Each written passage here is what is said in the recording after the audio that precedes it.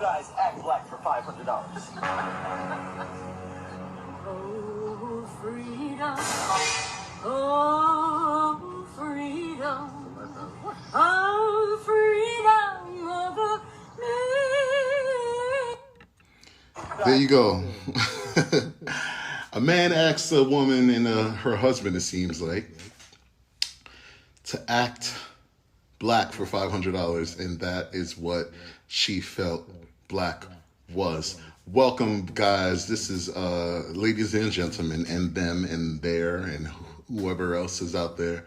Welcome to this is I've Got Questions. I'm still stumbled upon this lady's thought of what black would be like.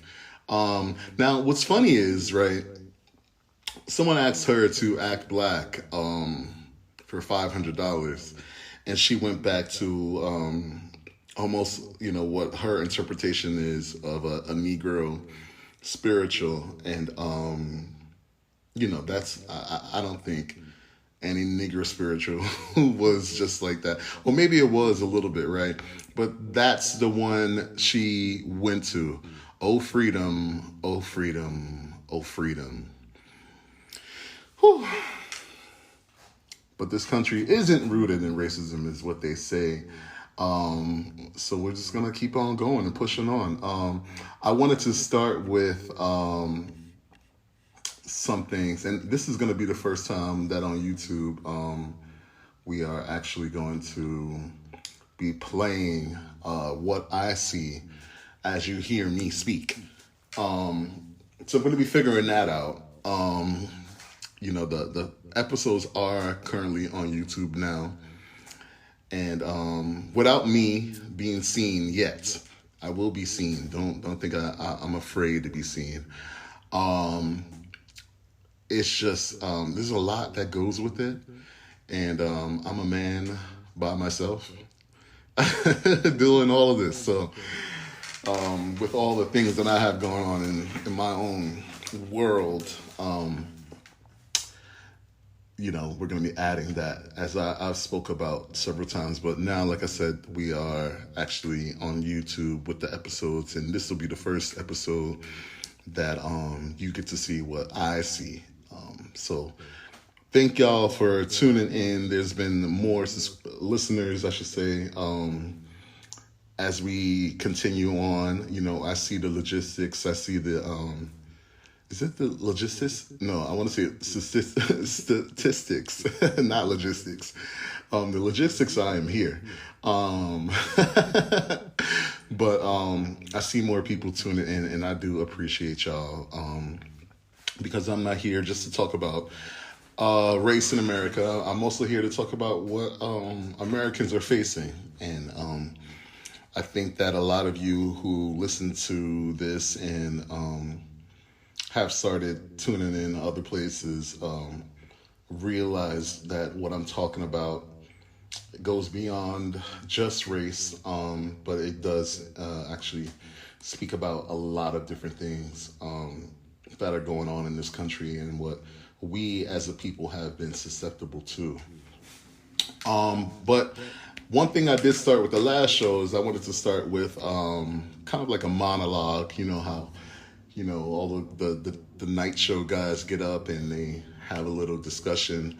And my monologue's not written as of yet. You know, maybe one day I'll sit down and write something beforehand. I do kind of pre-plan it, as obviously I have something to talk about. So I did want to talk about, for the first thing is boundaries, and pretty much it's about personal boundaries, and I'm going to get into what that all entails, or what I think it entails. You know, a lot of people can enter your life and kind of like, I guess, overstep their boundaries, you know. And if you're if you're watching this right now, you'll see that I'm actually typing in things. And I wanted to talk about that because me and someone was talking about boundaries yesterday. We were talking about how, especially in the Black community, there are, and with our parents, there aren't many boundaries, even though there's the boundary of respecting our parents and whatnot. But the boundary doesn't come back our way. And we were talking about several different things, how a lot of our children get kicked out of the house at 18, and a lot of, older Black people have this thought that, you're 18 now, get out of the house, blah, blah, blah. I was out of the house at 18 and, this and that. And, we were talking because he agreed with me and had his own points about what currently goes on. And, a lot of people they just face a lot of different problems, I guess I would say, right? As I've talked about, Americans are working 3 and 4 jobs, and there's so much stress. There's pandemic going on, monkeypox. Now they're talking about polio, and I'm going to get into that later. But there are just like a lot of things that the younger generation or generation, I guess millennials and the next generation down and those who come behind them are facing, environmental issues, political issues. There's so much that I don't think a lot of people who lived and that were adults in the 80s and 70s really had to go through, but they still push the ideals that, back in my day. And the back in my day generations, that's what I call them. They're stuck in this mindset. A lot of them are retired, they're receiving pensions, and they don't really have to worry like a lot of the new and current generations have to go through. And especially dealing with like social media and different friends and whatnot, and non-friends and frenemies and all those things that we have to see and be a part of. But I did want to talk about some boundaries and what boundaries are as personal boundaries, because you need to, as a person, set them, even as for friends and whatnot. Boundaries just aren't for, your coworkers, even though that's a part of it too. But because it sets the tone of what you will accept. Now, no one's saying just be a rude ass bitch, right? And just go off on people. But you need to set clear boundaries of who you are and what you will not tolerate as a human being. Not just, being that bitch or whatever that people like to say nowadays, all these crazy things that people like to say nowadays. But I really feel that we've lost sight of what, or even have we even had sight? Some people say things are so soft nowadays, and that's just, I feel like that's something easy to say, rather than, I'm going to take my time and really learn this person. I'm going to take my time and really understand someone, more or less nowadays. It's just like I heard a guy in a locker room talking to a few other guys, and he's one of the back in my day generation people. And he was like, back in my day, people didn't kill themselves and commit suicide and all this that they got going on now. Everyone's so soft nowadays. And it's just like, yeah, it just probably wasn't talked about as much, but they definitely were killing themselves, probably not at the rate that is going on now.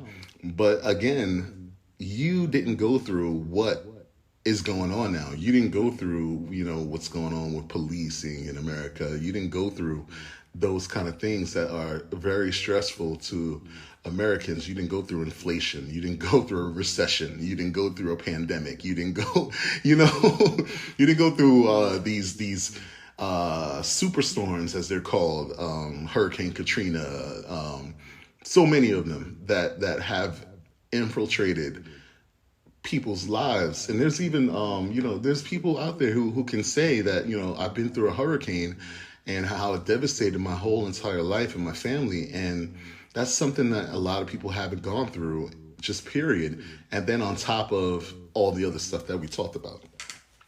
But what I did want to get to was boundaries and how we need to respect people's emotional boundaries, personal boundaries, and more.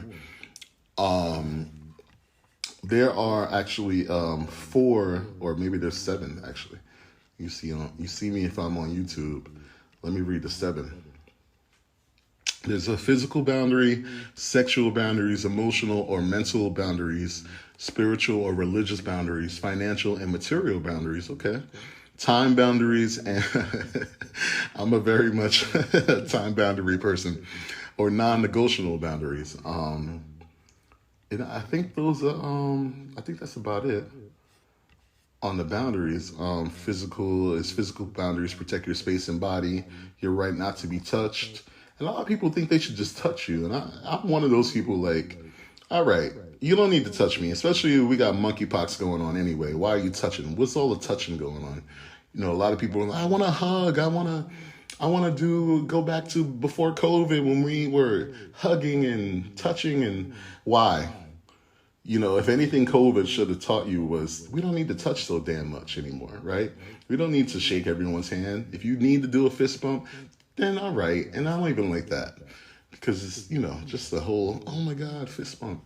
But sexual boundaries. Sexual boundaries protect your right to consent, to ask for what you like sexually, and to honesty. That's not written right. And to honestly, what? How's that written? All right, let me read that over. Sexual boundaries protect your right to consent, to ask for what you like sexually, and to honesty about your partner's sexual history, I guess. They define what kind of sexual touch and intimacy you want, how often, when, where, and with whom. Examples, I like to be touched like this. All right. Well, I mean, I think that's very important, obviously. A lot of marriages, you have people out there who really believe that their wives are like a concubine, pretty much, where, you're married to me, you have to have sex with me, or you're married to me, you have to have my children. And that was something I saw on a show recently where they were talking about, oh, well, you're married, you accepted that you were going to have, babies with your husband, that you should. And that's another thing with women's rights going on nowadays, It's just what we say a woman should do when we can't have babies, After a woman has a child, how do we know that didn't scar her for life? There's men who can't even watch a woman give birth, and then you're going to tell a woman what she should do anyway? Emotional and mental boundaries, we should all understand that by now. They protect your right to have your own feelings and thoughts, to not have your feelings criticized or invalidated, and to not take care of other people's feelings. Spiritual or religious boundaries are boundaries that protect your right to believe in what you want, worship as you wish, which does not happen in this country. They force a lot of Christian values on people while not even following those values. A lot of the Republican people, and we're going to talk about that a little later. Financial and material boundaries. I wanted to know about that. Financial and material boundaries protect your financial resources and possessions, your right to spend your money as you choose. So are we saying that to people who are bill collectors? Because I think that they do not respect my boundary of not paying them. An example, I'm on a budget, so I brought my lunch from home and I won't be ordering lunch today. There's a lot of, if I could think about it in a way, there's a lot of that happens when you are working in an office or whatnot, where everyone's ordering lunch, and then it's like, you're not going to order lunch with us? No, I'm not. I'm on a budget. So I understand that. Please don't borrow my car without asking. Yeah, that should definitely be a boundary. Time boundaries. Time boundaries are protect how you spend your time. They protect you from agreeing to do things you don't want to do. Having people waste your time and being overworked. Man, let me tell you now. No non-negotiable boundaries. Non-negotiable boundaries are deal breakers, things that you absolutely must have in order to feel safe. They usually pertain to safety issues such as physical violence, emotional abuse, drug or alcohol use, fidelity, and life-threatening health issues. Example, mom, if you don't install a fence around your pool, my children will not be able to come to your house. There we go with more parental boundaries, where a parent will be like, well, why don't you bring them over? And you're like, well, there's no fence around your pool. And the mom will take that as an offense towards her of why not bringing my grandchildren around. But you should understand, you know what I mean? So I think that, just all around, we need to understand people's boundaries and just try to be more understanding, because we're dealing with a lot in this world, and I kind of feel like if you don't want to sit and listen to someone, that's fine, but you are your own person. If you don't like something, then you just choose not to deal with it. That is your boundary. But when you deal with everyone else, you must have a level of respect. You must not be about, something soft or, oh, that's not how we used to do it back in my day. No one cares. Respect people's boundaries, because there is something that's going to bother you. There is something that someone else thinks is like, oh, I didn't think he would act that way because of this. That will bother you, and you will want that respect back. So I just want to say, push out that karma to everyone, and then you get it back, and if you don't get it back, it'll come back to you. The one thing with karma is it's not about when you get it, or, or not about how you get it, but when you get it. And you shouldn't expect to get it, being good, following people's boundaries and just being respectful of people's thoughts and feelings, I think will come back to you tenfold. So just be aware, think about other people, and that's how we can all get through these tough times that we're going through. And with that, I'm going to be right on back.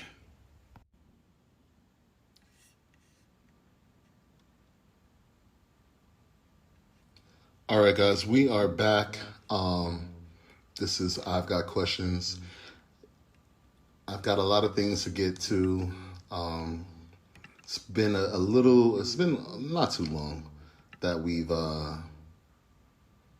last talked, but I wanted to get through a few things here. I was supposed to play that video, but I didn't play it. I just started talking. But you know me. If you know me by now, you know how I am. I start talking and then whatever happens, right? That's the way the show runs sometimes. I do want to get to monkeypox. That's something that we have not talked about on this show. Not because I didn't want to. I really don't know why. I'm kind of sick of talking about diseases and things that should be taken care of, and I feel like just like coronavirus and all these other things that keep coming out, it's just really strange how they come out. I kind of feel that there are people who are looking for ways to depopulize the earth, and I'm not a person I'm not alone in believing this. I've talked about it on this show, how Bill and Melinda Gates, talked about that the world has too many people.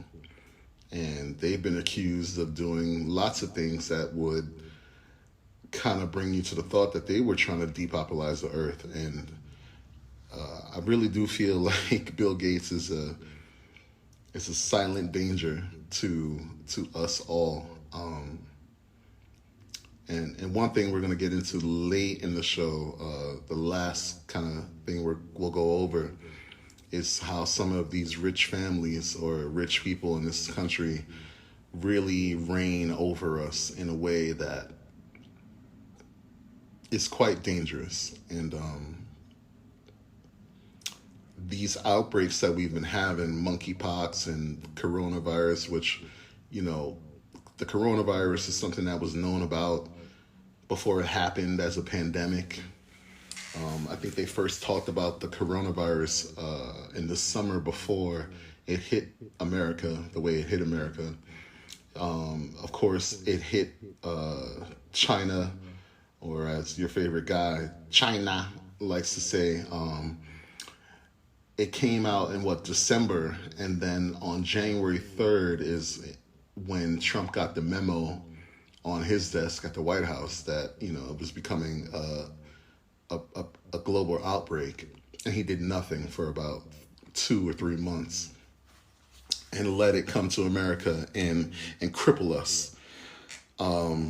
Killed over 1 million Americans, and no one's gone to jail yet. No one's gone to prison over it.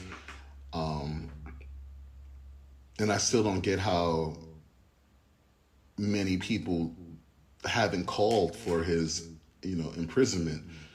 I think that, obviously we have a lot going on. We have a lot to think about all the time. We've been so desensitized to so many things, and it's just a shame that here we are again with another outbreak, with another something that threatens the lives of many Americans. Let's just get right into it. Growing fears about a global monkeypox outbreak. There are nearly 200 confirmed cases in at least 18 countries. And experts say dozens more are suspected. Brian Farrell is here with what you need. And quickly, I do want to say that this is a video from May 23rd. And if you're watching on YouTube, you'll see what the video is. But I wanted to start with this just to get a gist of what it's all about. And then we'll keep going with that. About the rare outbreak. Yeah, David, President Biden wants everyone to be aware of monkeypox as the cases of it continue to climb. He says the threat doesn't rise to the level of COVID-19, and he doesn't see the need for strict quarantine rules like we had during the early stages of the pandemic. Florida health officials are investigating a presumptive third monkeypox case in the U.S. The virus spreads from one person to another through respiratory droplets and contaminated materials. It can enter the body through broken skin, the eyes, nose, and mouth. The symptoms include a fever, swollen lymph nodes, and lesions. We know how to treat this if people get really seriously ill. For example, we have an antiviral that has activity. We have, antibodies that can be deployed if needed. Number 3, we have a vaccine that we can use in the general population.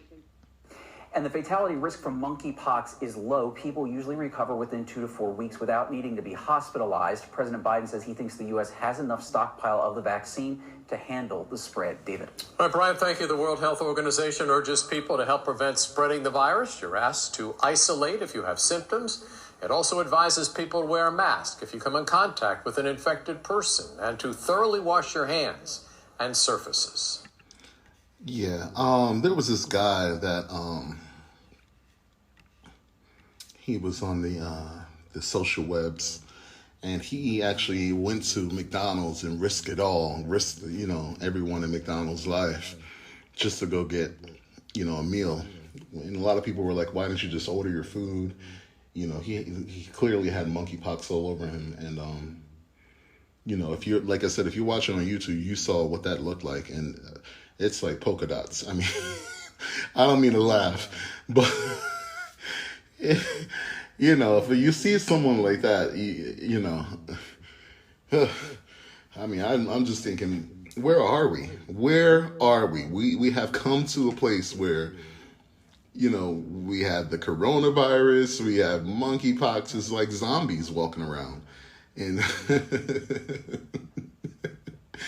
I can't think right now. The first thought that came to me is like The Office when if you watch The Office, Michael, I guess Kevin had said, you know, what if we come upon someone who's missing arms and legs? And Michael said, you know, Kevin, that's how you're pretty much living now. You're no use to us anyway. And I don't mean to say that people with monkeypox are no use to us, but I'm just saying we're going through it. We are going through it, okay?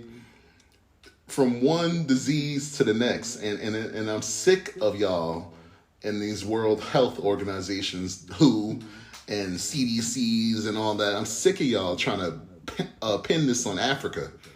You know, that everything's coming from Africa. We know damn well, like I said, about the coronavirus and other viruses that have been started in Africa because they were planted in Africa. Okay? That is something that's true. I'm not just making this up. That is something that's true. They have always used black people as test dummies, you know, for their diseases. That is just a fact. It's been known. You can research it yourself. I don't just talk from, you know, anywhere. I talk from knowledge. And the fact of the matter is, they do, if you want to say it comes from Africa, it was planted there. Okay? And then they use these kind of names, monkeypox, you know, which I don't even understand. Why would it be called monkeypox if you're not trying to assimilate it with something racial? And then the first images you see, if you, like I said, if you watch it on YouTube, was a black person with monkeypox, not anyone else, but a black person. And I think a lot of the cases that have been here in America have been various people, but I've seen white people with it too. And then they're also trying to pinpoint it to the LGBTQI plus community, which is really at risk. And, you know, I'm a person who has friends in all communities, but you know, some of my friends in the LGBTQI plus community are running out there and getting the vaccine, and you know, when they talk about what this thing is and how you can get it, and it's really like when you have this contact with people and you're sexual with these people, and I'm just trying to figure out, why in the hell do we need to be sexual right now? You know what I mean? Like, unless you know that the person is a person who takes care of themselves and is not out there screwing around, I don't think you really need to be messing with anybody. I actually went to, and I talked about how I've had social anxiety. This is one of my things that I'm very nervous about, is monkeypox and touching people and whatnot. You know, I was recently told that you can get monkeypox from a dollar bill. And I'm going to make sure that that's something that is real or not. Because I want to know about that. You know, that's pretty dangerous to me.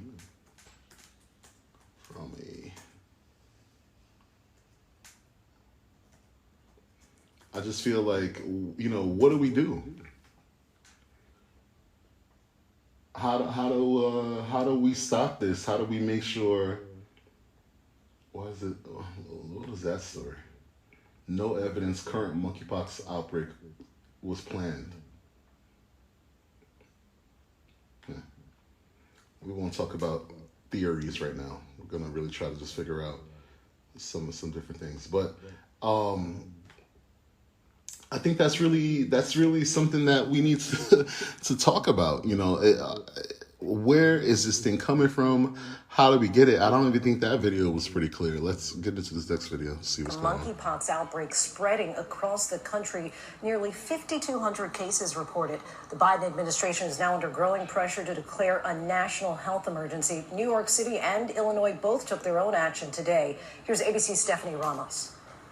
Tonight, the state of Illinois joining San Francisco and New York City in declaring a public health emergency over monkeypox. With cases climbing and low vaccine supply, officials are pushing for quick access to more vaccines. I think. Now, the first video I played you was from May.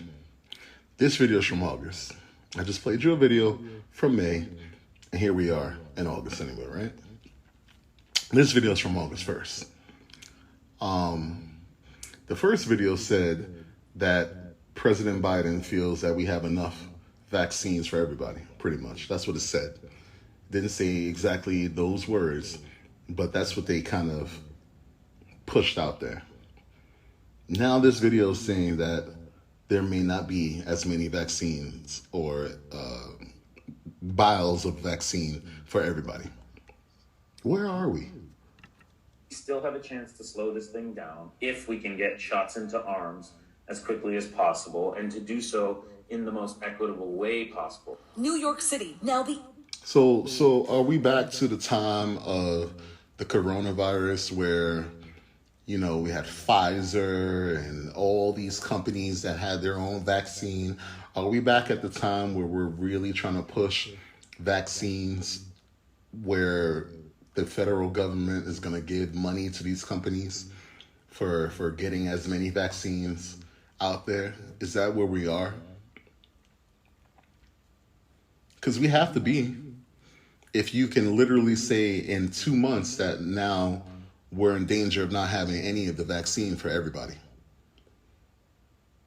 Because I would call that fear-mongering, right? You worry about people who are conspiracy theorists, which some may say I am, but look at what I just showed you.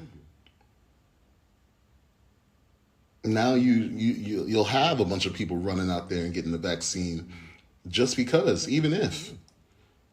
And then what are you living with inside of you? You don't even know.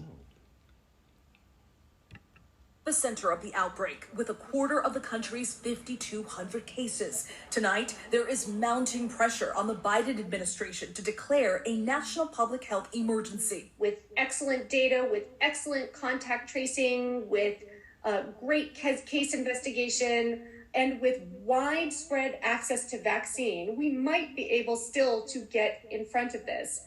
But the window is closing. So far, infections have been mainly among men who have sex with other men, but experts stress the outbreak could have started anywhere. Anyone out there can get infected, as the virus can spread from that close contact, including skin-to-skin contact. At least 2 more children have been infected in Indiana, a total of 4 now in the U.S. And while symptoms usually go away, the CDC warns that those at risk of developing more serious illness include kids under the age of 8 and people with compromised immune systems.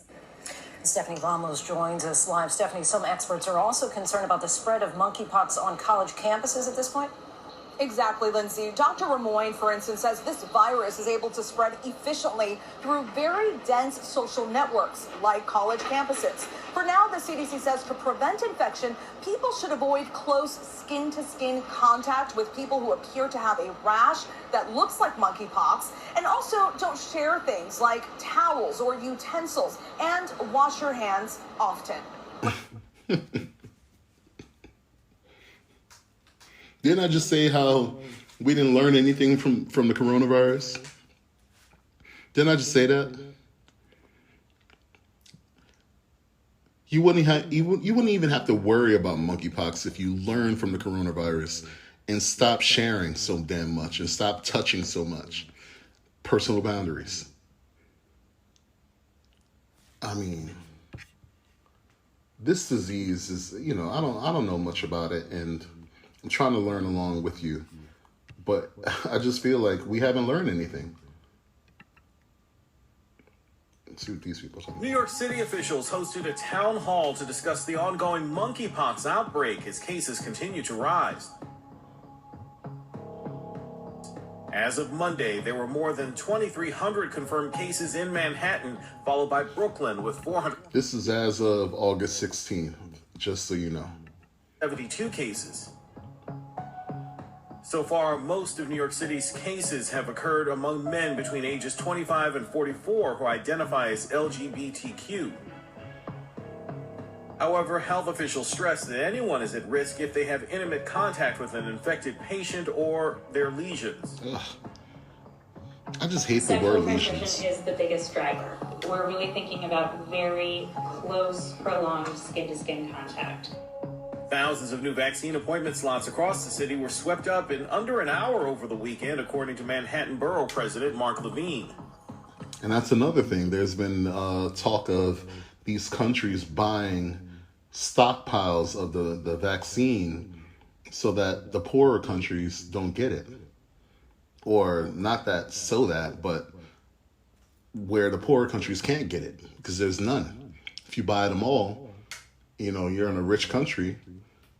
Who else gets to get it? So we're back to the coronavirus. We're back to that vaccine moment where the same exact thing was happening. We have yet to learn a goddamn thing. We have yet to learn anything. The Bronx Town Hall also covered vaccination sites, testing, outreach for at-risk populations, and preventative measures.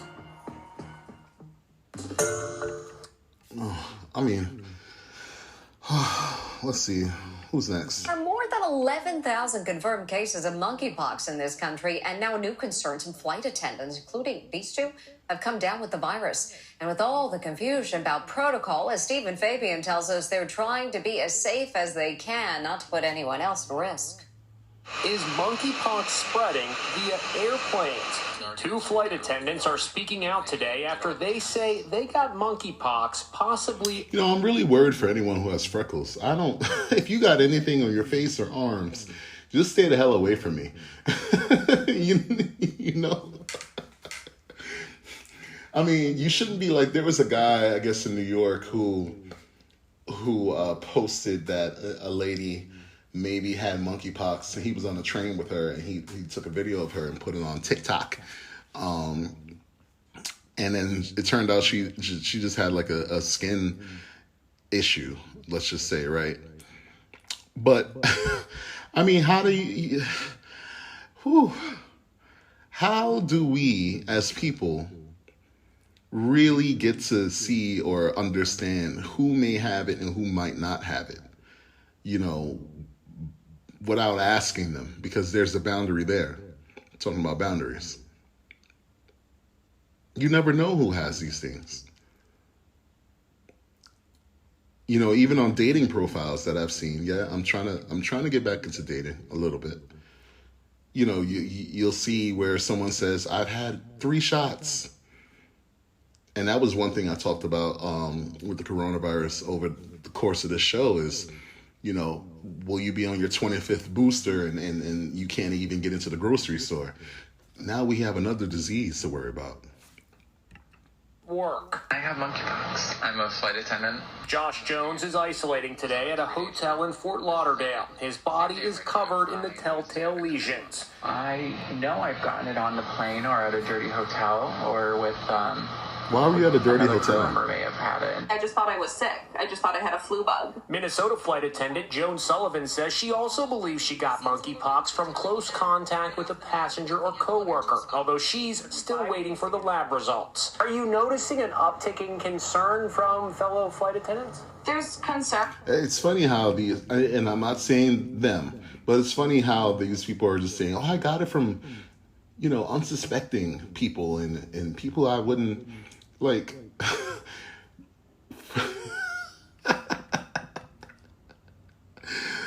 I'm just, when you see the guy that was just talking a moment ago, talking about maybe he got out of a dirty hotel or motel.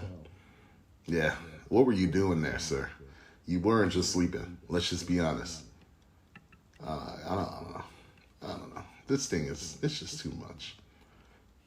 I mean, it's even coming here to Georgia. You know, you would think, you know, let it stay in New York and those places, but I guess, you know, that was one thing, you know, and let it stay in New York. Let me not say that. I don't want it anywhere, you know, obviously, but where it's just too much. Turning now to the surging number of monkeypox cases across our state. The new numbers from the CDC this morning show that Georgia is almost at 1,000 confirmed cases. To slow the spread of the virus, the state's health department launched a new website for people looking for a vaccine. It's the same website for getting a COVID shot. You can choose a first or second dose after answering a couple of questions to figure out if you are eligible. This comes as the CDC expands its eligibility. Now people qualify if they are in close contact with someone who has it, or they work at a job that has a high risk for exposure. Coming up in our next half hour, the very first human. I mean, that's a lot of jobs, right? And that was a lot of things with COVID. If you work at a job where you're servicing the public, what the hell do you do? What do you do? You have to show up for work. You know, they're sending people back into to work spaces and offices and whatnot because they, you know, the pandemic is not over, but apparently it is to many jobs and whatnot. There's, you know, people around the country or politicians around the country telling people to get back to work and get back in the office, you know. I don't get it. This whole monkeypox thing, it just bothers me. It not bothers me like, you know, January 6th insurrection things. It's nauseating. It's making me feel like I want to throw up. After decades off our collective radar, polio has once again reared its head, with health experts urging unvaccinated Americans to get inoculated against the disease. Never have guessed it in a million years that it would pop up again. Officials in New York State confirm wastewater samples collected in Orange County contain the paralyzing and potentially deadly virus. Those tests ordered after a 20-year-old man in nearby Rockland County tested positive last month. Experts fear hundreds more are infected. So I would assume that we have people that are positive from it. This latest strain also detected in the United Kingdom and Israel. For decades, polio has only been active overseas, namely in Afghanistan and Pakistan. Once it gets into your body, it can cause fevers, flu-like symptoms, body aches. But in some people, they actually get a paralysis. Officials noting the New York man who tested positive last month never received the widely available vaccine, a 4-dose regimen recommended for kids under 6. His case marking the first in the U.S. since 2013. The last time a case originated here, 1979. How insane is it, in your mind, that we are talking about polio in 2022? This is one of those viruses. It's fucking nuts. That's what it is. How insane. Answer your own question. It's fucking nuts. One of those diseases that we were so close to eradicating. I think what you're seeing are some of the worst repercussions of this vaccine hesitancy. Now, amid the... And that's the thing. It's like, who do you really trust? How can you trust these corporations, these pharmaceutical companies who you can't trust anyway, right? Because they're the ones creating the most addiction around this country as of the last 20 years. How do you know that these companies that are creating these vaccines aren't the ones releasing these diseases? How do you know? They stand to make so much money. Why wouldn't they? I mean, I was watching the movie on HBO, Diana, where, they talk about, or they didn't talk about it in the movie, but you have to think about why Diana was killed, Princess Diana was killed, and who did that stand to be, good for? Prince Charles. Now that she was out the way, he could bring back his I almost said his hell. I don't want to say that. That's not nice. I guess that's misogynistic. But, if you think about like Michael Jackson, why was he killed? There was a whole company that was going to make over $1 billion, and that happened. Evil is in this world. We know that. Evil is around this world. So when we see diseases and things like that just come out of nowhere and come back from 1979, like, the greatest hits or something, where we're going to bring back polio, from 1979.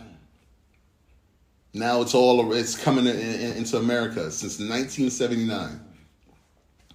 Why would you not think that someone's making money off of it? It's like the people who set a fire and call the cops, and then or call 911, and then they come and it's one of the firefighters who did it. They call that a hero complex.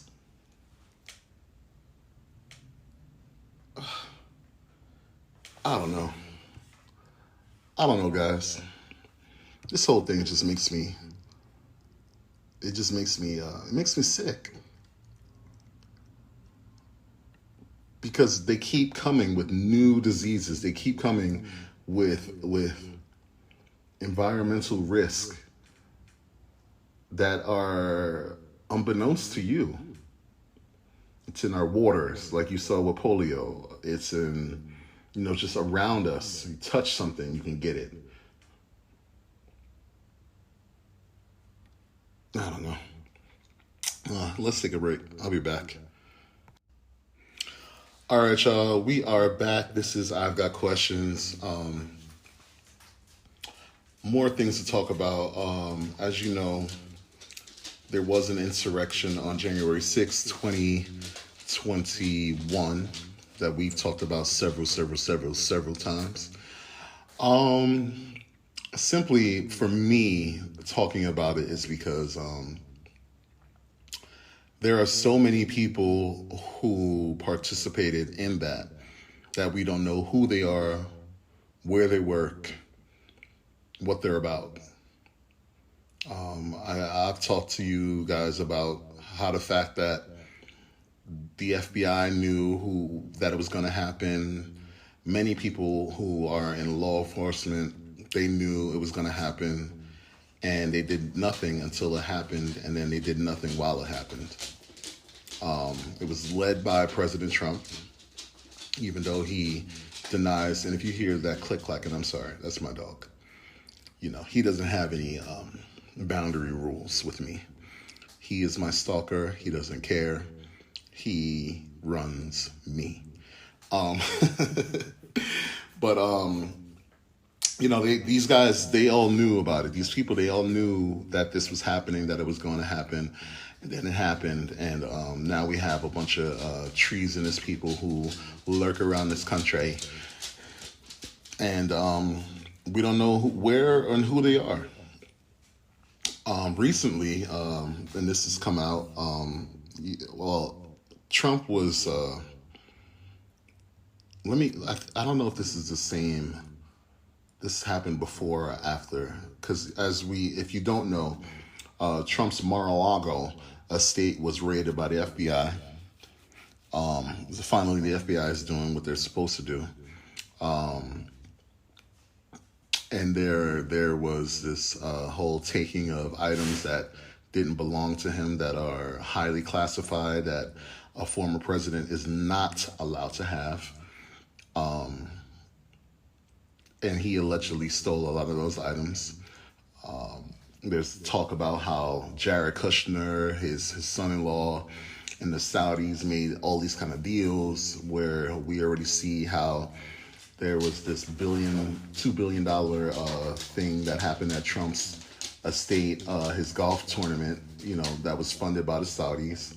And there's a lot of talk about the fact that maybe those documents were a trade-off. And how could you not believe it? I mean, this man is accused of rape by 19 times. He has over 7 or 8 bankruptcies. That's not something that's presidential. That's not something that a president has ever had. And, he's in bed with the Russians. We were never, ever in bed with the Russians until Trump came along.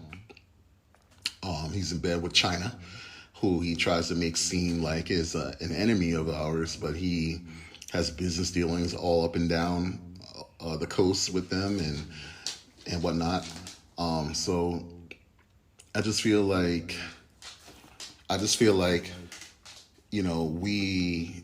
we've allowed this man to be a part of our lives, become a president in our in history, and he's a clear and present danger to us. And I just don't get it, you know. I don't get it, where you have people who just want to believe that everything that's said about him is a lie. You know, he's the great white hope for them to get back this country, which was stolen and built on the back of slaves, for free. But here's a man who's a Trumper who decided that even though he lost the election legally, that he was going to do something about it because he's a patriot. And just breaking tonight, amid those concerns over the safety of FBI agents, the end of a violent confrontation involving the FBI and an armed suspect. Stephanie Gosk is in Cincinnati with late details there. Steph, what are you learning about the suspect involved? Kate, just moments ago, we learned that the suspect is dead after that standoff in a cornfield. Two officials familiar with the matter tell NBC News Well, that's a movie. Who's going to pick that up? Netflix? Anybody? Who's going to pick that one up? Because he's dead in a cornfield? I mean, these guys are dramatic. You know, just like that man who was wearing the horns on January 6th. These fuckers are dramatic and they're nuts. Okay? Why did you run to the cornfield? Did you think you were going to get out? Did you think you were going to blend in? Why were you there? name was Ricky Walter Schiffer, and he was at the Capitol on January 6th. State police tell us that they tried to negotiate with him and use non-lethal methods, but when he pulled his gun, they fired. Tonight in Ohio, a violent hours-long standoff is over after authorities cornered a man who tried to break into the FBI building in Cincinnati. He succumbed to his injuries at the scene. At 9:15 this morning, the man entered the visitor screening area of the FBI field office, wielding an AR-15 style rifle and a nail gun, which he fired at people, Ooh, according to two law enforcement sources. The suspect then fled in his car, speeding off. You know, the nail gun is pretty dangerous, and I think people need to start looking into that. Because you could get a nail gun from Home Depot. You can get a nail gun from Lowe's. And that's what, that was in that movie, No Country for Old Men. You know, that guy was walking around, who was it, Javier Bardem was walking around shooting people with some kind of air or something that would shoot out, I think, nails right into their foreheads. That was also in The Wire, Snoop. I remember she used to shoot people with a nail gun. So, you know, there was no trace of a bullet and whatnot. We really need to look into some of these things because there are people using items that should not be used. The interstate. At 9:37, state police tried to stop the car, but couldn't, leading to a chase through country roads. Subject supposed to be armed with body armor, fired several shots at officers. The standoff in a cornfield lasted for hours. So this is the thing with white privilege now, right?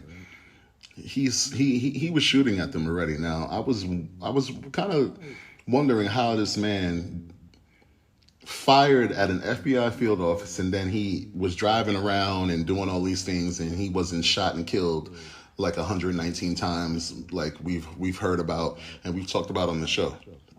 We've also talked about how when there's a white criminal, Dylan Roof, so many that we've talked about, how they get taken into custody without harm. And this man finally was killed in a cornfield, but after shooting at officers several times. Reports of gunfire. Once the vehicle came to a stop, gunfire was exchanged between officers on scene and the suspect.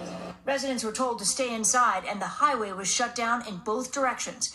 The suspect's motive is unknown, but the incident took place 2 days after federal agents searched Donald Trump's Mar-a-Lago estate. FBI Director Christopher Wray was asked yesterday. And that was something I was talking about. I didn't know if this was before or after, but clearly it was after, 2 days after that, the raid, Donald Trump's Mar-a-Lago estate.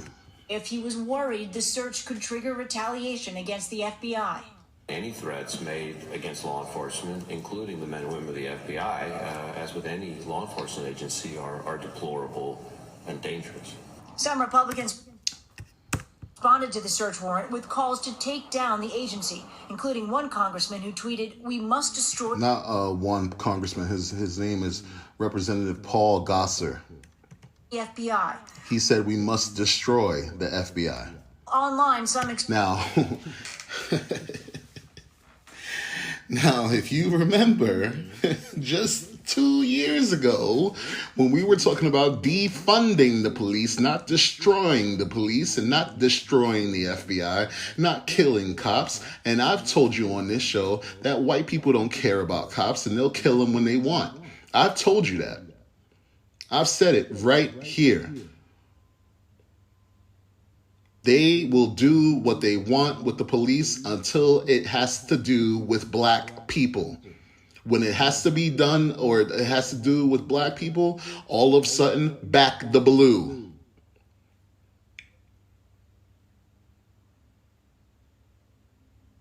This enrages me because you have Congress people actually endorsing this kind of behavior. You have Congress people, who was it, Marjorie Greene, who want to defund the FBI all of a sudden. But when we were talking about it for race relations, of course, no, don't touch it, don't do nothing with it. Built in racism, this country is. Surrounded in racism. Systemic with racism. But when it comes to these alleged patriots, that's the only time that they'll try to, as the man said, destroy the FBI, as they chanted on January 6th, kill Mike Pence and Nancy Pelosi. Who is the biggest threat to America? Who is it? New pictures just into CNN. A group of armed Trump supporters gathered outside the FBI office in Phoenix, Arizona. Photographs taken this morning showed Trump supporters carrying handguns and assault-style weapons on the street. That is allowed under Arizona's open carry law. One of the demonstrators said they're at that location to support Trump and protest what they call the unlawful search at Mar-a-Lago. This week, the FBI, along with the Department of Homeland Security, issued a joint intelligence bulletin warning of violent threats against federal law enforcement, courts, and government personnel, as well as facilities. It reminds me of the damn Purge. Remember when they, in the Purge movies, there's a certain level of government that you can't touch, but then there's other people that you can touch. It reminds me of that. That's what they're doing. That's what it seems like to me. FBI, unprecedented number of threats after Mar-a-Lago search. Do you know if a black person there said, destroy the FBI, what would happen? We are in clear and present danger. This man is going to run again. Without a clear contender, this man will win again. They already stacked the Supreme Court. The Supreme Court is already talking about what elections will they allow to go through and whatnot. That's been said already. They're talking about that now. You better get ready. FBI search of Mar-a-Lago, the Bureau is monitoring an unprecedented number of threats fueled by dangerous statements like these. This is Gestapo crap, and it will not stand. The Department of Injustice needs... Speaking right now is Representative Lauren Boebert. Be cleaned out if they're going to... And why I'm announcing their names... Right? Because we should all know, and if you're watching on YouTube, you already see it. But why I'm announcing their names is because these are people in office. These are people who were elected to office. These are public officials. pretending we're some sort of banana republic. This should scare the living daylights out of American citizens. Senator Rick Scott. Say, we have got to change our federal government. The way our federal government has gone, it's like what we thought about the Gestapo and people like that they just go out. So apparently Gestapo is their key word, because you know they send an email chain around to say what words to say around the country and around the news. You know, they like to have these key words, like I talked about, I think, in the last 2 episodes, where cops will say things like, I fear for my life. So they keep saying it, and once everyone says it on the force, then it's like, okay, well, they all fear for their lives. Now you have these Republican Trumpers who are saying Gestapo. People, what we thought about Soviet Union, what we look at Latin America, we have got to say to ourselves, this cannot be our country. Just yesterday, the names of the 2 agents who signed the search warrant paperwork were circulating online after the unredacted warrant was leaked. Joining me now is Peter Strzok. He is a former FBI counterintelligence official who played a central role in both the Hillary Clinton email and Trump-Russia investigations. He's also the author of Compromised, Counterintelligence and the Threat of Donald J. Trump. Peter, one of the most amusing things that I saw in the past week, I think I saw one Republican lawmaker saying, well, where was all of the attention to Hillary Clinton's emails? Of course, I remember when James Comey came out with that 11 days before the 2016 election, had a very big impact on that election. But what do you say to those voices on the far right who spent all week slamming the Bureau's integrity and I mean, really using the kind of language that could lead to violence, could animate some... Could lead? It's already led. Extremists out there who might be thinking about doing something violent. Yeah, grow up. This is wildly irresponsible. This is directly leading to violence. It is inflaming people. It is causing things like a gunman approaching the Cincinnati field office of the FBI. I mean, what in the hell? I mean, you really got to look at that, and you see the video. Again, look up I've Got Questions on YouTube to see the video. Because these people are marching with guns to the FBI field office. Marching with guns. I've never... These people are allowed to do what they want. Brandishing a weapon, leading people on a car chase and, ending in his death. This is something we know from decades of the global war on terror, the things that you try and do to de-radicalize people. You approach political leaders, community leaders, faith leaders, and you tell them to dial back the rhetoric. What we're seeing in America today is the opposite. And, to your point, with a team of about 20 people, I spent a year and a half working on Hillary Clinton's email server, where we executed multiple search warrants. I never heard one Republican once raise a finger talking about how we were using Gestapo tactics or overreaching. From the Democrats, behaving like responsible American citizens, letting the FBI do its job. And that's what the Republicans need to do here. And that's what the problem is with these Democrats, right? That's what the damn problem is. And that's why we are where we are. Okay? Because the Democrats are pussies. And not in the sense of women, in the sense of how people have used that word. They are pussies. Okay? They have no balls. If you want to be misogynistic and use that kind of the rhetoric, fine. They have none. Nancy Pelosi, where are your balls? To allow these people to run around this country with firearms and threaten the FBI, the same people who killed Martin Luther King, to allow them to threaten them. Who's next? The CIA? Which, by the way, we're going to be getting into a story about them. I got a little story about them that we will be talking about. Who's next? They are allowed to terrorize the FBI.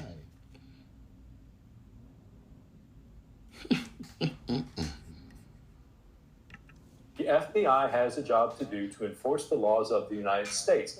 And it's beyond the pale that there are senators, United States senators, who are going along and nodding their head up and down with suggestions that the FBI plants evidence are things which are extraordinarily wrong. And these people know better. And for them to be continuing to say that, in light of everything we're now seeing, the constant flow of classified material that's being recovered out of Mar-a-Lago, false statements apparently by attorneys to President Trump saying that nothing remained.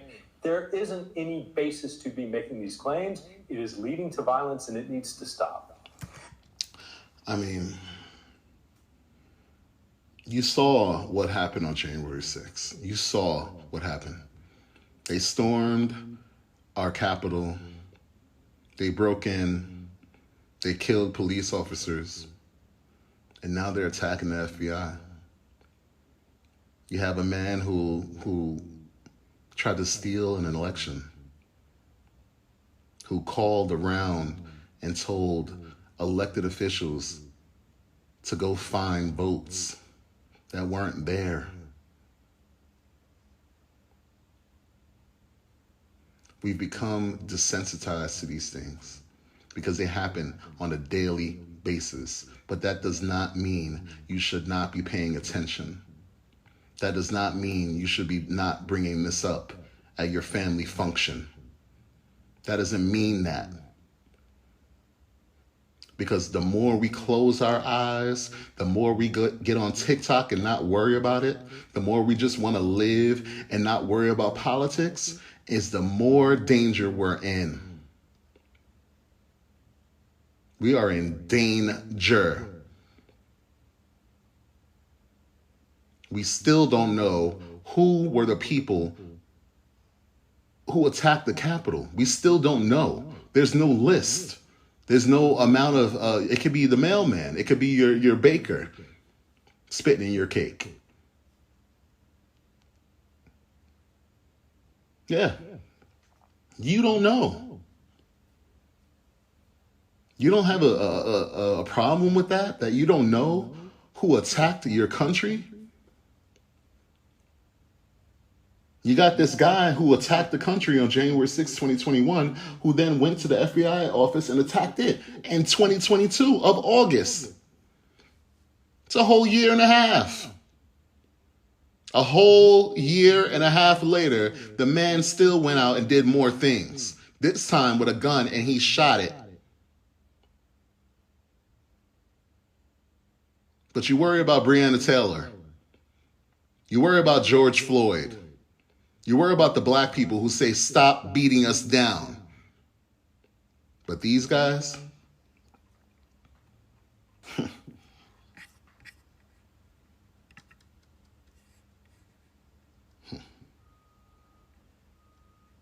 here's an idiot. A black Trump supporter who said in court that he actually wasn't black because he was MAGA. He participated in the January. Y'all better watch those motherfuckers. I'll tell you that one. You see anyone who's black, I don't care if you're white or whatever. If you see a black Trump supporter, know that they're dangerous. Insurrection. He received actually tied someone else for the longest jail sentence for those impacted on January 6th. Mark Ponder, a native of D.C., was sentenced to 5 years in federal prison for assaulting law enforcement with a fire extinguisher during the January 6th insurrection and breaking a riot shield. After his arrest by the FBI, Ponder refuted Trump's false claims about the 2020 election in the Supreme Court. The FBI has arrested around 850 people in connection to January 6th, with hundreds of cases in the works. I got to say, it was pretty hilarious, Reese, him saying, oh, no, I'm not. I'm sorry. I'm not black. I'm not black. No, I'm MAGA. That's what he said. He said, I'm not black. I'm MAGA. Right now, if you've seen the video, like I said, you can see this video on YouTube, a part of this. I've got questions. Right now, I'm laughing and I'm smiling because this guy really believed that he was safe.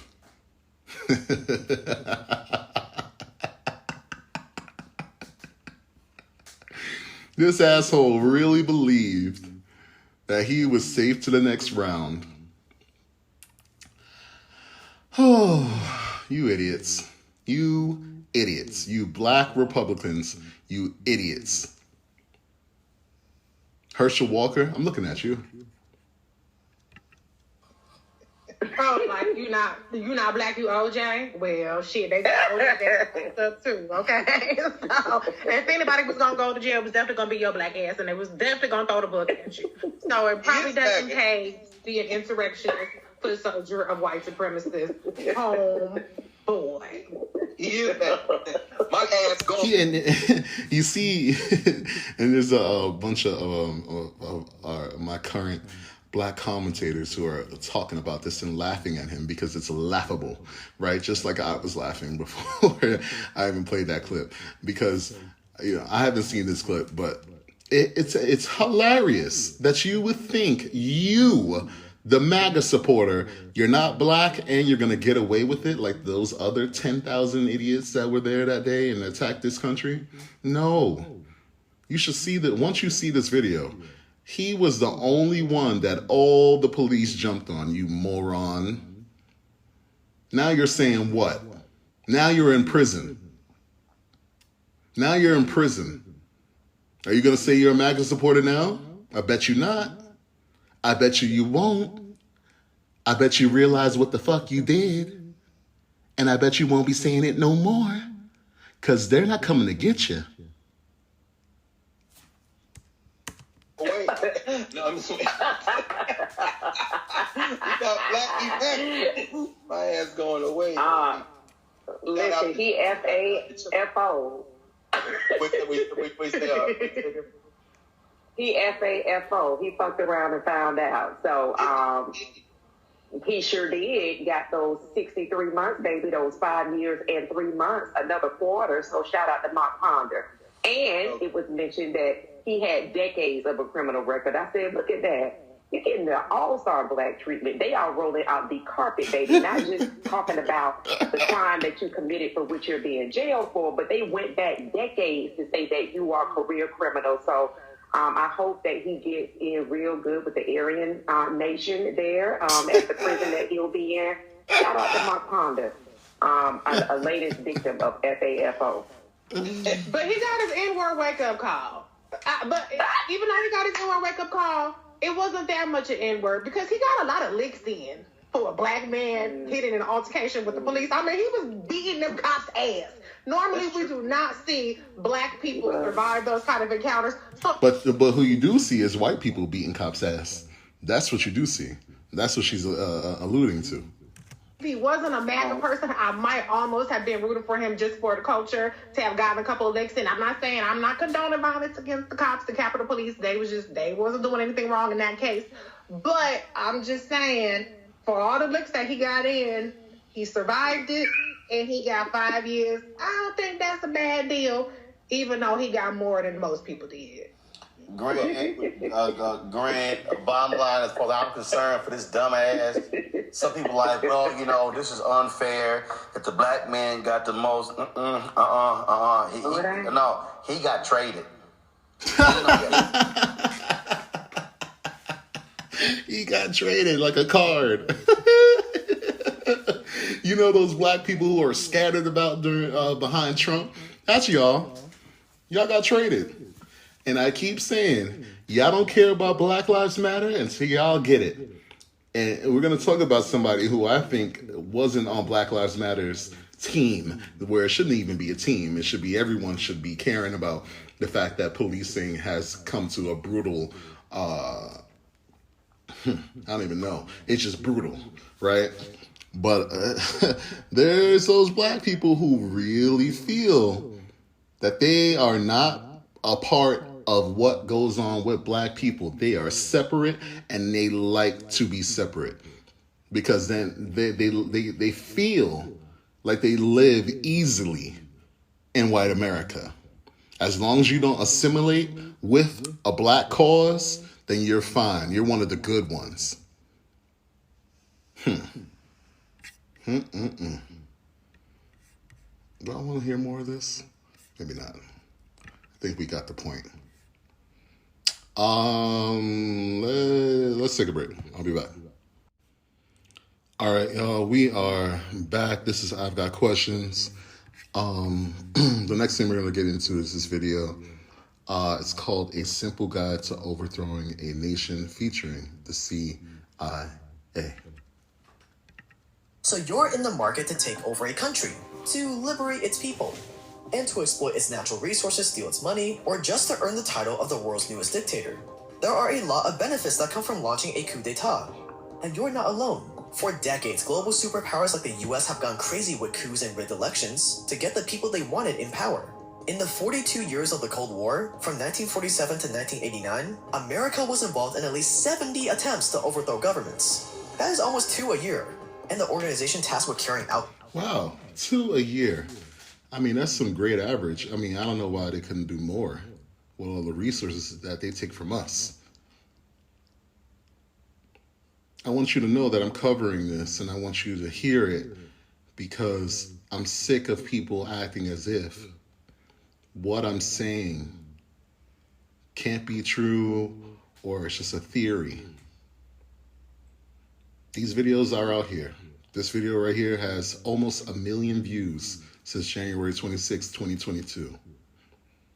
You need to know what this country has done because it's quite dangerous. The people in power are surmounted in evil, and we pay them to be there. Operations? Our good friends at the CIA. They were so obsessed with overthrowing governments that they even released books like the Manual for Psychological Operations in Guerrilla Warfare and the CIA Manual for Trickery and Deception. That way their agents can learn the best way to get their unwanted leader out and the dictator of the day in. Sure, these coups often created worse leaders, but it was for the good of America, so it was worth it, right? Which brings us to you, our future dictator-in-chief. If the CIA and America could carry out all these coups and still be seen as the moral standard of the world, why can't you? You want what's best for people, right? And if you get filthy rich and drunk on power in the process, well, that's just an added benefit. Welcome to the simple guide to overthrowing a government. Thank you to the CIA for sponsoring this video. I'm kidding. Roll the intro.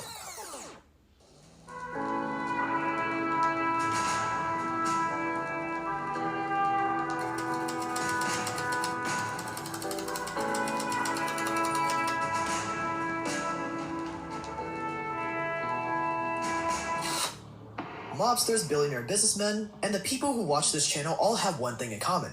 They need to smell good to leave a good first impression. That's because a good first impression can make or break a business deal, a potential girlfriend, etc. No one wants to be with a scrub. What you might not know is that one of the best tricks to smelling like the best version of yourself is your laundry detergent. That is where laundry sauce comes in. Laundry sauce is the world's best smelling detergent for men. Oh my God, what's happening here? I'm sorry, guys. I don't know this guy was going to start throwing ads There's a country around. with a weak political system. Lord. Their own group of Can y'all not do shit like that when you're trying to talk about horribleness in this world?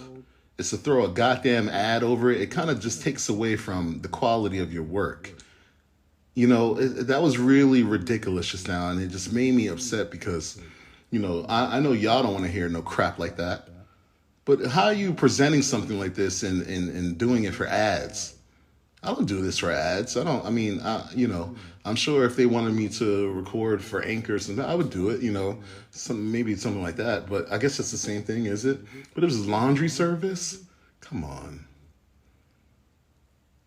Come on. Come on. What you won't hear on this kind of show is like a Twix commercial. Me like doing a Twix commercial or Snickers, you know? Like at least, you know, make it some substance. Jesus Christ. People that they could control without it looking like the US was in charge. And you can do the exact same thing. First, you want to choose a country with a weak political system, a lot of infighting, people protesting in the streets, or one without a lot of friendly neighbors. So a lot of this does happen in countries in Africa. I think a more recent example of the CIA infiltrating a country and taking down a leader in favor of one that would favor America is in Haiti. I think that we talked about that also on this show, if you go back. But I think that what this guy is going to be showing us is a lot of the ways that this country has infiltrated other countries in place and in favor of America, which is quite dangerous. And you also want to make sure it's rich in... And then they label it with democracy. They put the nice little shiny plastic on top of it that says it was for democracy. For resources like gold or oil, or the location has a strategic geopolitical advantage. You are in this for the money and power after all. And finally, make sure the country you choose has an easily corruptible military, because the military is going to be the one doing the dirty work of taking over the country for you. So a country where the military and government are often at odds is usually ripe for a coup. Most soldiers care more about their paycheck than where the money is coming from anyways, especially when the country doesn't have a strong national identity. As long as you maintain the salary status quo, they really won't care who they're working for. The CIA's most successful coups in countries like Iran, Guatemala, and Nicaragua all relied on getting the military to side with them early on. The goal is to come into the country as a knight in shining armor, claim that you're there to liberate the people from oppression, corruption, communism, whatever the word of the day is, and that's the angle you're going to take next.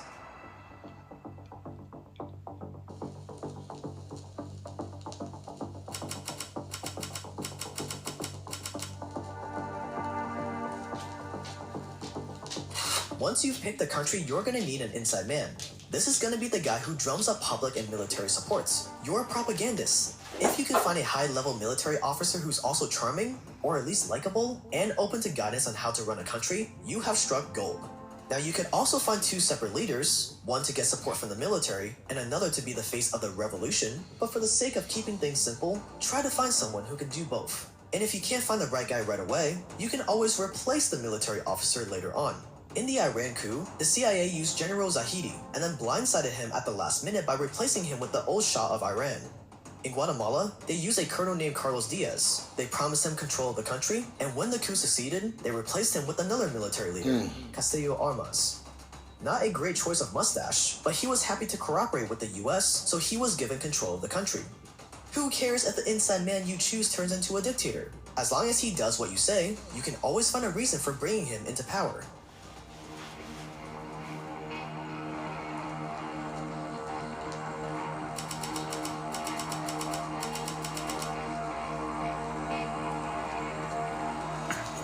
Now that you've found your puppet leader, your next step is to get popular support. Any successful coup will need the backing of the military, the right politicians, and big business. If you choose the right inside man, the military support will follow. Getting political support isn't much harder. All you have to do is play on the current president's bad decisions and suggest that someone new and more competent could run the country better. Most of the politicians will join you in hopes that their position and salaries get raised once the new government takes over. Arguably, the most important support you'll need is from the country's big businesses. They're the people who are going to be paying for a lot of your coup-related expenses. In Guatemala, the US government worked hand-in-hand with the US conglomerates that controlled the country. United Fruit. The US wanted a new government, and United Fruit wanted less business regulations. Once you've convinced the three biggest players to join your side, you're going to need the international community to agree with your coup. And by international community, I mean America.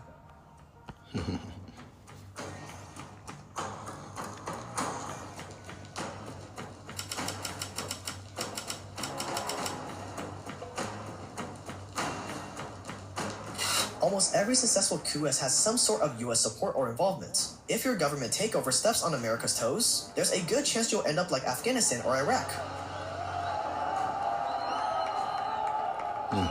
With decades of war to liberate your people and install an all-American puppet instead of the one you chose. So in order to get the world on your side, you'll have to promise America something. Oil rights, a dedicated tax haven, a shiny new base for a CIA black site. All of these are great ways to get your new government started on the right foot. Once you have America's support, the world will follow. All you have to do is throw around statements like, you're bringing the country into the modern age, or that you're encouraging international cooperation. Not only will this drum up political support for what you're about to do, but promising the right kind of favors could also get a lot of cash flowing into your coffers, ready to be used for your next steps. And that's the thing of what they do to have Americans on their side. And that's why when you look at a place like Afghanistan, where they spent $200 million a day for 20 years, you know, the way to pretty much get Americans on their side was to say it was going to be for democracy and to free the people of Afghanistan and any other country that they do this in. You know, a lot of the countries of black people, like I said before, they've done the same thing, that they're saving the people, that they're helping the people. And the saddest part about it all, or the most devious part of it all, is that they use the taxpayers' money to do it. Right? There's people who get raises and bonuses for doing that, and it's all coming from us. You know, how do you not feel like you're a part of it? How do you not feel like you hired a hitman if you're paying for it?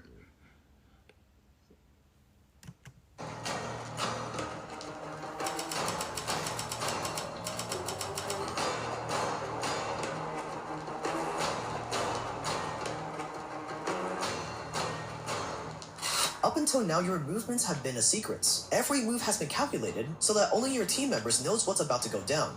Your next step will be the most risky: psychological warfare, or getting the general population in the right mindset to support your coup. Once this step starts, there's a good chance the sitting government will smell a rat. So from now on, you'll have to move very carefully to avoid drawing attention towards you and your team. The psychological warfare necessary to overthrow a government is all about creating chaos and fear. People need to yearn for stability, which you will hand them on a silver platter. Use your American friends in the media to propagate stories of how bad the current government is. Accuse the president of corruption, bribery, human rights abuses, whatever. Find incriminating evidence that top government officials had affairs, stole money, sold information to foreign countries, evaded taxes, anything to get the general public fired up with anger. Then start the violence. Encourage protests against the president to turn violent. Make it seem like the government is telling police to arrest and injure protesters. If the country is religious, get the religious leaders to speak out against the sitting president. Do anything it takes to make sure as many people as possible lose faith in the current government. This will make it seem like the coup happened because of corruption and incompetence, not the other way around. Once the public hates the government just enough, you're ready for the final step: raising an army.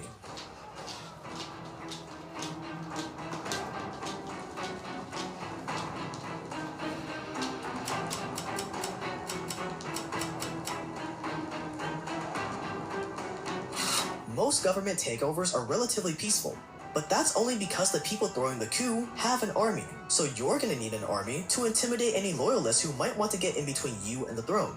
This is where your inside man in the military and all that international support comes in handy. Getting army units on your side of the fight should be easy. And if you play your cards right, all those international governments you promise favors to will be offering you weapons and money to set your plan in motion. In some cases, like America's coup in Hawaii or Guatemala, the US government may even send in their own soldiers or equipment to help you take over as quickly as possible.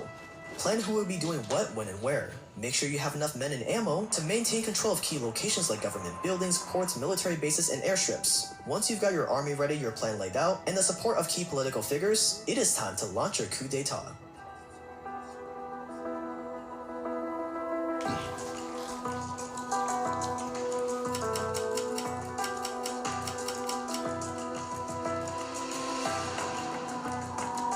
Congratulations, you've made it to the moment we've all been waiting for. If you haven't been thrown in jail or killed by this point, your plan is actually likely to work. The tipping point for any government takeover is in the planning, so making it this far means that you're just one step away from sweet victory. The best days to stage a coup are always Thursday nights or Friday mornings. Once you've taken over the government, your main goal will be to return to business as usual as soon as possible.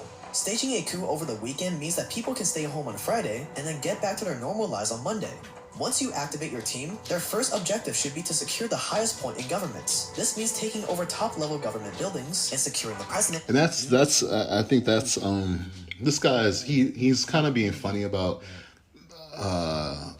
how to do a coup on countries, and we've seen a lot of that over the years. But using the weekend as a point there, I definitely feel like, you know, once people reach the weekend, more than likely they're not paying attention to the real news. You know, you pay attention to the news on Monday through Friday, but when it's the weekend, you kind of take a day off and you're not really paying attention as much. And I think that's pretty insightful that he brought that up. And his closest allies. While your teams are closing in on the president, other units should be securing all those strategic points we talked about earlier. A short internet blackout at this point could help your men work faster and block communication between the people who might oppose you.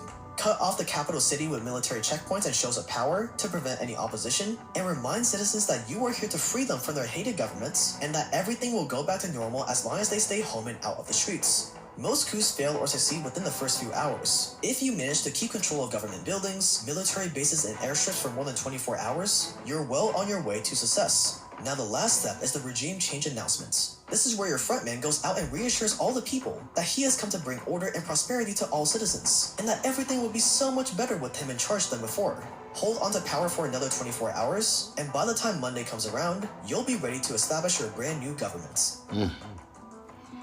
You know, it's just a sick game that these guys really play. And it's making me sit here and just think about all the times that this really has happened. And that we've kind of, again, become desensitized to a lot of these things because we've been programmed to think that, you know, what America does is for the greater good. And it just isn't. This is about, I think, 3 or 4 minutes of this video, and you can go back and watch it on your own. But I wanted to see, I didn't know that this video was going to be how he put it together. Because as you know, when I play a video here, I kind of just see it for the first time along with you. It's just amazing that we can have a video like this out there. But in another sense, it's kind of like we're so distracted. We're so distracted. Because this kind of thing, it's easy to see. And once you hear about it, then you start to say, that makes sense, that makes sense. What happened then made sense, you know what I mean? And it's all there. It's all in the lining. It's all in the books. And every time they've done it, we've reacted in the same way. Wow. I'll be back. America is racist. I figured I would have some kind of sound to go with our next segment, which I think is going to be a weekly segment because it doesn't stop ever. We're going to get into a few things right now. There's a bunch of stories to get through and into.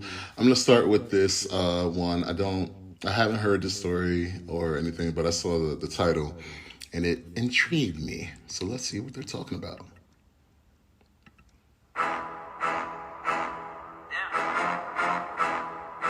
Oh, this is one of my favorite people, Willie D. If you check him out on YouTube, he's a great character, let's just say. I heard the music, and I didn't even know this video was from him, so I know his music. Dun, dun, dun, dun, dun, dun. What's up, family? Hey. A South Carolina man who killed 4 people in 2 states is off death row after a federal appeals court ruled the judge who sentenced him nearly 2 decades ago did not consider his abusive childhood or mental illness.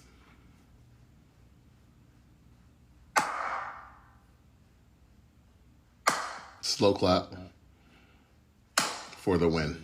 That's not to celebrate dude possibly getting away with murder. Right. That is to acknowledge that finally, like 1 out of 1,000,000 times, a black man gets the benefit of doubt. And that's one thing, I mean, we've talked about several times. When it's us, we can't have nothing wrong with us. We don't have feelings. We are so far removed from everything else that mental illness can't be something that is the underlying tone. And I wanted to see about this story because I'm a person who does see both sides, but not that I agree with both sides. Like, some of your favorite Republicans do. I see both sides because it's important to understand, like I said in the beginning with boundaries and whatnot, that we have to start understanding people and understanding why. And we would talk about, and when I say America is racist, I've talked about on this show how racism isn't illegal and how it should be, and that white people and actually every other race besides, and also against black people too, should have free therapy where they can go and talk about racism and what it's done to them, and how subconscious racism is even worse than just being like nigger or something like that. You know what I mean? Like, because subconscious racism is everywhere. It's systemic. It's how we are treated, even in the justice system. A judge doesn't have to say nigger to have a subconscious racist bias against a black person. So I'm very happy that this happened to this man, because you never know what people went through, and if you don't find out why they were violent, why they were this and that, then we don't get to the root of how this keeps happening, how these murders keep happening, how these mass shootings keep happening.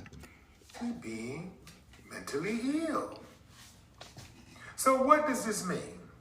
It means the number of prisoners on South Carolina's death row has been cut nearly in half since the start of 2011, when the state carried out its last execution.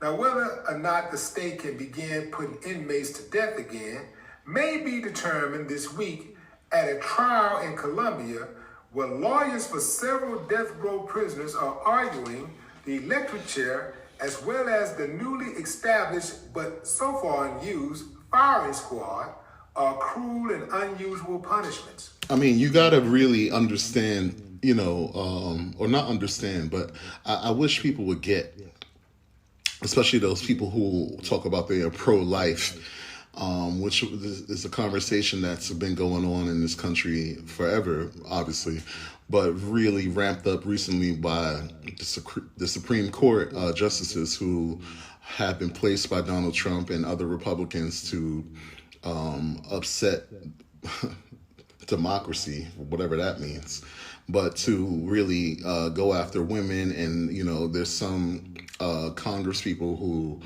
want to also overturn, a lot of the segregation laws and whatnot, that they've actually spoke up and said that was next after Roe versus Wade was overturned.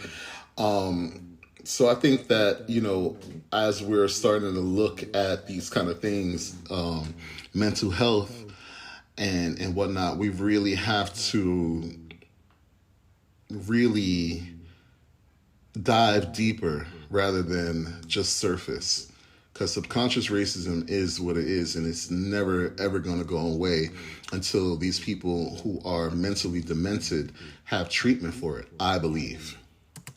Only 3 inmates in the U.S., all in Utah, have died by firing squad since 1977, and 19 have been electrocuted this century. South Carolina's death row is down to 34. I'm sorry, that wasn't my point. The last about the subconscious racism.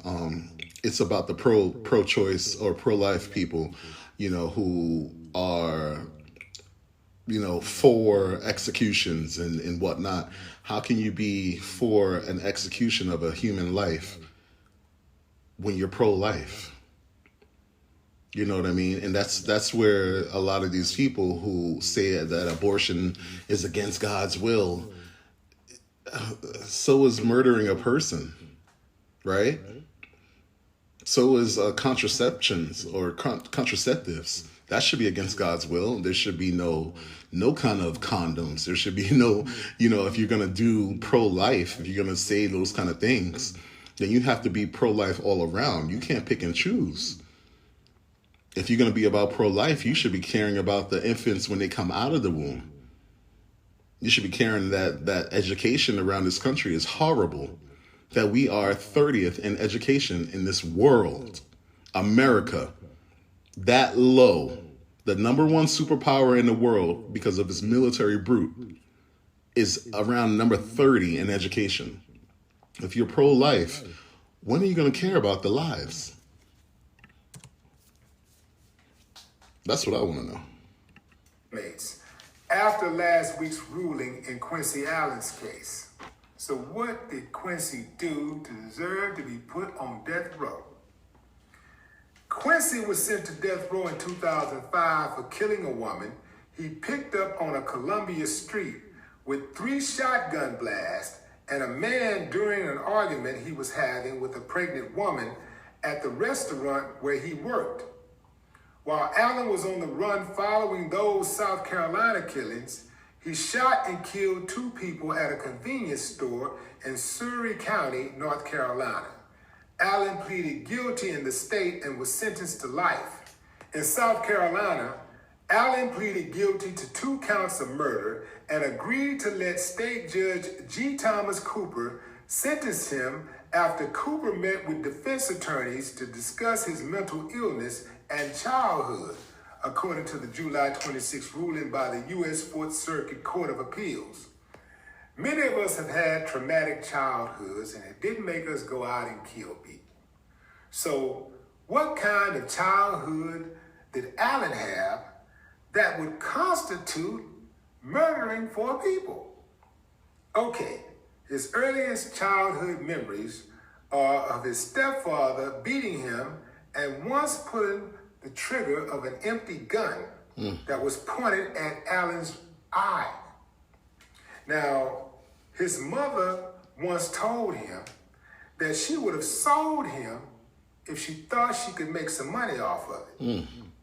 She also refused to feed him and marked food containers so she would know if they were open, and started kicking him out of the house when he was in the 4th grade. He also remembers sleeping in bushes, a friend's treehouse, or on a McDonald's playground. This is all testimony from his social worker. Allen either was sent or volunteered to go. We're actually in the, later in the show, we're going to get into a few things about children and abuse of children. This is, abuse of children doesn't mean physical only. Emotional abuse is probably worse, I feel, than physical sometimes, depending on how much physical abuse is there. But emotional abuse, it lingers on. It really, truly does. To a psychiatric hospital in the 5 years leading up to the murders. This is when he was 22 years old. His mother was called when he was on the roof of a grocery store that he had just been fired from, threatening to jump. Guess what his mother did? Showed up, checked it out, laughed, and walked off. But does that constitute murdering somebody? I don't think so, fam. I mean, obviously it doesn't. I don't think so. Because I'm going to tell you something, fam. A whole lot of people have been mistreated. Some things you can't even mention. Some things people are so embarrassing, they're not even the culprits, but, they're the victims. But it's so embarrassing, some of the things that parents have done to children, like you wouldn't even believe it, fam. Even some people that you look at right now, some people you know right now, and it looks like they got it all together. They ain't always had it all together. And you would never imagine some of the traumatic things that people have been through. Because we all got stories, and everybody's pain is different. Everybody thinks that their pain is worse than the next person's pain. So we've all been through it, Everybody got their different levels of trauma. And quite frankly, some people, they just got a different kind of tick, Some people just, they ain't got that grit.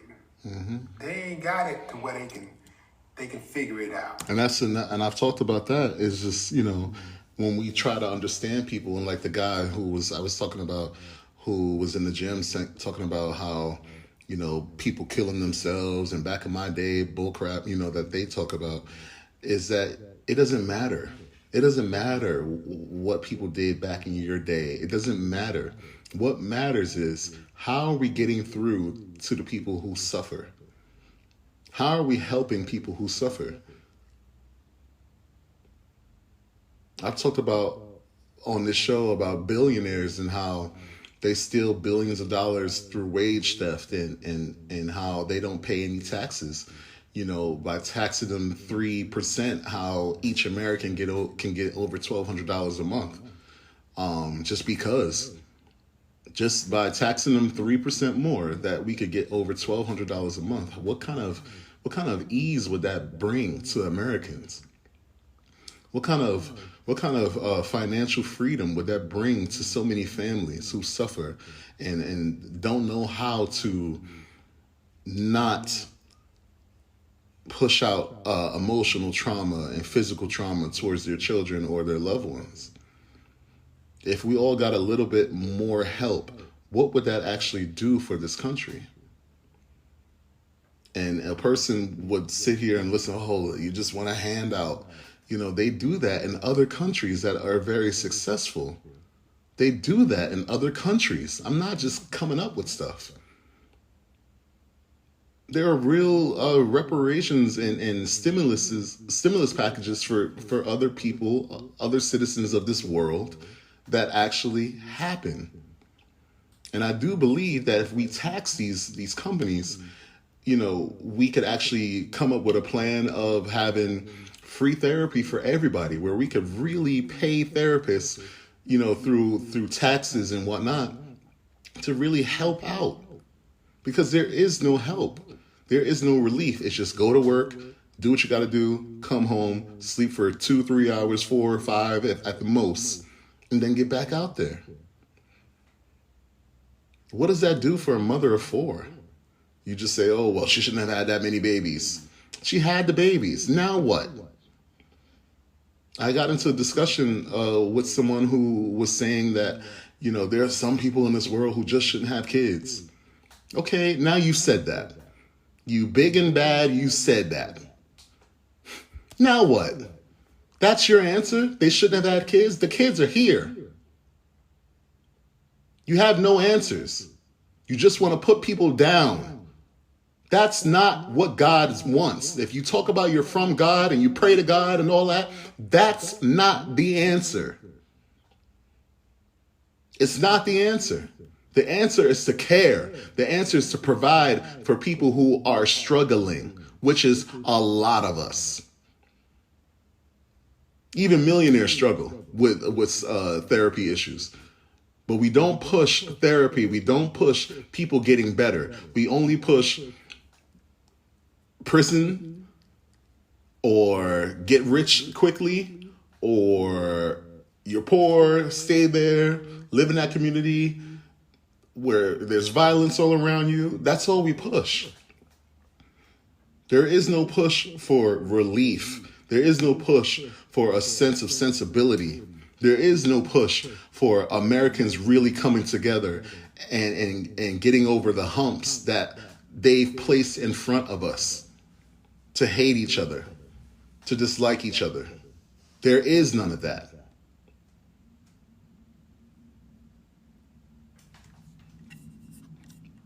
You look at a person who would kill 4 people and run around and whatnot, and then you have a judge who didn't even look into his history. Now, my thing was, you know, where did that history come from? But it came from a child protective servant who had these things in notes, who put these things in the computer, and there was no help for this boy, this man now.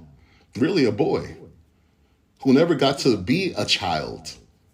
He was never able to be a child. He was always treated like a piece of garbage and treated like an adult, like most black kids are treated like adults by everyone, not just their parents, but everyone.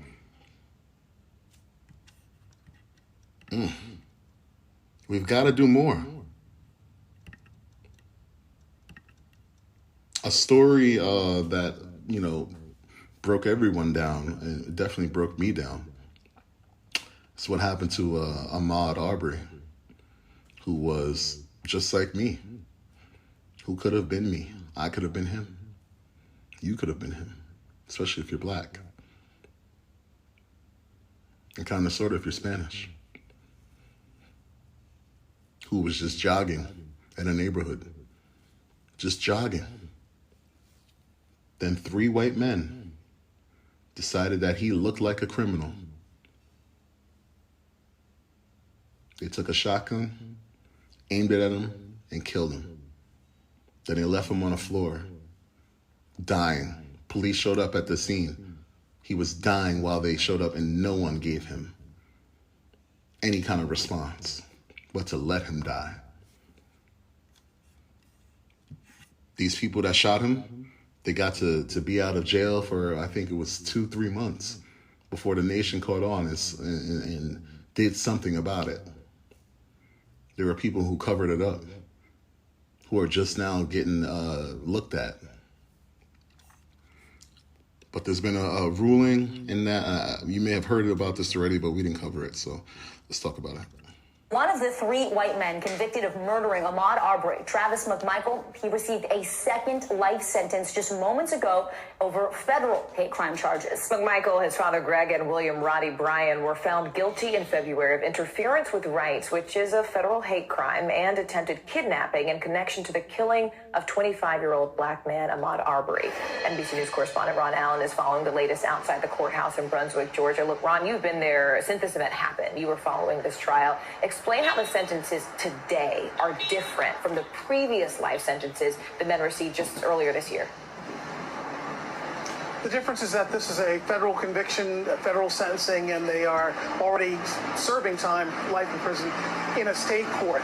And what was unusual about this hearing today was that it was mostly about where they would serve these life sentences as opposed to how long the sentences would be. The defense was arguing strenuously that going to state prison, that being in state prison for these 2 defendants, for the McMichaels and for William Bryan for that matter, for all 3 of them, but we expect the argument to come later this afternoon, is that it's dangerous for them. It's life-threatening. Travis McMichael's attorney said that him going to state prison was the equivalent of what she called a backdoor death penalty for him because there's so much hatred. She said there have been hundreds, thousands of threats directed against McMichael in state prison, and that if he goes there, he probably won't survive. For their part, the government said essentially that these defendants deserve no special treatment, regardless of who they are and regardless of what's happening. It's just like the guy, Derek Chauvin, you know, who murdered George Floyd. He didn't want black correctional officers to watch him. I mean, how dare you? How dare you? Even after you've been arrested for murder, you still think your white privilege is going to happen. You still think it. And then you have a lawyer who tries to go along with it and push for it.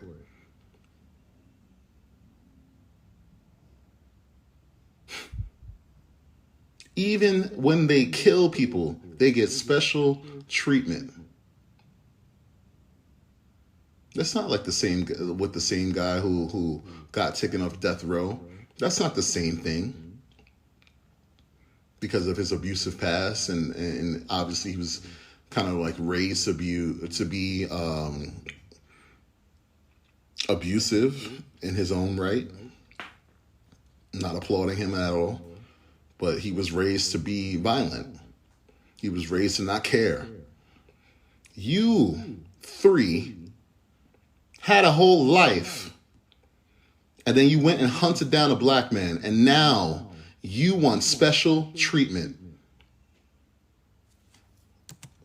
They should go to state prison, and the law says that the first entity to convict, in this case the state of Georgia, is where the prisoner serves their time. Ahmaud Arbery's family certainly wanted them to stay in state prison. They didn't want the defendants to be able to pick where they could go and be in the prison system of their choosing. Again, the basic difference is that the federal system is thought to be safer, more comfortable, if that's an appropriate word, than the state prison system. So that's what a lot of this argument was about today, and we expect more of that when we hear the sentencing hearing of Gregory Michael this afternoon, and then William Roddy Bryant, the third man, later this afternoon as well. So, Ron, despite the federal conviction, he will remain in state prison. Clarify that. And also, has the Arbery family, Ahmaud's family, have they reacted yet to this new sentence? They haven't reacted yet. We expect to hear from them shortly. They're outside the courtroom now, taking a break between hearings. It's a grueling and very emotional day for them. Again, this case has been such a powerful case, such an emotional case for the family, for this community, for the country, for that matter, as well. To clarify, they are serving time. Michaels and William Bryan are serving time in state prison now, a life sentence. That's what they get. Bryan has the possibility of parole after a number of decades. Unlikely he will ever be paroled, however. That's the man who recorded it and did nothing, who stood by and watched it happen and then put it on video and showed people. Burn in hell. Burn in hell. That's where you belong. Burn in hell. You get what you get. You get what you deserve. That man did nothing to you. He was just black. That's all he was. Jogging, thinking that his day was going to be sunny. And all you did was bring gloom to his family. Murdered. Shot down like a dog in the street. Not even like a dog, because Peter would have a problem with it and they would have a whole thing about it. We don't even get treated like dogs. We get treated like nothingness. And then you want to get special treatment. Lies were presented after. Now, a reminder of what happened in her apartment that night. Our focus team facing federal charges in connection to the death of Breonna Taylor. The U.S. Attorney General finding mistakes were made before the shooting and a cover-up, and lies were presented after. Now, a reminder of what happened in her apartment that night. Our focus team using 911 dispatch calls, police records, and witness interviews to piece it all together. Civil unrest on Louisville City streets.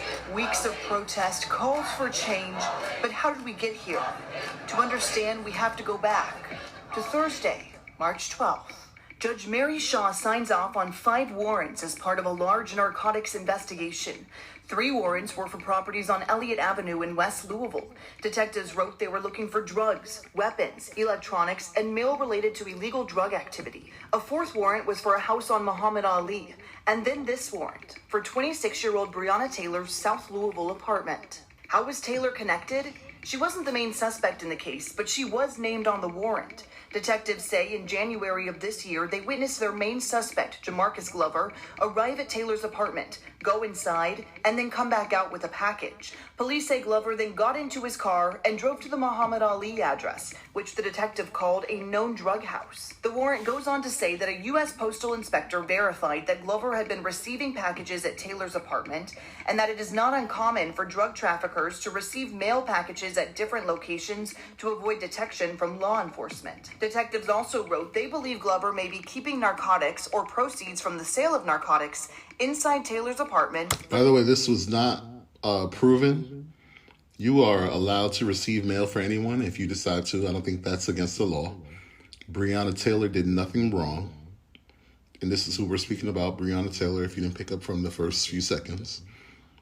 All right. So her ex-boyfriend is who they're talking about. And she was trying to help him out. Because as we know, you must keep an address on file for certain things. You can't even work without an address on file. You can't even get your day or your employment or life started without an address on file. So while they try to criminalize Breonna Taylor's name, just know that. Safekeeping. On the night of March 12th, Detective John Mattingly and several others were briefed on the plan. Mattingly says he drove by Taylor's apartment around 11:45 to scope it out. And then, around 12:30 on the morning of March 13th, officers parked in front of Breonna Taylor's building and walked up to her door. When SWAT was doing their thing down at 2-4 in Madison, we went over, or Elliott, whatever it was. We executed ours at the same time. About 10 miles away, officers executed a warrant at a different property on Elliott Avenue. There, police found their main suspect, Glover, and arrested him. Around 12:40, officers began to bang on Taylor's door, setting into motion the events that eventually led to her death. Laying in bed. It's a loud knock at the door. The detectives say they knocked on the door multiple times. I knocked on the door, banged on it. We didn't announce the first couple because our intent was not to hit the door. Our intent. Now, what's interesting about that, I thought it was a no-knock warrant. So why are you knocking on the door? You're lying. You're lying. And there's neighbors that said that they didn't hear anything. Give her plenty of time to come to the door because they said she was probably there alone. But Taylor wasn't there alone. According to her boyfriend, Kenneth Walker, he and Taylor were in bed watching a movie when they heard the knocks. So it's a loud bang at the door. She pops up out of sleep and scared her to death. Me too. Like, who is that? He didn't say that they were knocking, and I'm stopping this every second because the news is still trying to, I feel, play it nice for the police. He heard a loud bang, which was them breaking in, not knocking. Walker says they jumped out of bed, started getting dressed, and he grabbed his gun. At the same time, detectives took a battering ram against the door. The door comes off the hinges. So I just let off one shot. I still can't see who it is or anything. But Detective Mattingly says he saw them. I'm face on about probably 20 feet away, right down the hallway.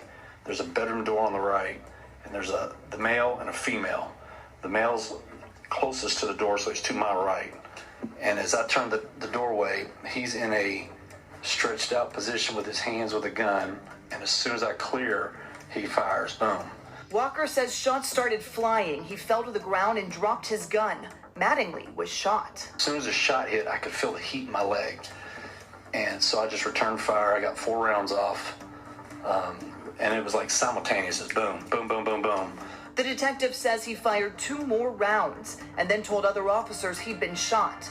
It was called over the radio at 12:43 a.m., according to a CAD report provided by the mayor. Detective Miles Cosgrove fired shots from inside the apartment. Brett Hankinson blindly fired 10 rounds from outside through a patio door, according to his termination letter. They're just shooting, we're both on the ground. So I just want to also bring into the fact that they also shot into other people's apartments while they were just blindly shooting. Okay? Other people were affected by this. Other people's apartments had bullet holes through them.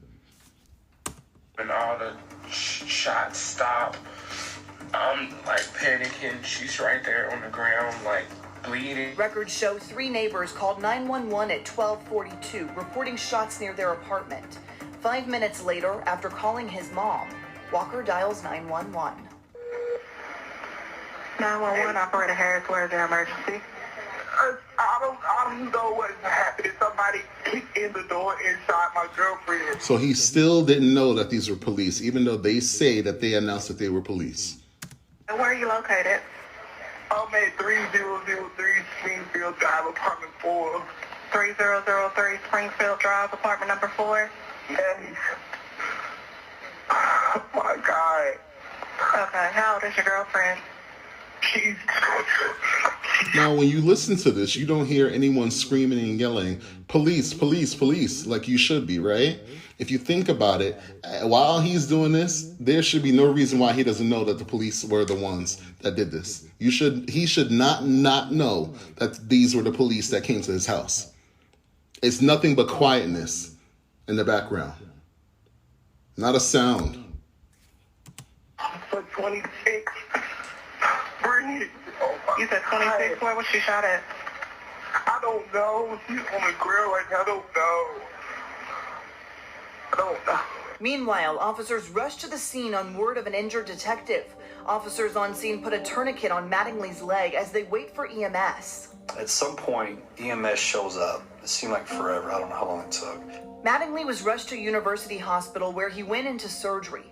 According to the Taylor family attorneys, 120 LMPD officers went to the complex in the hours after the shooting, but no one went into the apartment to provide aid to Taylor until Walker was called out. I'm still yelling help because she's over here coughing and I'm just freaking out. But I'm on the phone with her mom now at this point. So they keep yelling, come out. So I'm like, okay, it's the police. Walker says police told him to drop his phone, so he does. And then he walks backwards to the officers. I'm doing everything they're asking me to, slowly and surely. I'm scared to death. Walker surrendered to police as SWAT moved into the apartment, finding an unresponsive Breonna Taylor on the hallway floor. Walker was arrested at the scene and taken to LMPD headquarters, where he was interrogated for several hours. The interview wrapping up around 5:30 in the morning. I literally don't understand this at all. Yeah. I have no reason. I don't understand at all why they would be knocking on her door unless it was a mistake. At all. And I asked that out there a million times. Why were y'all even at the door? Nobody had an answer.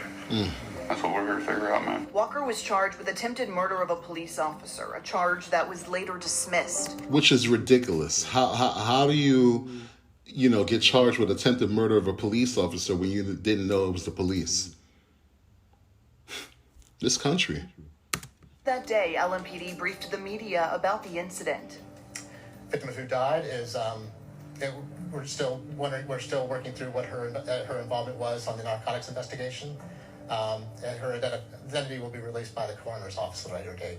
As police briefed the media, the Public Integrity Unit searched through Taylor's apartment. Getting a warrant right after the shooting, they spent much of the day collecting evidence, including blood, hair, fingerprints, clothing, guns, and electronics. 2 days later, on Sunday, March 15th, we first learned the name of the victim, the Jefferson County coroner identifying her as 26-year-old Breonna Taylor.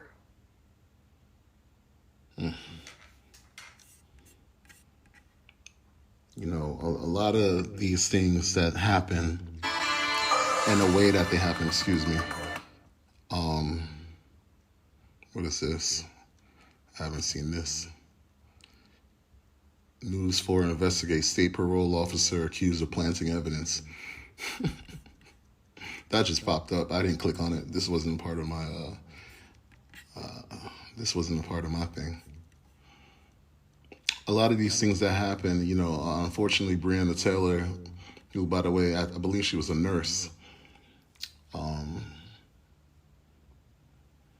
I do believe in the fact that people are put on this earth to be a martyr, to be a symbol. And her life was cut short, but it allowed for the world to see how they're still treating us as Black people.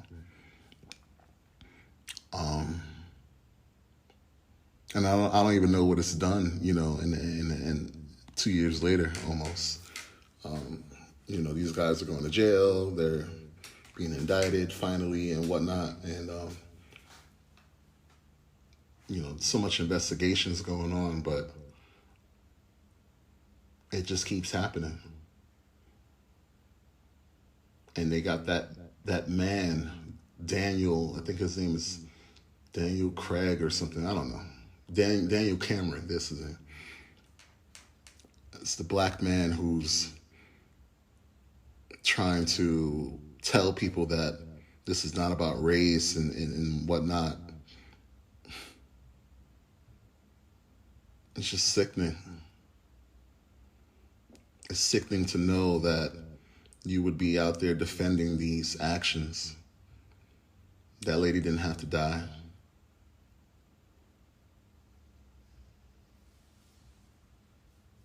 To have things like no-knock warrants in America where you should be confronted with a warrant before they enter your home.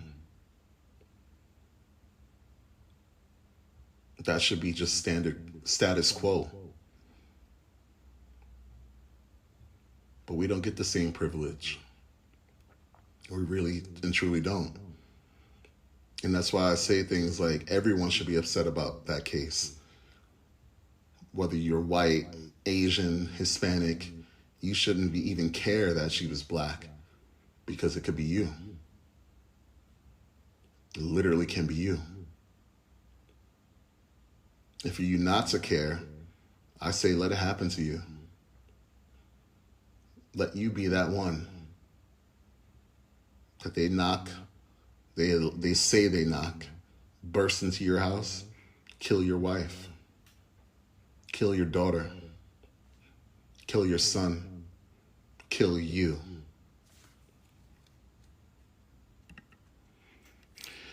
Let's get into the next story as we do this segment here called America is Racist. An Ohio school board member doubles down on anti-racism curriculum ban. It specifically says anti-racism is not allowed. So to go back to the anti-racism, the reason why I authored this is just to make sure that both sides are always being taught to the students. Oh my God. But it specifically says anti-racism is not allowed.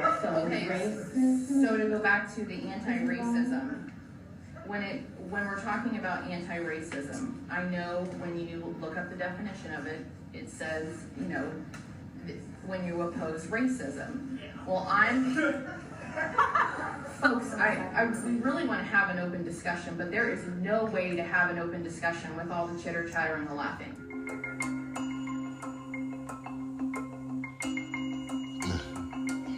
I guess let me read this to you guys as they play these kind of things. In June, the school board of Ohio's Forest Hills School District voted to ban teachings of critical race theory, anti-racism, and identity and intersectionality, and what it calls the culture of kindness resolution. We're trying to talk. I heard what everybody said earlier about the lack of communication. I totally agree with everybody. We can do a much better job communicating. But it isn't funny. We're brand new. It's like drinking from a fire hose. We are trying our best. The school board has been overtaken by right-wing members after a recent election. Cunningham does not know if Sarah Jones has seen the viral video, but hopes she can reflect on how inappropriate she is for overseeing public education. The school district near Cincinnati is ranked top 5 in the state, according to backgroundchecks.org. Local families sued the district on June 29th over the culture of kindness resolution. On Friday, the school board agreed to not enforce the resolution until the lawsuits are resolved. You heard it. You heard her. That students should hear both sides. When I say that racism is allowed in this country, when I say America is racist, how dare you say it's not? How dare you? The only time that they don't worry about people being harmed, or the only time they don't care about it is when it concerns black people. But I can hear about a Holocaust class that they teach around this country. They can teach people about the Holocaust all the time. They can tell people how badly Jews were treated in this country, and how we should have sympathy for the Jews all the time. All the time. You know, there was a time when Jews weren't cared about in this country. There was a time when Italians and Irish people were treated like garbage in this country.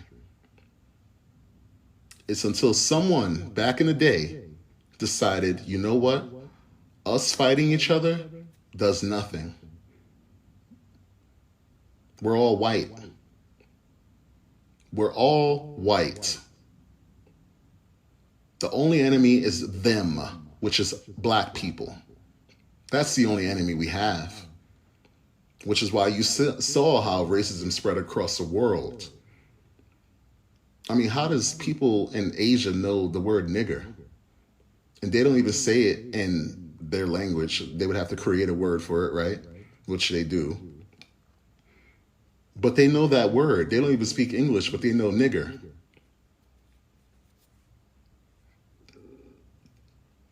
If you don't ban racism, period, if you don't make it illegal, then these kind of conversations will continue. Where a school board is saying that students should know both sides. Both sides to what? Both sides to what? What do the students on the other side need to know? That they were protecting heritage? Like waving the Confederate flag around is heritage? In any other country, and I've said this on the show, in any other country, it would be considered treason to have the Confederate flag or a flag that would represent the other side still flying in their country. Any other country. But only in America can a side that lost the Civil War still have Civil War parties on the weekend. Right? That's only in America. Still, you can fly a flag and say, it's for my heritage. What is your heritage? Racism. Why did they fight? Because they wanted to keep slaves. You have to break it down to simple fucking words, people. There is no heritage behind the Confederate flag. It's only racism.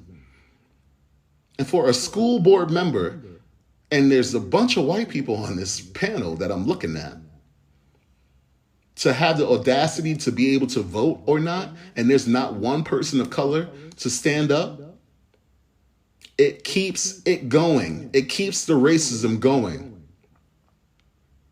This is what they want. This is what they want.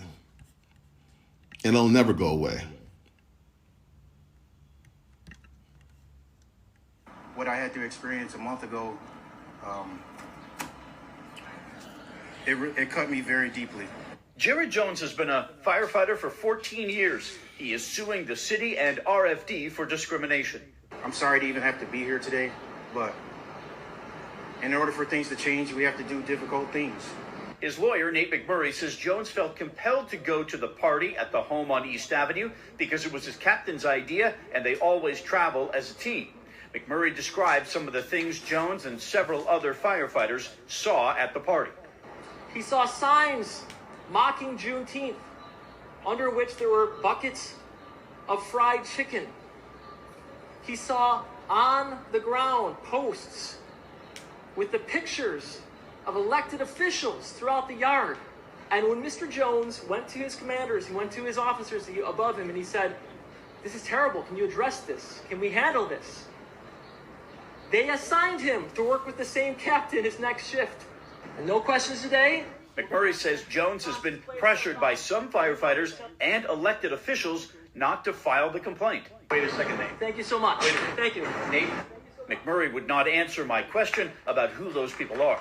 I decided to speak up today because I have 2 children that maybe one day will aspire to be firefighters, and I don't want them to have to experience what I experienced. I wouldn't want your kids to have to experience that.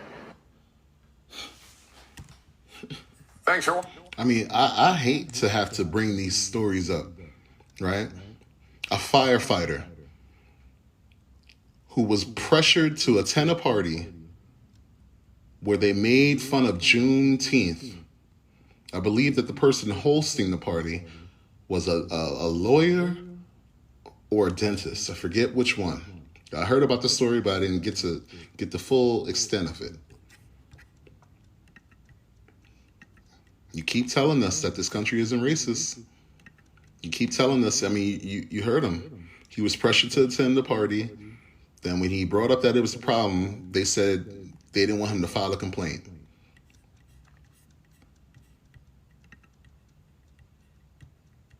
What do we do? What do we do as black people? What should we do? Just shut up and dribble, right? That's what they say to LeBron. Shut up and dribble. Shut up and eat fried. And by the fucking way, can y'all stop acting like black people are the only people who like fried chicken? Because the fucking people I see, I don't even eat meat at all. But the people I see at KFC and Popeyes are white. The people I see buying watermelon are white and Asian. But you keep having this narrative that we are the only ones who like fried chicken. We're the only ones who eat it, watermelons and things of that nature. Why do you think in South Korea they love fried chicken? Why around the world they love fried chicken? I've been to different countries. They eat fried chicken everywhere. Everywhere. In Turkey, they got Popeyes. Yeah, the country Turkey. Popeyes.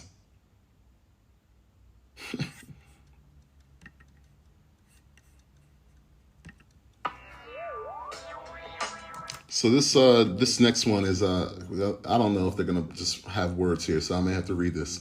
White supremacist death list allegedly targets 2 black women who were witnesses in the January 6 hearings. Caldwell, a former FBI employee, is allegedly a leader in the far-right group, the Oath Keepers. His death list named Ruby Freeman and Rondrea Moss. Both were Georgia election workers during the 2020 election. They were accused by the Trump administration of stealing votes and stuffing ballot boxes. In their testimony to the January 6th committee, they said the false election claims led to racist attacks and threats against them.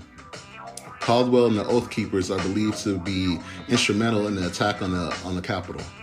He faces charges of serious conspiracy for his role in planning January 6th.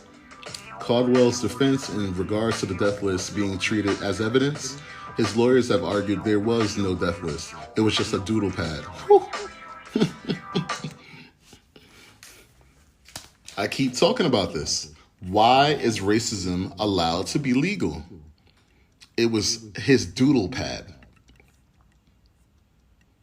Next story. Only on 7 News tonight, a crisis in the classroom investigation. Confederate flags are flying at East Hardy High School in Baker, West Virginia. One student says it's another example of racism inside her school district, and she wants to expose it. I-Team reporter Scott Taylor has this exclusive investigation, all new at 6. You're watching East Hardy High School students in Baker, West Virginia show up for class flying the Confederate flag. Now, again, why I decided to put these videos now on YouTube with the actual videos I look at is because I want you to see. I couldn't imagine going to high school and seeing this. I'm going there to learn, and outside of the school are pickup trucks with the Confederate flag and the American flag side by side. In the back of their pickup trucks. It's been going on for days just before class wraps up for summer break. Nobody seems to care, and it's just really disheartening to think about that. Skyla Nelson, a junior, believes the flags are a result of her conducting her own investigation into the use of the N-word by students at East Hardy. After the Civil War, the Confederate flag was adopted by some as a symbol of Southern heritage, but others see it as representing slavery and white supremacy. Do you hate these kids for doing this? I don't hate them because, And that's the thing, too, with the media, right? If you don't present, and now I know that the media is supposed to be neutral, right? But you can't be neutral to facts, right? When you say some believe it to be rooted in racism and white supremacy, that's not true. Anyone who waves that flag is promoting white supremacy and racism and the fact that slavery went away, that they have a problem with it. Anyone who holds that flag up above them, anti-one. Because that's where it stemmed from. It didn't stem from anything else. It didn't stem from donuts falling around on the street and people eating donuts and people were mad that people were eating donuts. It didn't stem from that. It stemmed from racism. they're wrong, and I don't think they know they're wrong. The flag started popping up after Nelson exposed the racist language and handed her evidence over to school officials. It's been like 2 weeks. I compiled evidence and pictures and videos and witness statements from other students in the school about people who have said the N-word. A racist slur on a desk.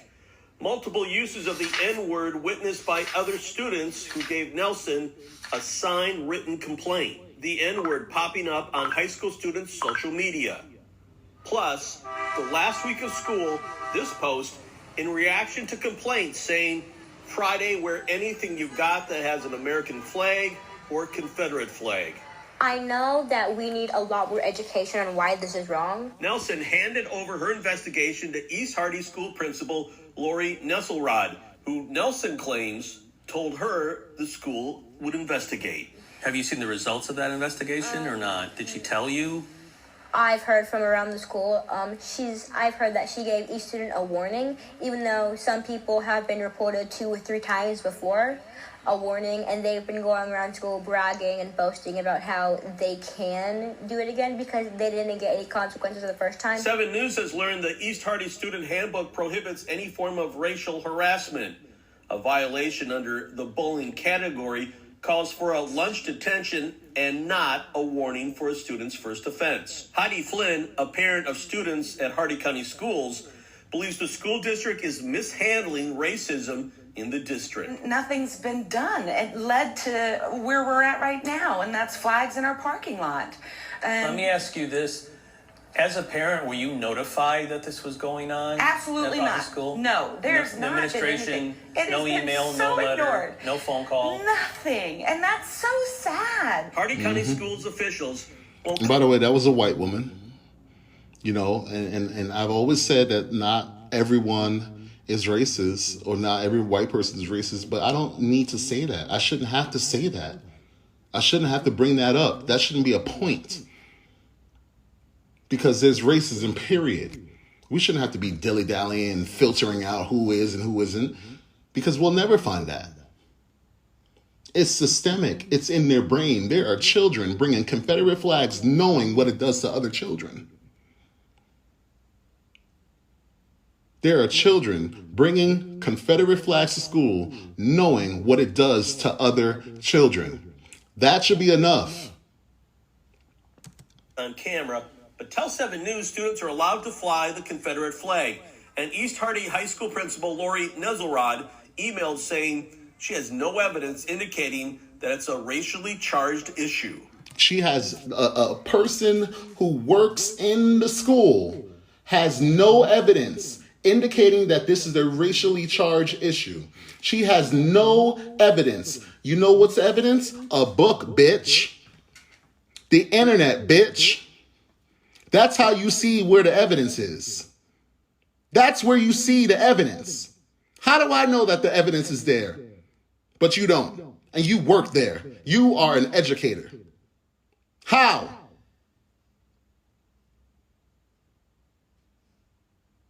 It's allowed.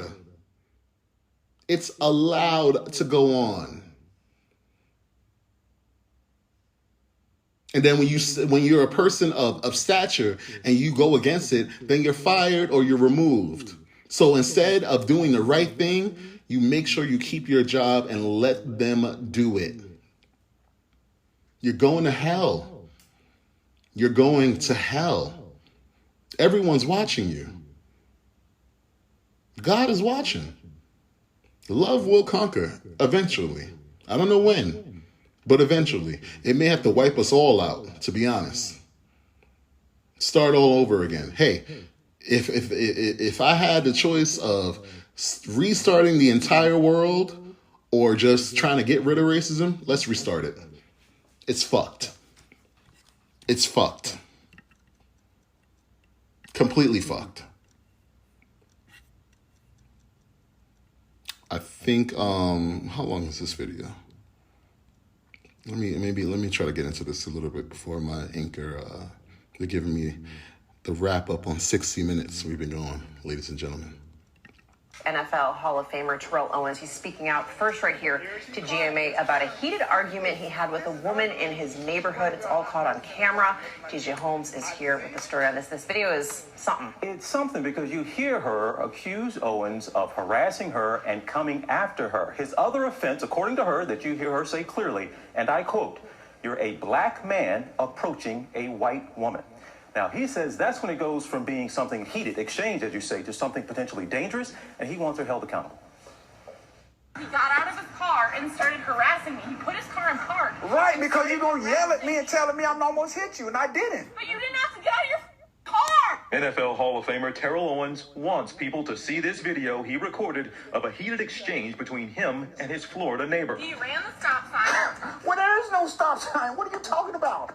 Owens, a longtime NFL star receiver with the Niners, Eagles, and Cowboys, was accused by a neighbor of speeding, nearly hitting her, and harassment. You put your car in park and you came at me. First of all, I didn't come at you. Yes, you did. Owens keeps his camera rolling as their back and forth continues with an officer on scene. And then the woman makes this statement. A black man approaching a white woman. Like I said, this could have turned really bad. Like I said, I don't know where it could have gone had the police come in and they basically took her word for something, you know, that she said that I didn't do or what have you. Like I said, we've seen it a number of other times as well. Owens spoke exclusively to GMA overnight about the incident and that racially charged statement. If the roles were reversed, I'd probably be in jail or something to that magnitude right now, honestly. And just the statement that she made, obviously, that came out of her mouth, the comments exactly was a black man approaching a white woman. I think that kind of says what you want to know, you know what I mean, about the situation. I've seen it. I've seen it. I've seen it, yes. I've seen it, but this is firsthand. Owens is now pushing for the woman to face consequences, retweeting this petition calling for her to face jail time for making a false police report.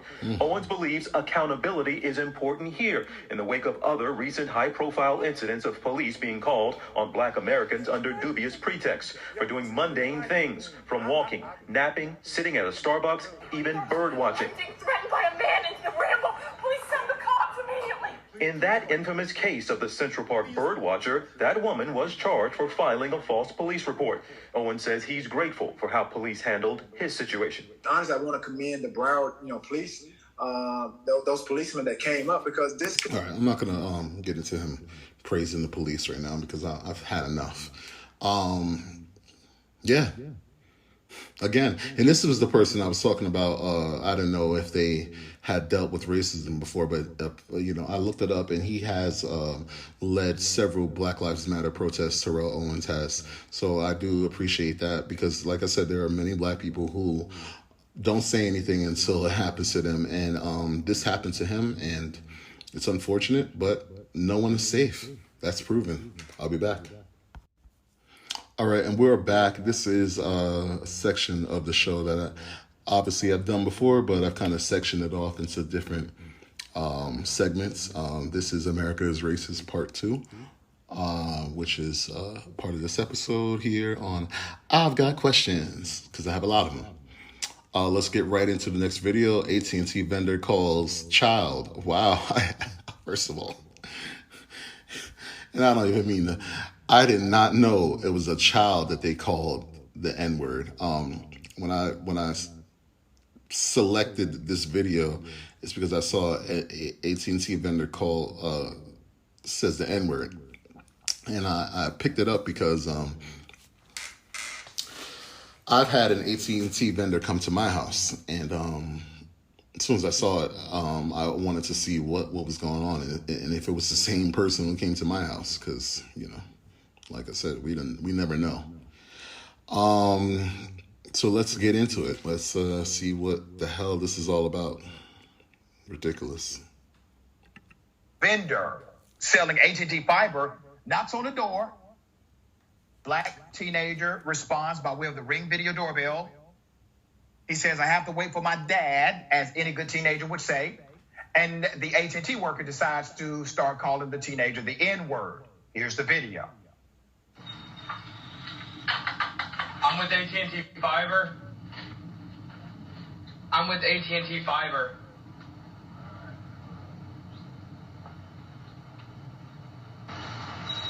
Okay. Thanks for being. No, I'm good. I'm just good.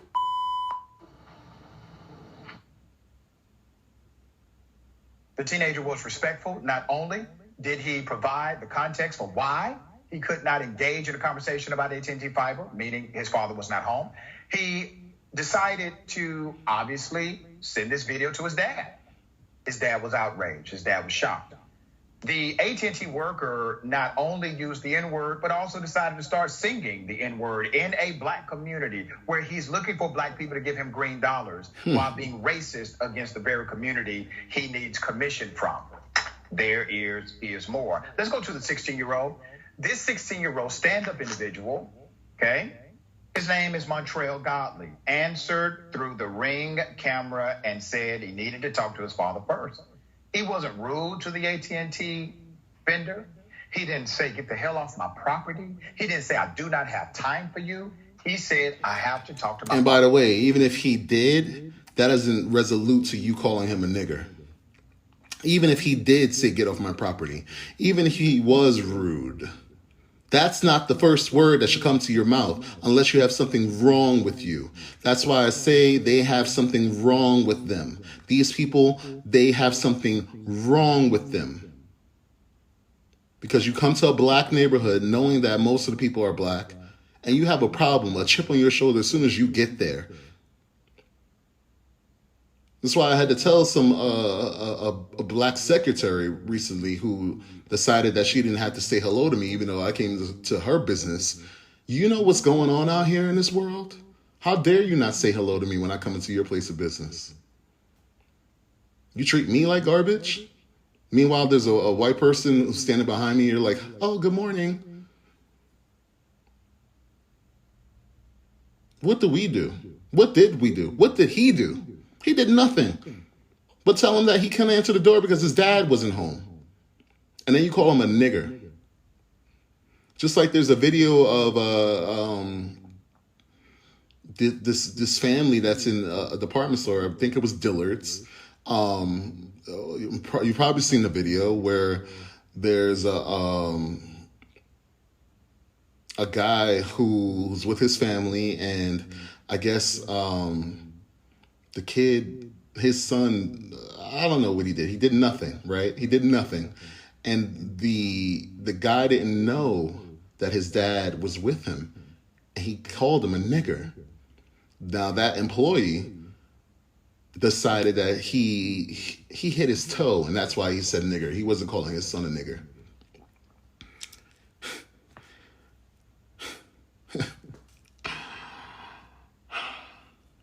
The fact that that's the word you would want to use when you stub your toe is why I say the things I say here. Why I call this country racist. You can't tell me no different. I don't care who you are. You can't tell. I don't care who you are, because, you know, it wouldn't be God who would say that it's not racist, right? Because he sees it. I don't care who you are. If you don't believe that this country is racist after these two segments, then you're just a pawn. I don't care who you are. You come to my house, and because I don't have time for you, or because, like him, he's underage and he shouldn't be making decisions of the house, you call him a nigger? Because you're in a store where you're working, you're old and you're fragile and you feel like you shouldn't have to work all this time, that you see a kid walking around being happy, that when you pass him, you call him a nigger and then blame it on stumping your toe or stubbing your toe? You can't tell me that this country ain't racist. Why would I want to be around these people? I never even know who they are. I don't even know who's who, because all I do is go outside. All I do is walk outside and I could be attacked. But you tell me not to worry about it. You tell me not to play the race card. How dare you? How dare you? Because I walk towards you, I'm approaching a white woman. That's what happened in the last clip with Terrell Owens. That's a law now, apparently. It's the Emmett Till law, right? The same thing that happened with Emmett Till. He made a joke or whatever, and then the white woman decided that, no, you know, that's been talked about. I'm sure you've heard about it, how that lady is just living her life, and now she has cancer and she's dying. Good for her. Because of how evil you were, that you decided that this little black boy didn't deserve to live or didn't deserve to look at you. Sorry, that was my dog. All that noise. I'm telling him to get away from me. He's been really quiet. He's been being really good about all this. He needs attention. I told him to go back, and he shook his head no, even though he did it. He listens, but he doesn't like it. But this is where we are. And luckily enough that this family had a Ring camera. I want to know what AT&T did. Let me keep on going with this. But that's when the man walked away and said, "Thanks for being an N-word."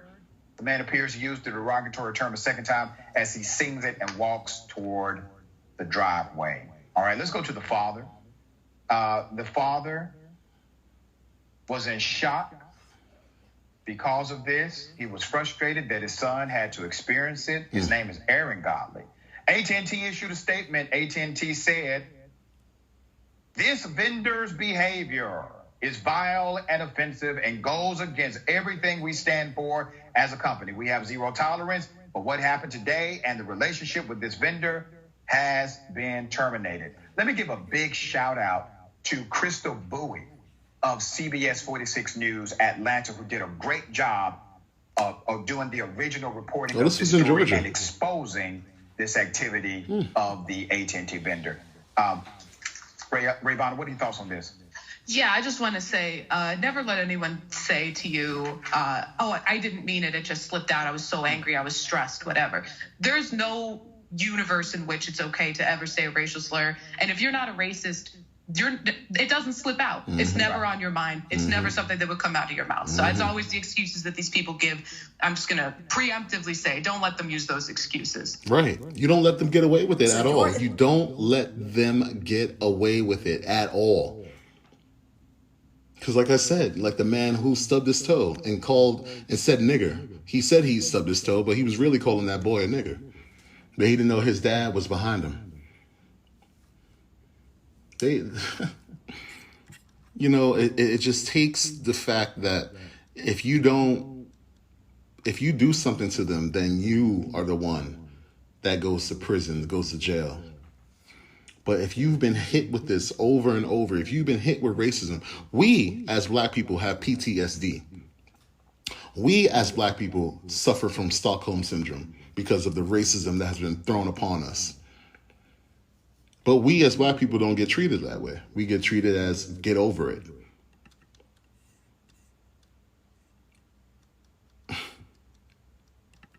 In the minds of the white supremacists and how they like to talk about us when we nowhere around, not even in the vicinity, nothing. Let's go ahead and roll that. So I live in the South, and over the last month, I've been keeping record of the racist things that have been said in front of me. So the first one was...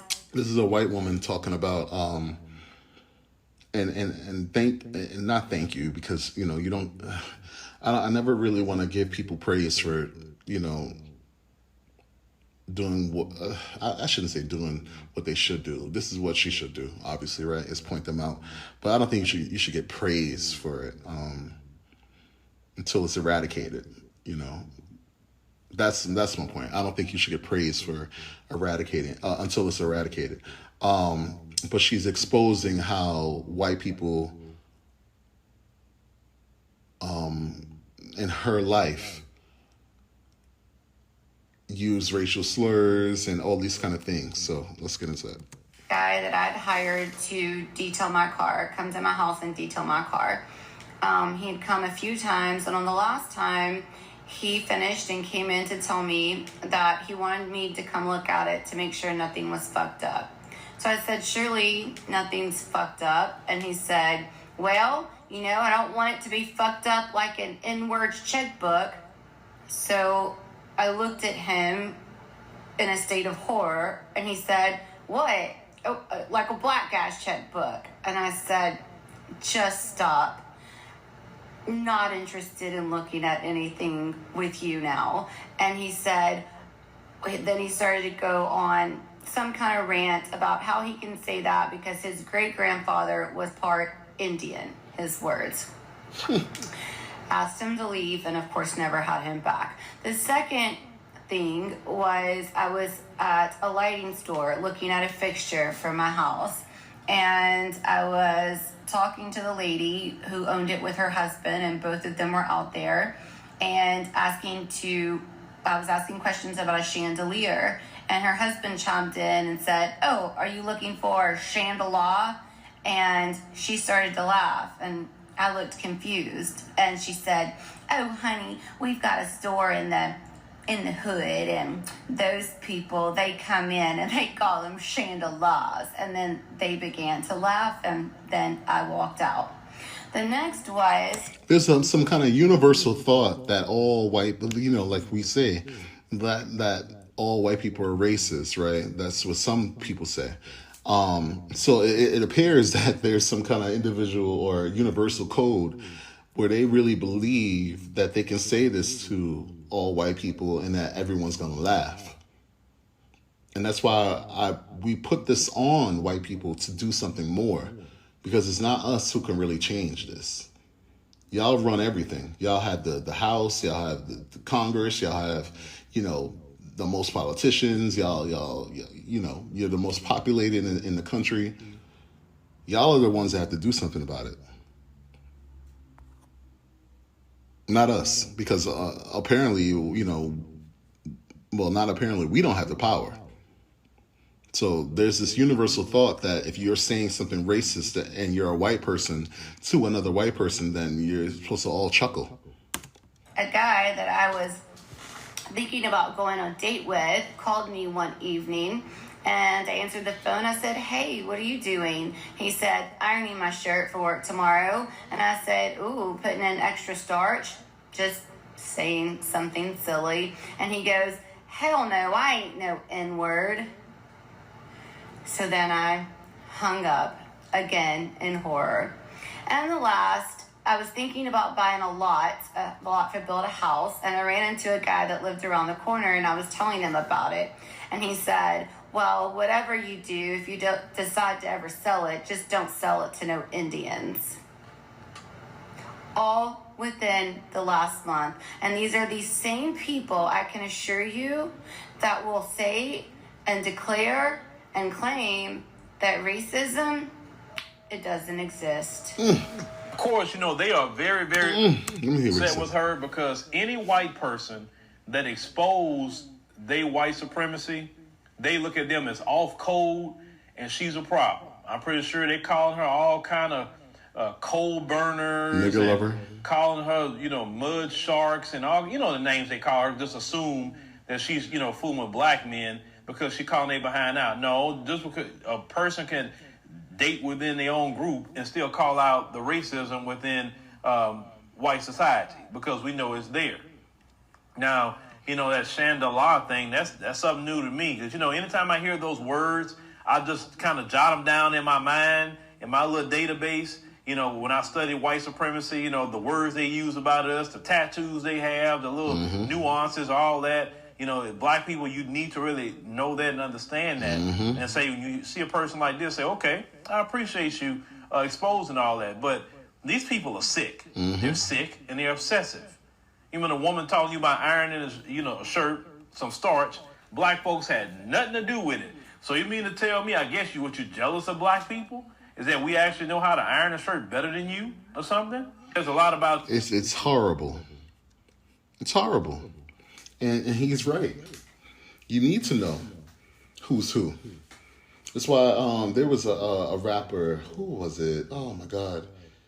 YG. His name is YG. And I follow him on Instagram. I think he's attractive. So that's why I follow him. I don't listen to his music. I don't. But he threw up a hand signal.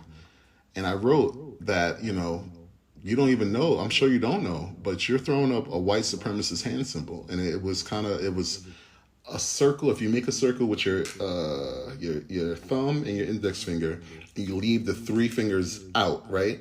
But you put it upside down, so it kind of looks like a three-legged person with an eye or something like that. However, you need to do this while you're listening to me, so you can see what I'm talking about. When you put that symbol up, that's white supremacist right there. They do that symbol. You can go and look it up. That's a symbol for white supremacy. And a lot of black people are out here thinking that they're doing some kind of cool hand movement. And you're not. You know, you're posing in a picture and oh, well, you know, maybe you are a white supremacist. Who knows? Because, you know, we know there's some traitors among us. And we know that, you know, I'm happy that this lady did bring up what she brought up. It's something that I know about, or something that many people know about. But we need to keep talking. The party of nationalism and... This next video is, I thought they were going to do an intro. This next video is conservatives versus KKK. Spot the difference. And they're starting this off with the Ku Klux Klan leader, I feel like. Yeah, come after me. Marjorie Taylor Greene, who's definitely a racist.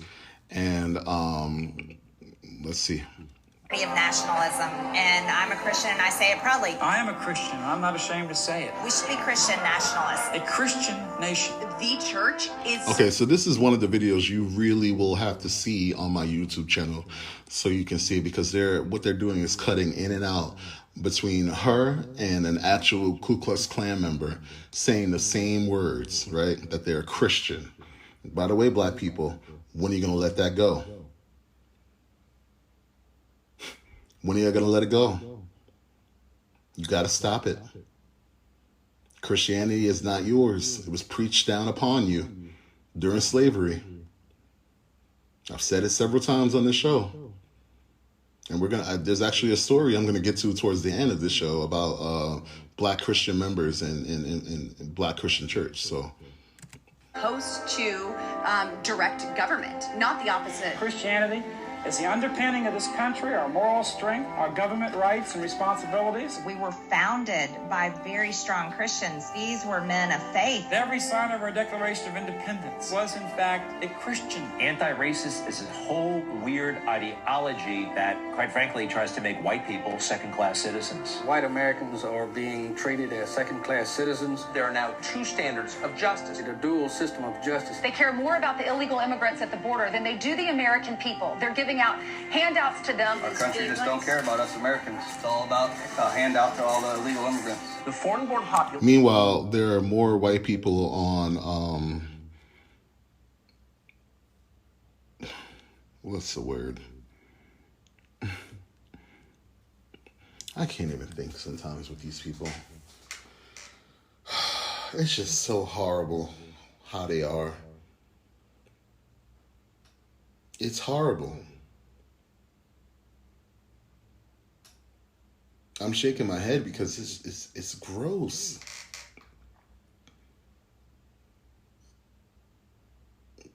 What was I saying?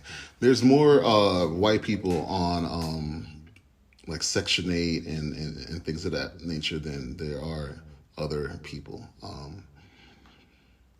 So it's always kind of odd to me how there's these white people who believe that everyone else is getting a handout. Meanwhile, just because you're suffering, again, your white fragility has nothing to do with us, right? Because you are suffering, you've elected the people who allowed you to suffer. I've said that before.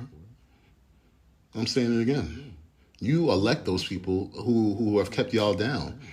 Republicans have been running this country for years. They're elected by y'all, but you blame us. Is now growing by 132,000 people every month. The non-whites are reproducing rapidly. If we continue on this trajectory, eventually there'll be no more native-born Americans. Our people literally are an endangered species. Native-born Americans. That's what Tucker Carlson just said on the damn screen, that there will be no native-born Americans. When were there native-born Americans? When? Show us where. Show us how. Show me. Tell me. Push it out to me. How? When? Where? Whew. No racism in this country, my ass. Our people are having few children. We've got to start protecting our race. If you're white, you have to go to the back of the line discriminating against white people. There is racial discrimination going on right now in this country against massive numbers of white Americans. How precisely is diversity our strength? So how is diversity our strength? And I'll point out, listen, the Democrats are the party of the Ku Klux Klan.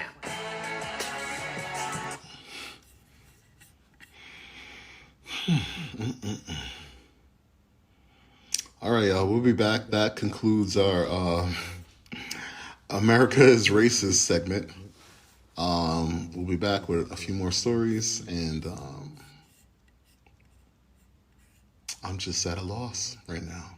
If you can see my face, I'm at a loss. I really am. I'm disgusted. It makes you not want to be here. Why would you want to be here? Why would you want to be here? I say send us back. Send us to Africa. Get us out of here. Get rid of us.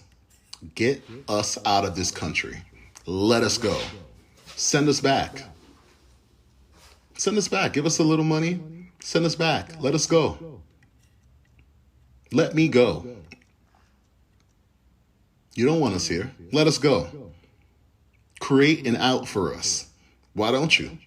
You want to be number one in this country, right? You want the white race to rule again. Let us go.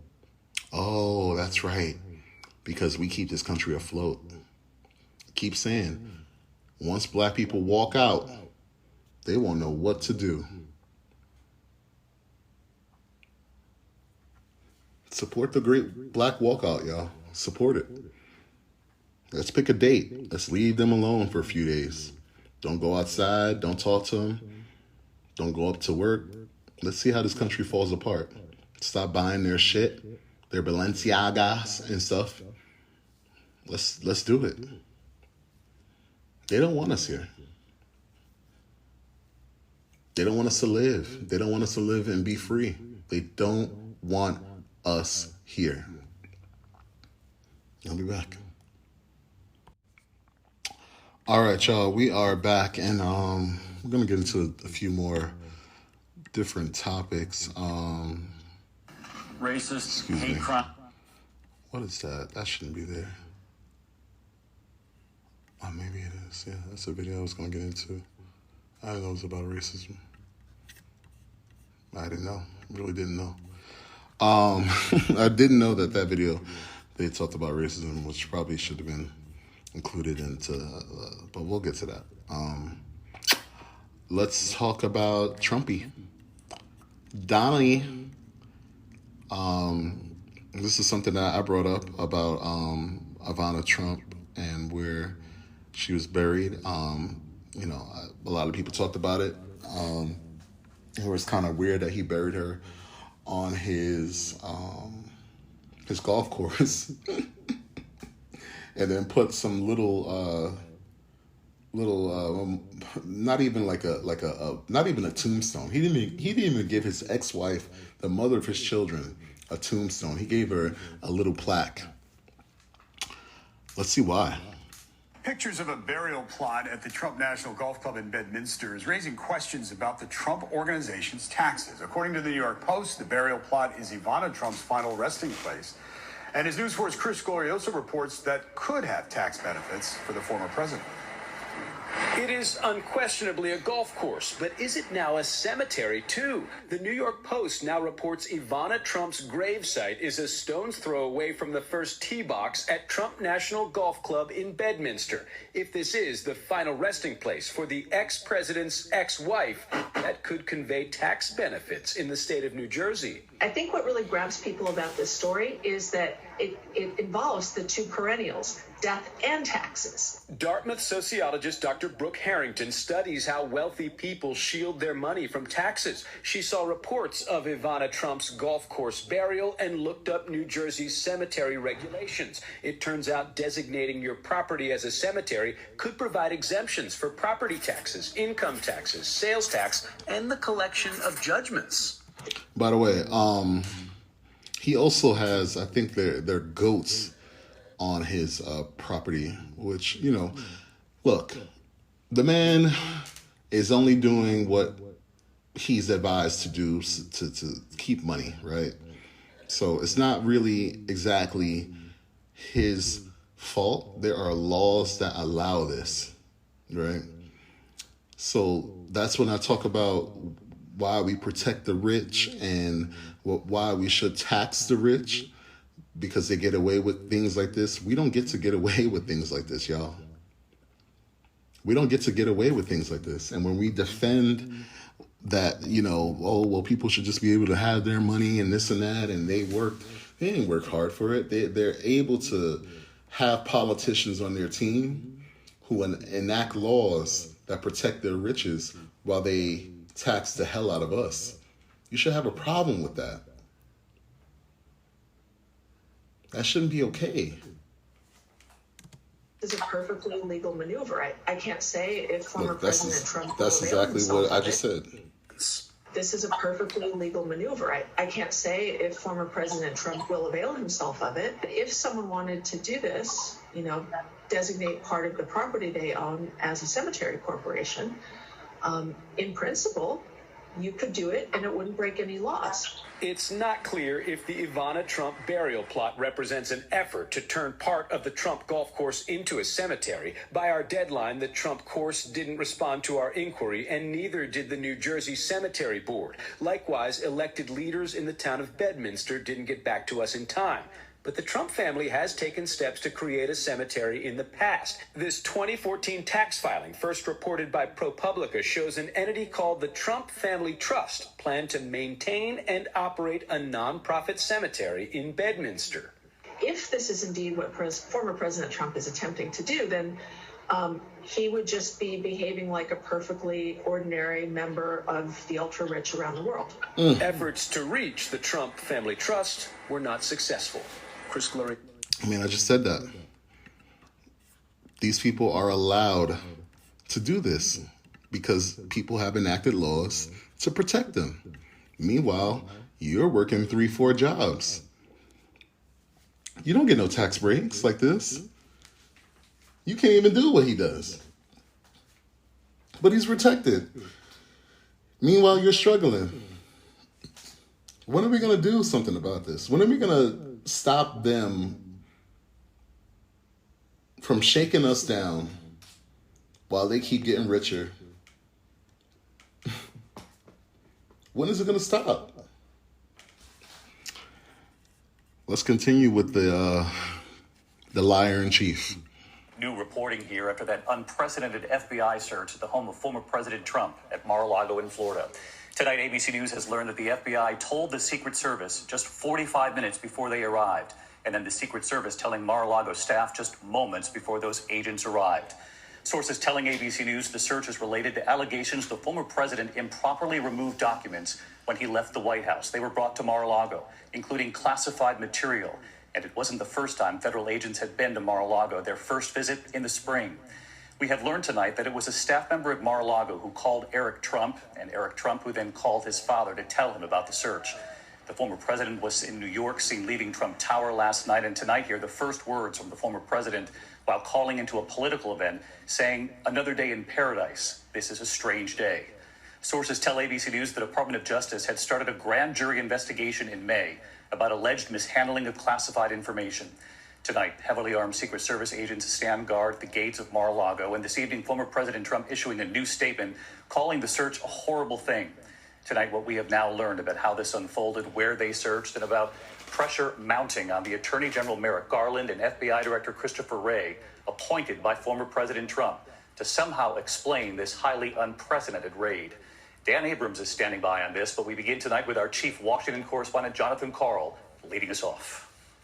We're learning new details about the FBI's extraordinary raid on Donald Trump's Mar-a-Lago property in Palm Beach. Law enforcement sources tell ABC News that 45 minutes before the FBI showed up, the local FBI field office in Miami gave the Secret Service team in Mar-a-Lago a heads up. The sources say the Secret Service agents did not notify anybody on the Mar-a-Lago staff until just as the FBI agents were arriving.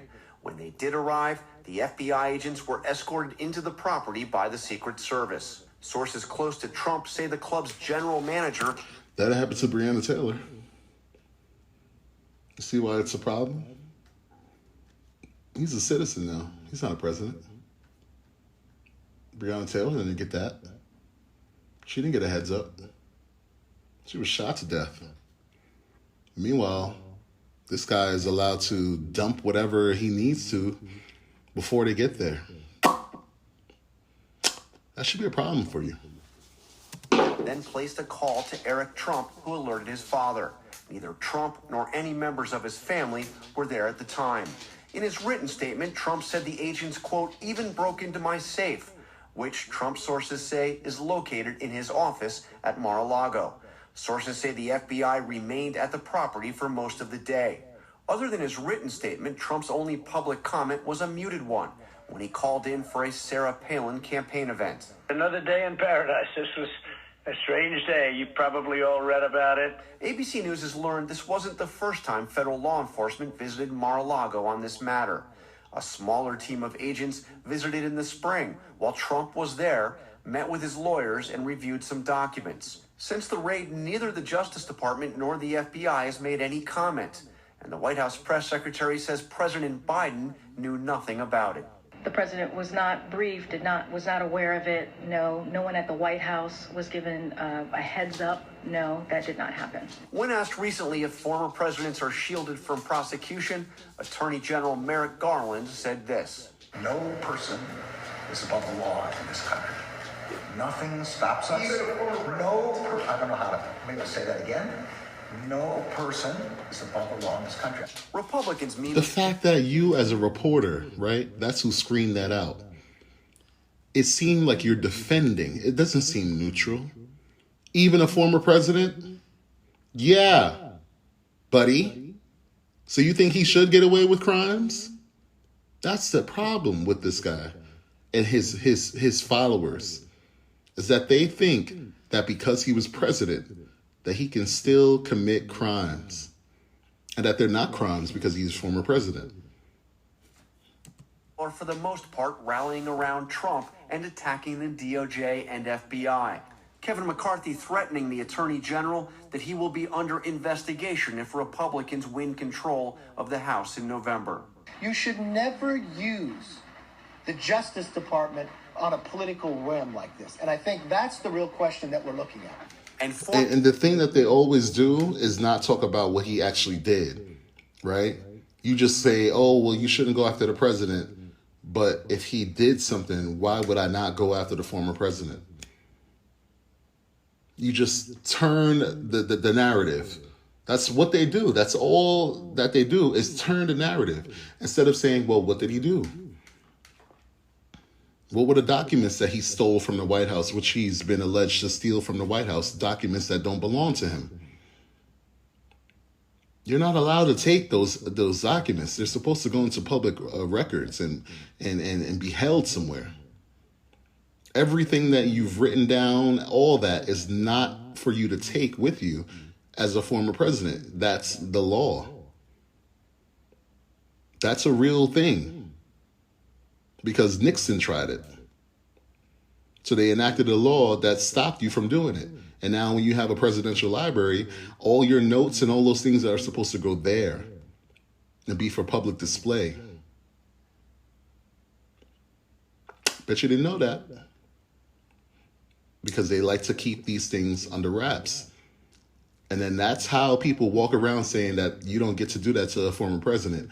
Yes, you do. Because he broke the law when he was leaving office. When he was leaving office, he wasn't the president, and he broke the law.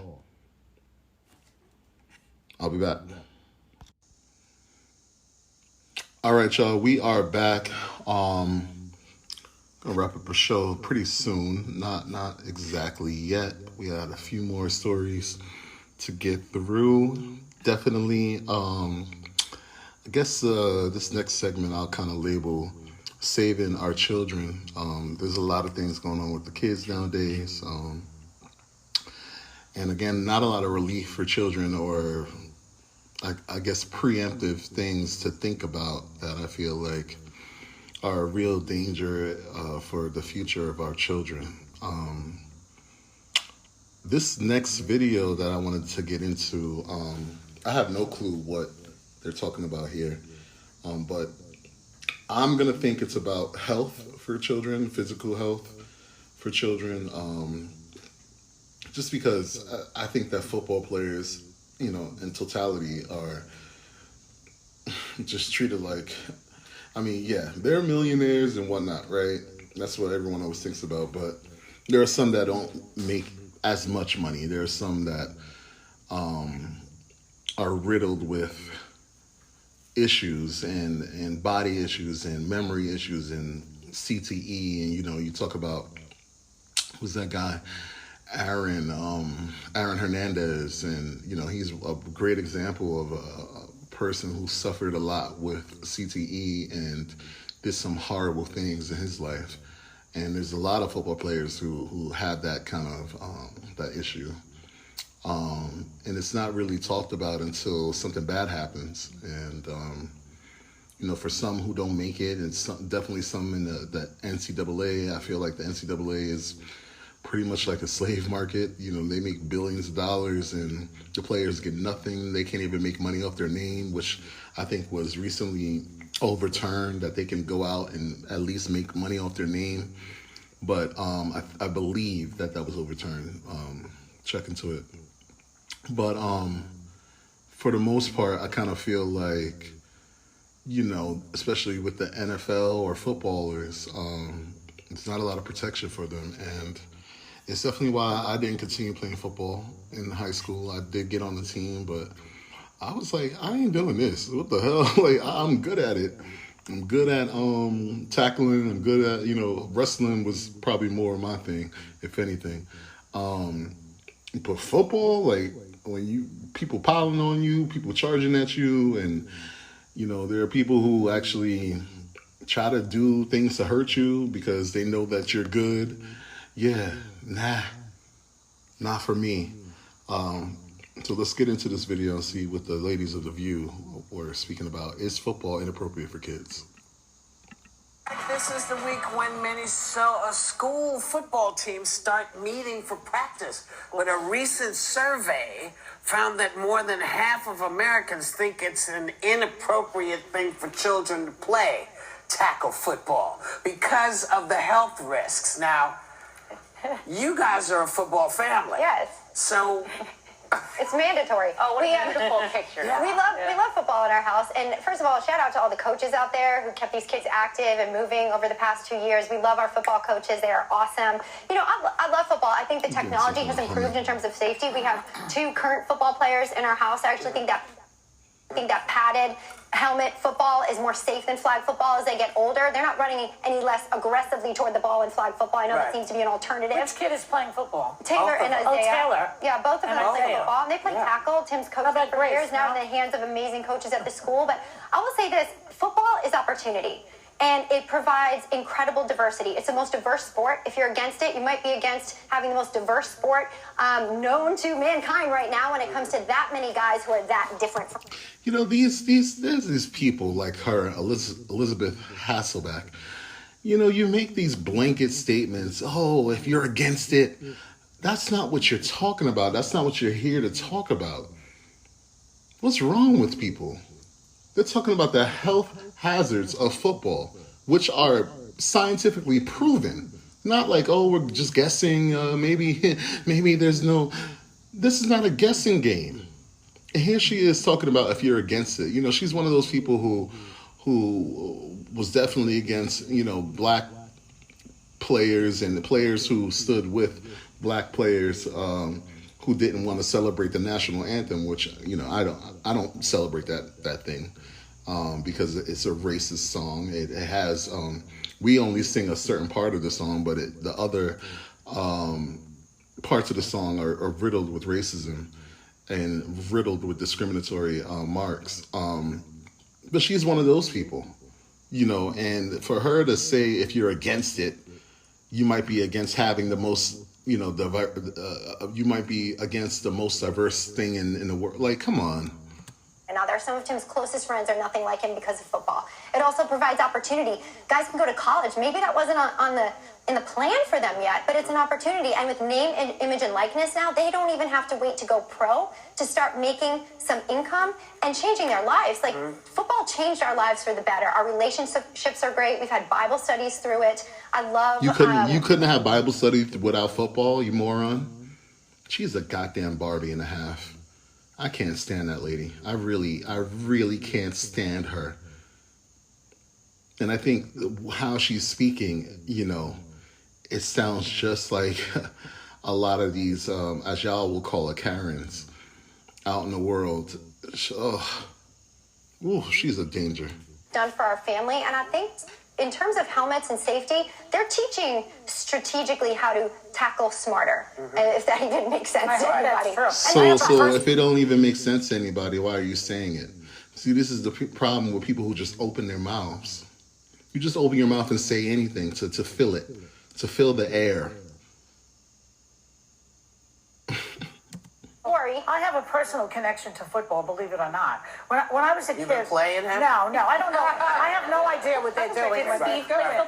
Do you want me to tackle you? When they were huddling and all that, I have no idea what they're doing, and it's not about the game. But when I was a kid, I used to go to Springfield, Massachusetts to hang out with my cousin. And we used to hang out with Nick Bonaconte. Nick Bonaconte was a very famous football player for the Miami Dolphins, I believe. Is that right? Maybe. Anyway, he died of CTE, which is traumatic brain injury. And he said that for the year before he died, he suffered from dementia. He is donated, and they now have a research program to study CTE. Right. His son, Mark Bonaconte, was paralyzed at the age of 19. He played for the Citadel, so he was a college kid. Right. And he was paraplegic, I guess, for the rest of his life. So that is what I want to say about football. That it is a dangerous sport. I would never allow a child of mine to play football. See, and sometimes you don't have a choice, because I didn't want my I didn't want Gabriel to play football, and he loved it. And he actually was really, really, really good at it, and was recruited to play football in college. He made the choice not to play. I thanked God when he made that choice, because I was very worried about concussions. I was worried about all of that. But as Elizabeth said, what's so interesting is that he made these bonds and these friendships, and the sheer athleticism and the feeling that he said he got in the locker room before a game, after a game, could not be compared to the other sports that he played. And there were many of them. So I think it's tough, although CTE is real. I don't think that the helmets at this point are going to prevent these concussions. And I've interviewed guys, because my friend Teddy Wells was responsible for one of the investigations into CTE and some of the settlements. And many of my friends, now that I've interviewed, have said, I would never have made the choice to play football if I would have known I'd be suffering from CTE injuries. So I'm going to jump in here, but I'm going to try to be quick for time. So I grew up in Iowa, and we grew up watching football. I love football. Michael Strahan is one of my dear friends. I love this is the issue with people, right? And this heritage bullshit. You keep trying to make it about heritage more than what is actually going on. Like we talked about earlier with the Confederate flag, with people saying it's their heritage. I grew up on back in my day. What does it matter? What does it matter when people are suffering and dying and the NFL keeps making billions? First of all, I don't watch the NFL anymore. I used to watch it, like I said, I was interested in football, but I realized, no, I wasn't doing that shit. I realized myself in high school that I wasn't doing that. And I made the team. Okay? So I realized myself, nah, I'm not doing that. For who? For free? And now, and I didn't even know about CTE at that point. I just saw people, what they were doing, and I said, this is dumb. I can do it. I'm pretty well at it. I can tackle. I know how to get to the target. But what does that mean? I don't have time for it. A football game. We will not get to the situation you did, Sonny, because the one hard line we draw for our kids is there is no football for our family. I do not project that on anyone else, because I do trust that everyone's making the best decision. It's your choice. I agree with the opportunity, the team, because I was an athlete through college. I totally agree with all of that. Max and I want to live a long life, but long life only if we live well. And this CTE and what they're discovering about posthumous, like the percentages, 99% of ailing NFL players' brains show CTE. To know that my kids... 99%. You might as well say 100. Why even play? Why even flirt with the 1%? Oh, there's a 1% chance you won't get it. You fucktard. Why would you go? I'm sorry. Okay. All right, let me gain my composure. Let me regain my composure. Because it doesn't make sense, right? The money is not enough. Because the people who are really suffering, they end up without the money. Second teams and all those people who they used to practice on. It's not enough. And like I get it, what they're saying about opportunity. I totally get it. But that's the reason why we have to tax the rich. There should be no reason why the only way you get to go to school is if you go in the Army, is if you go in the Navy, is if you play football, is if you play basketball. What are we doing? What are we doing? The only way to get a college education for some people, well, for most, okay, is if you do something that puts your life on the line. What the fuck? What in the actual fuck? It's a risk, even if it is on the table. A lot of things, suicide rates are climbing in young people. We have mental health problems in our family. I don't want to invite something I could have avoided because there's going to be enough I can't avoid. Can I say something? First of all, Michael Strahan actually sacked him in the end zone one time and said to him, probably as he concussed him, "Hey, I'll watch your wife on The View." What the fuck? Michael, we're in a different place when it become decades and decades come. The CTE is real, and for the players who played a long time ago without the tech and the safety now and provisions that they're putting in for these players, I really feel for them. I hope the game continues to improve and continues to provide opportunity to our young athletes out there who may not have otherwise had these great relationships and even cash opportunity. It's great for them. Yeah. And see, I don't play at all. Everyone's joking. The real thing that they should be talking about is why these kids have to feel like they have to go and do this, right? You can say it's camaraderie, you can say all those things, but the real reason is it's an opportunity to go to school if you make it, right? Because you could break your goddamn leg at the senior level and never get picked up. Never, ever. And no one's there to help you. All those people who came to Scouts, they're not there anymore. They're not there anymore. They don't give a damn. You're hurt. Who cares? We can't use them. You send your kids into that. Yeah, no. I won't be doing it. You don't have a choice. You want to have friends? You want to build camaraderie? Go build a damn sandcastle. Go build a treehouse. You don't need to find Bible friends through football. What kind of moron crap is that? Put everything on the line just to go to school. No. There's something wrong with that. There's something wrong with it. We're not protecting our kids. At any kind of level, we're not protecting them. We're just thinking, oh, well, it's an opportunity to make money and go to school. That's if you make it. If you get hurt, where's the opportunity? It's ripped from you. It's snatched from you. There are people in the NCAA who, when they get hurt, they're thrown out. They're thrown away like cardboard. That's what you become. Cardboard in the street. You become a box. That's not right. Save our kids, man. Save our children. Good evening. Thanks for joining us tonight. Developing now, a couple is behind bars accused of producing child porn. Authorities say with their adopted kids. It allegedly happened at their Oxford home. Because there's some kind of noise going on when I play these videos. I'm gonna take a break. Hold on. All right, y'all. We're back, and clearly that noise is gone. So I apologize for y'all having to hear that. We are gonna continue this saving our children segment. It's a little quick fix, an audio.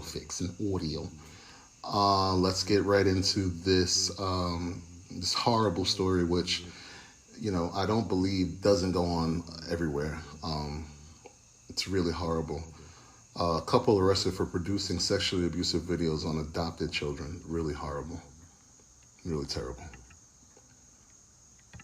Alston is live for us in Walton County. Sorry about that. Thanks for joining us tonight. Developing now, a couple is behind bars accused of producing child porn. Authorities say with their adopted kids. It allegedly happened at their Oxford home. CBS 46's Yasmina Alston is live for us in Walton County with these disturbing details. Yasmina, good evening. Yes, Savannah, good evening, and very disturbing details indeed. The Walton County Sheriff's Office says that it was an investigation by the GBI that led them to the couple. According to authorities, the couple was making in their home. Zachary Zulak and his husband William Zulak are being charged for child sex crimes.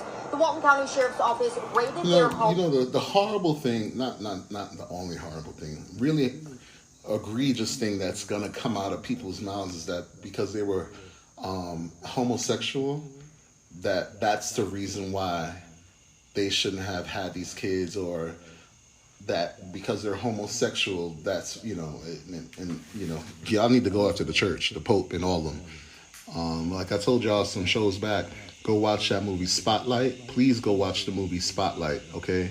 Please go watch the movie Spotlight. Find it. Okay?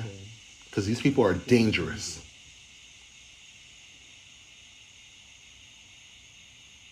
You shouldn't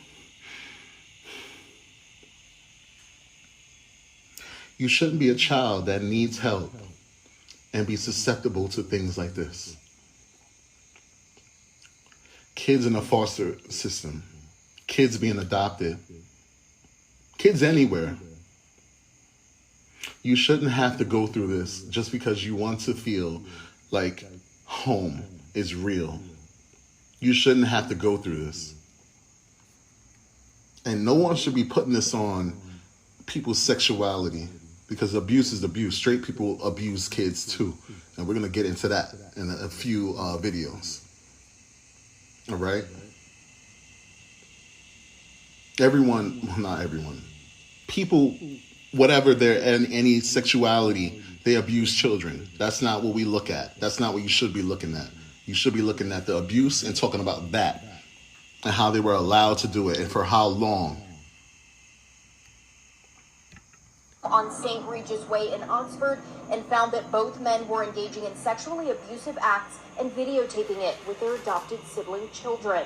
The two children were taken out of harm's way, police saying that material was being downloaded, which was discovered during a search warrant in unincorporated Loganville. Now, we did speak with neighbors in that community off camera. They did not want to speak on camera, but they do say it was very shocking to find out that was happening, and they said it was awful for those children. We'll, of course, keep you updated as we learn more in this story. It's a horrible story, right? But it's not something that hasn't been going on. And unfortunately, a lot of black and brown children are at most risk of this. That's why when you have people out there talking about they want to have a child, I just can't see how you won't go and foster a child, how you won't go and adopt a child. Those kids are sitting in places where they shouldn't be and being taken advantage of.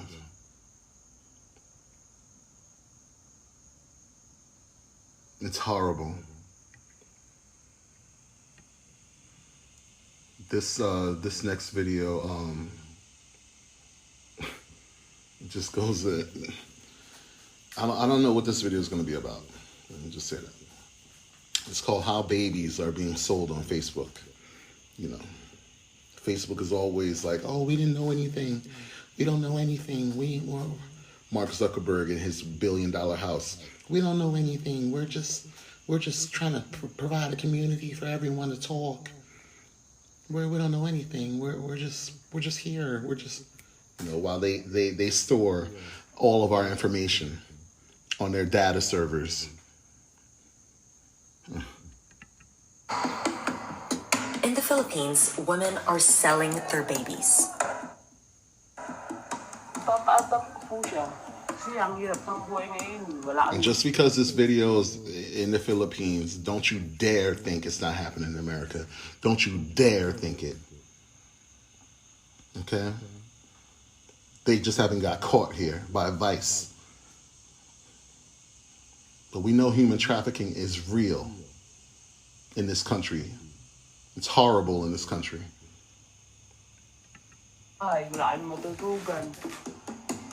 A black market is flourishing, offering cash for kids.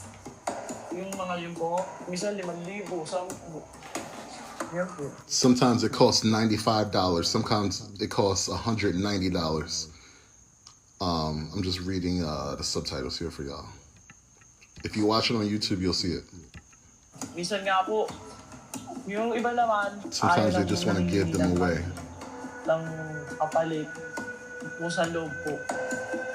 And social media platforms like Facebook make it even easier to find babies for sale. Where are you? Those who used to post here looking for money, you comment rank if they're scammers. What happened to you? Now make speak up. Look at Sir Francisco, who deactivated his Facebook. If you are not a birth mom, then what are you? Just gossip monger. Those who get sued are the ones who buy children because that is illegal. Like one last night, the person is pitiful. She should have known it was wrong. These are some of the messages on Facebook that they're displaying on the screen right now. There is. Can I adopt even if I'm abroad? I will ask my parents to take care of the child. And is this legal?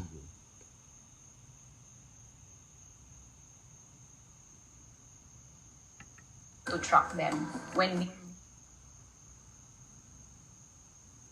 You know, whatever you say, that the birth moms have no shame getting their children adopted for money. You are all toxic. Whether it was a small amount or big amount, you will still go to jail. Discuss with your adopter inside the jail. See or monitor illegal activities online.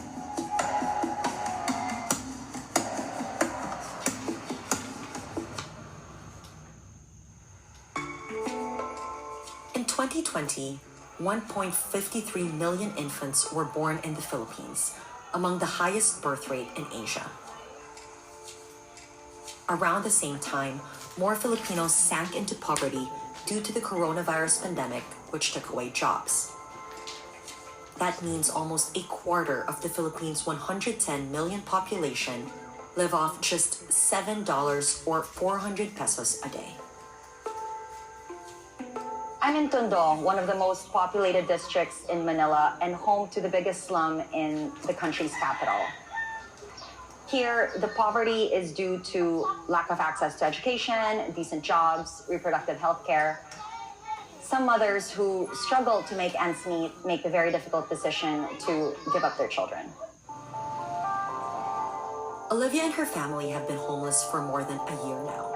The pandemic hit them hard.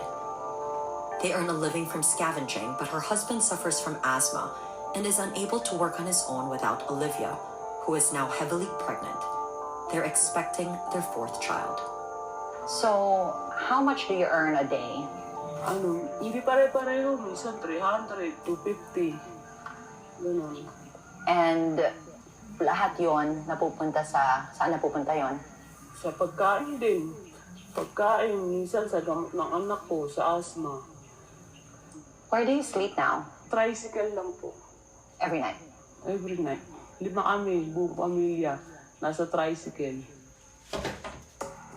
For Olivia, raising 3 children with no proper home has already been a difficult struggle. That's why she did the best she could to prevent future pregnancies. How many years have you been doing family planning? 6 na taon na. Kaya nga mangyayak ako nung nalaman kong buntis na naman ako. Disappointed talaga ako kasi dapat talaga magpapatalo na ako like it. But the doctor told me I was too young and I can have more children. Kaya ang ginawa ko, so I just opted for an implant, but the implant didn't work because it wasn't placed properly. So she tried to get that, like the IED, I think that is. Implant ko, hindi maayos. The tricycle they used for scavenging broke down, putting even more strain on their livelihood.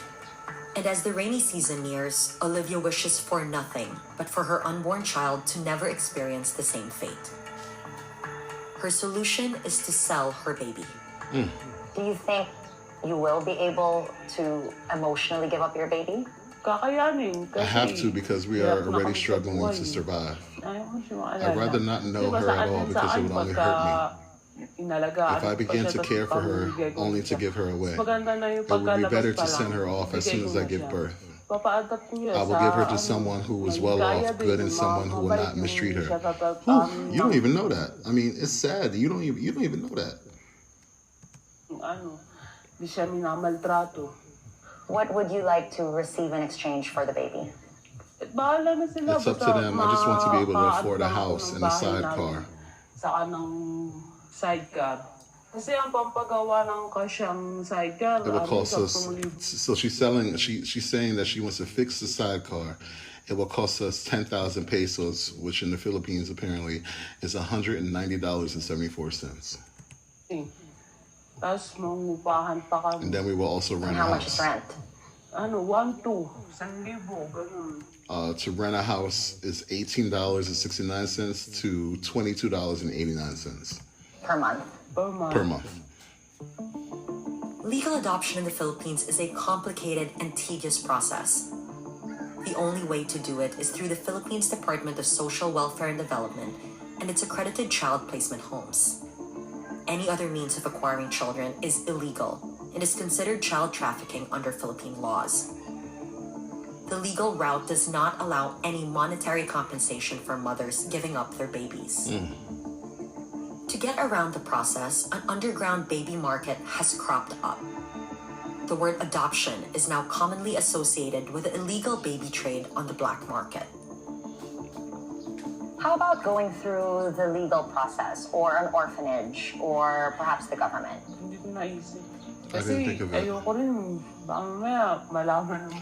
I'm not gonna, this video, unfortunately, I'm sorry, it has a lot of translations, and I have to talk over it, and it's probably gonna be a little annoying on your ears.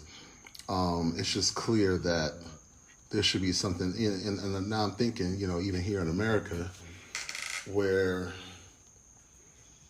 you know, like the lady said, there's no way they don't get monetary, you know, they don't get paid to give away their child, and the reason why they do it is because they will get paid. I mean, the only thing I could think of is, you know, if the government would pay people to give up their child because they feel like they can't support them. You know, I would think that you would have to really prove that, you know, you can't take care of a child. But that's a whole lot of red tape. I mean, that's a lot. But even if you did it here, I mean, you got people who, like I was saying earlier, how someone said they shouldn't even, some people shouldn't be parents, and some people shouldn't. You know, but that doesn't mean that we keep that thought and stay with that thought. We try to do something, right? We try to build programs to help you become a better parent. You know, but that's hard, you know, to do when you have to work 3 or 4 jobs. Hell, 2 jobs is enough, but 3 and 4, I mean,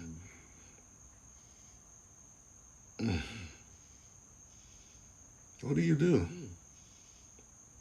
And then you take it out on the kid. You know, this is bad all around. You look at a parent and you say, well, why do you keep having kids? You know, this lady said she tried to stop it by, you know, getting an implant, and it didn't work. That happens. And then when you say to a person like that, you can't have an abortion,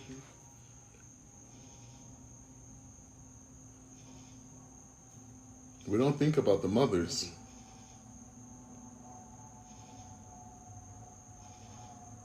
It's a lot.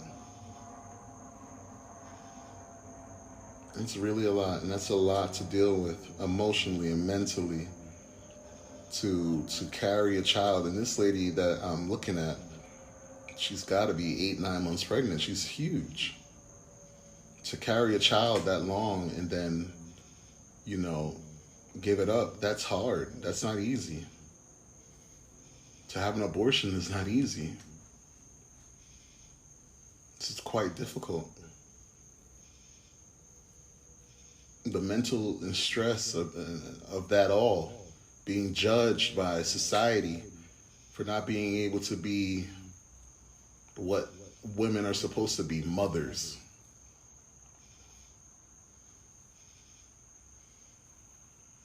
And then all we do is have mothers who neglect. But they weren't prepared to be a mother.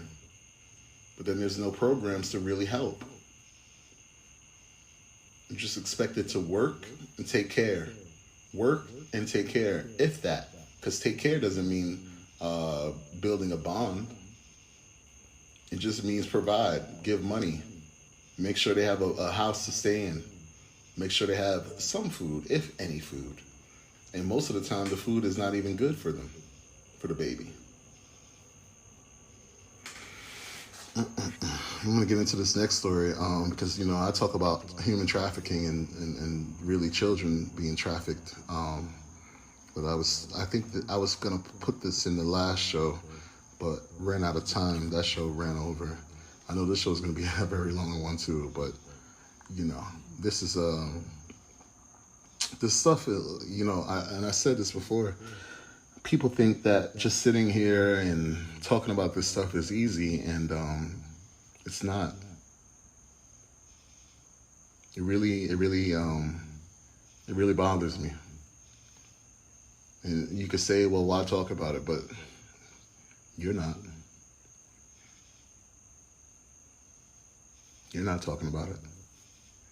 So someone has to bring it to the masses, right? Someone has to bring up what's going on. But it's a lot, I'll tell you that. This next video is it's about it's called Unseen, the boy victims of the sex trade. I don't believe it's in America, but I think that, you know, we think about young girls and young ladies in the sex trade more than we think about the boys. And I think that it's important, it's imperative that we think about all children. And you think about young boys having sex and you just think that, oh, well, that's what they wanted. Or, you know, most of them have been molested or raped, you know, when they were children. And that leads them to, you know, more of it, of the same, thinking that it's okay because you're older. And that you think that that's what you want to do, but it's not. It really is not. Let's get into this video. Whoa. We have this idea from movies where a young woman is drugged, chained, and then taken to a different country.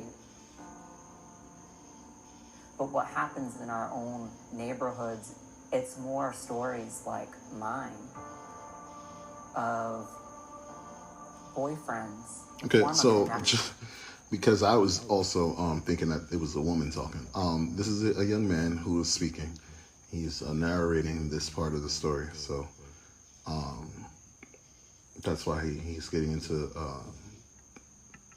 what he's saying. So boyfriends who form a connection with you and you trust them.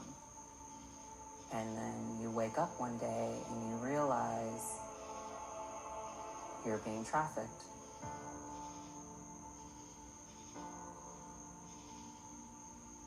More than a third of young people in the U.S. sex trade are boys and young men. I knew this guy. He was young, but he came to work where I was working, and he told me stories about his life being in New York. And that's actually where I met Leomi, who's a famous ballroom person. She's on HBO's, what's that show? Oh man, Legendary. She's on that show. And I won't get into, some of the stories he's told me. But about anyone else. But I met him I met him at the job I was at, and he really took me into New York to see a lot of things that I saw. And I'm a intriguing person, or I'm inquisitive, I should say. And I was very, very much surprised at how many young people, especially young men, there were that were prostitutes. I've never seen that, and he was someone who was reformed, and he was like ridiculed at work and stuff like that. And I usually befriend a lot of people like that because, we're all human beings and whatnot. And he moved with his mom to, get his life back together. He was a prostitute at a very young age. I forget the story, but he was out of the home and he became a prostitute in New York. And this young man who I thought, sorry, that's my dog again, who I thought when I first saw him, was a female, but he had very feminine features. And, he was a prostitute, and he told me about it and showed me how I went with him to New York one time, or a few times really, and he just showed me a lot of that scene, and I was, like I said, very inquisitive about it. Not that I wanted to become a prostitute, and I didn't. Let me be clear on that. I did not prostitute or become one. But I was very intrigued by his story. And he told me about all the young boys and young men that, and all of the rich people who would drive on this street in Christopher Street in New York. There's like this little back alleyway, and he literally showed me, and you literally saw young people just waiting around. And it was like, I actually had asked him, what are these people waiting for? Because we had parked, and we were gonna go to like a few bars or whatever. And this is why, when I talk about things, I'm able to talk from so many different perspectives, because I've met a lot of people in my life. I really, really have. Now I'm a little more, stay away from me. I have social anxiety out the wazoo, but I've met a lot of people in my life, and I've gained a lot of knowledge, street knowledge, education also. But I've gained a lot from knowing different people. And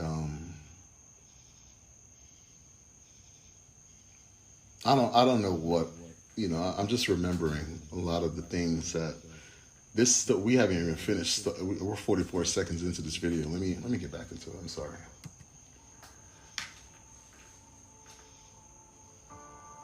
I originally grew up in a very small town called Navasota in Texas. I didn't actually come out to my family. My parents went through my cell phone one day. At this time, I'm 15 years old. My father said, "I'm only going to ask you one more time, are you gay?" And I said, I'm not. And the second I said that to him, I got a fist to my face. How did I know he punched him in the face? I blacked out, hit the floor, and he kicked me into my abdomen. I got up, dialed 911 on our home phone, and he smacked the phone out of my hand. With nowhere else to turn, Jose found older men online who said they were willing to help him. When he was 16, he met 32-year-old Jason Gandy, who offered him empathy and a free place to stay.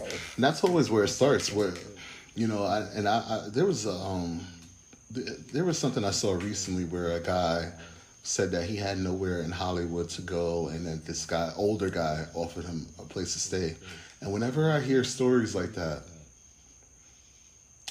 it always goes to the back of my mind that I feel, I think you're being taken advantage of.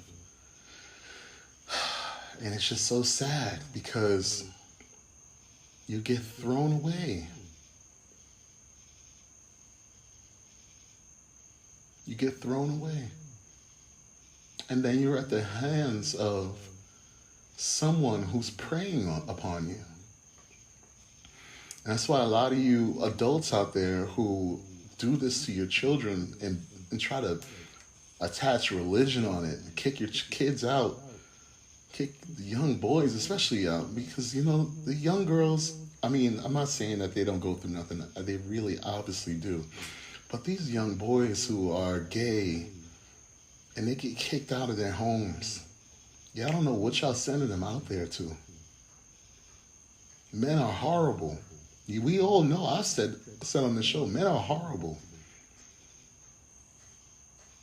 And gay men are no different, I feel like. The horrible ones from the straight ones or whatever. Men are horrible. You kick your kid out and they're going, like this guy's about to get into this story about meeting a 32-year-old. He's 16. A 32-year-old man should not be with no 16-year-old, period. Men don't even fully come to fruition until 26 years old, mentally. And that's just the beginning of when they start to mature fully. The beginning. And I remember thinking that if I had a relationship with someone who's older, they'll be able to protect me. Yep. And they'll be able to give me the support and the love that I haven't been given my entire life. It's the same story, boy or girl. It's the same story. You talk about daddy issues and all that. It's the same story. Strippers, it's the same story. That they want someone who was never there for them, so they search out for this person who they think is going to take care of them. And usually that person is someone who was abused too, who never had anyone to take care of them. It's a vicious cycle. You talk about people like R. Kelly, vicious cycle. He was abused. I'm not giving him credence, but he was abused. That boy that man was abused. He's still a boy. He can't even read. He can't write. He can create songs, sure, but he can't read it or write. That alone should tell you what he's been through. He's a yeah, you want to call him a monster? Sure. But how many more monsters are like him out there? Who were thrown away. And then they do it to another person. It's a vicious cycle. The first night, Jason treated me amazing. We went to lunch, we had dinners, and then the routine changed a little bit.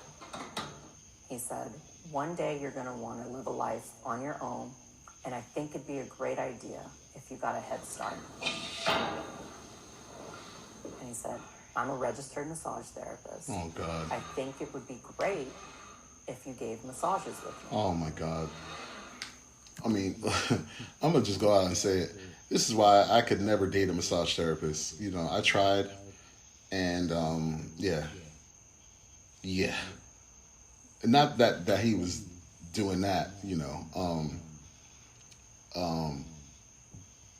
It's just massage therapists, you know, you see everything, you encounter everything, I'm pretty sure. and you act as if there's nothing going on all the time. So I could never date a massage therapist. I don't know how people date them. Sorry, massage therapists. If you are one, I'm sorry. Yeah, whatever. Our first appointment set. The first thing I notice is the client has no clothing on, and he's not under the sheeting that was provided. And then Jason began to take his clothing off. And I knew I had to take my clothes off. As the massages continued, they began to get more and more aggressive. I remember when things started getting to a point to where I had zero control over what happened to me. I had so many dreams. I had so many goals. There were so many things that I wanted to do. And suddenly I'm in this place where I'm not able to do any of it. Jose escaped after several months, but the effects of the trauma remain. He suffered from PTSD, anxiety, and depression, and turned into, I'm sorry, I didn't see what that said. Let me just read that last part. He turned into sex work in order to survive. I'd probably say like half an inch we could take off and it'll be fine. Slowly but surely, I started to notice that I had to start taking care of myself. I had to find solid ground because I just felt like I was going to die from this feeling that I had. And I began working out with a trainer.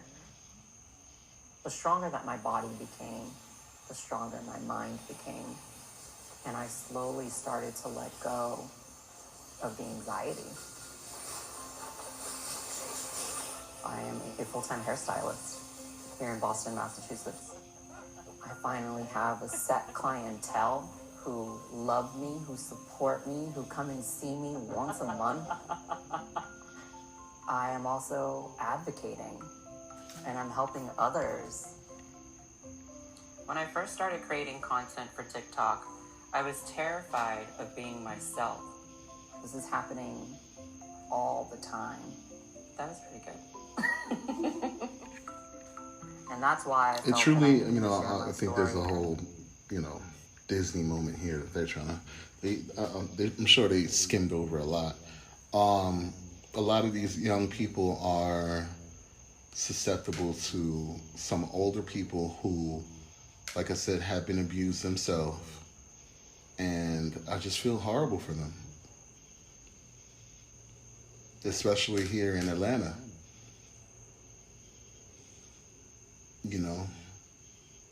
Anywhere that's a big population, anywhere, really, even rural towns, it can happen. You have things online like OnlyFans where, there are young people on there having sex with older people and they think, well, we're getting paid, we're getting something, but it's damaging. It's really a shame.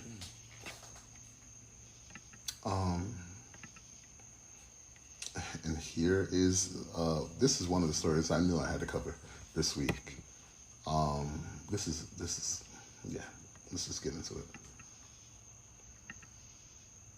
And we begin tonight with a story that you'll only see here on Fox. An employee with Child Protective Services is caught on camera telling a 14-year-old girl in foster care to become a prostitute. That's right, and this girl is one of hundreds of kids in CPS custody living in hotels all over the state.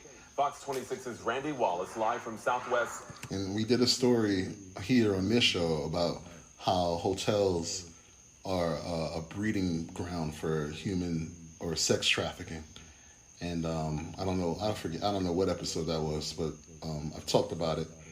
And these hotels are quite dangerous because most of the time you're not checking who's with who, and you think that the person's supposed to be with those people. So. Sit here with this story. Randy, the exclusive. Yeah, Jonathan. Now, earlier this year, a federal judge scored Child Protective Services for making kids available for prostitution in the CPS system. Now we have a case where an employee with that state agency is actually encouraging prostitution of a 14-year-old child. Wouldn't they remove a child from a parent that told their child to be a prostitute? They should. And they would. Keisha Basley has 9 kids. She turned to Child Protective Services to help her with her 14-year-old daughter, who she says was running away and causing trouble at school. My daughter told me that the worker had been telling her that she should do these things. So she said she decided to video her. CPS. Remember, this person got caught. This person got caught. How could you not believe that there's an entire ring of people doing this? If that CPS employee was so brazen to say this to a child, how could you not believe that there's more people who do this? How could you not believe that even that CPS employee, Child Protective Services employee, probably wasn't told to do this, wasn't influenced by another one? How can you not? Housing the girl at a hotel. She's one of dozens in Harris County. In the video, she tells the CPS employee she wants food. The CPS worker tells her to be a prostitute. I mean, she was basically encouraging a 14-year-old girl to become a prostitute. And giving her an incentive to do so, and almost a threat of not having her needs being met if she didn't do what this woman very explicitly told her to do. If me, the parent. By the way, not a man, a woman. Our children are in danger. They're being attacked from all sides. Was to do something like this to my child, I would be bashed. I would be called a horrible parent. I would lose my kids. Basley filed a formal complaint with CPS. This should not happen to girls in their care. This should not happen. This is unacceptable. Jamie Masters, the If commissioner. you think, she's talking about girls, boys, like we just heard from the last story. I think it happens even quicker and less defense, because if you're a young boy and you got a CPS employee telling you, I know a guy who, as long as you let him do this and that to you, he'll give you some money, blah blah blah. If you're a young boy, you may think, okay, I've never, had oral sex. I've never had things done to me. You may be intrigued by it. And you're playing on people's mental.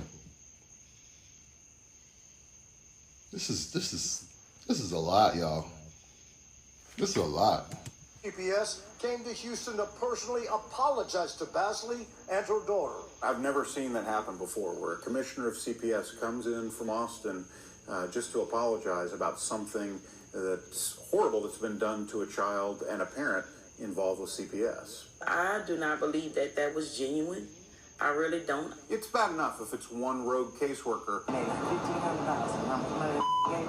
It concerns me that it may be bigger than that, and they need to investigate this and make sure that it's not just one person, and they've got to figure out a way to protect these kids. CPS sent us the following prepared statement. DFPS is aware of the video and has taken action. The person in the video, who was employed as CPS support staff, was dismissed from her position August. Now they're trying to downplay how high of a position that this person had by saying support staff. This is a slap in your face, ladies and gentlemen. It's a slap in my face. Because you're trying to say, oh, well, she was just a support staff. She wasn't actually a part of the staff. If your support staff is doing it, what do you think the real people are doing? Get out of my face, Melissa Lanford. Get out of my face. They always try to downplay something. Now here's a story, and yeah, I'm pissed. All right. DFACS, Department of, I actually learned about this word, DFACS, that's what they call it, in Georgia. A whistleblower reveals appalling living conditions for kids. Let's check this out.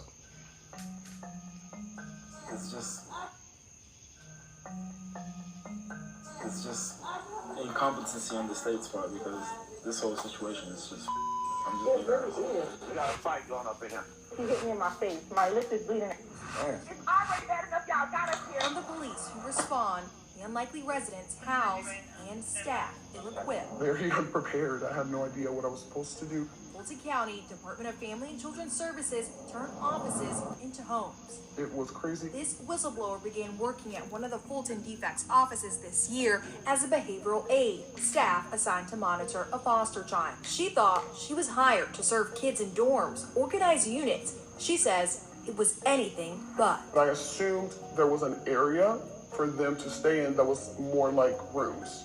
It wasn't. In some cases, blow-up mattresses on office floors. In others, blankets became makeshift beds, wire cots. Allegations of unsecured rooms, unsanitary areas, and unsafe conditions.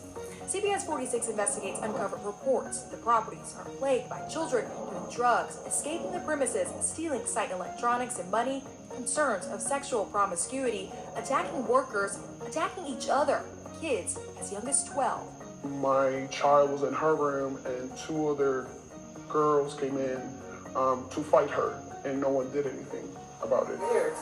We obtained body camera, 911 calls, incident reports, all documenting a pattern resulting from long-term stay of foster teens at the DFACS office in College Park and on Fairburn Road in Atlanta. In practice, it's called office hoteling. We're staying here because they don't have nowhere for us to go, so we're living here.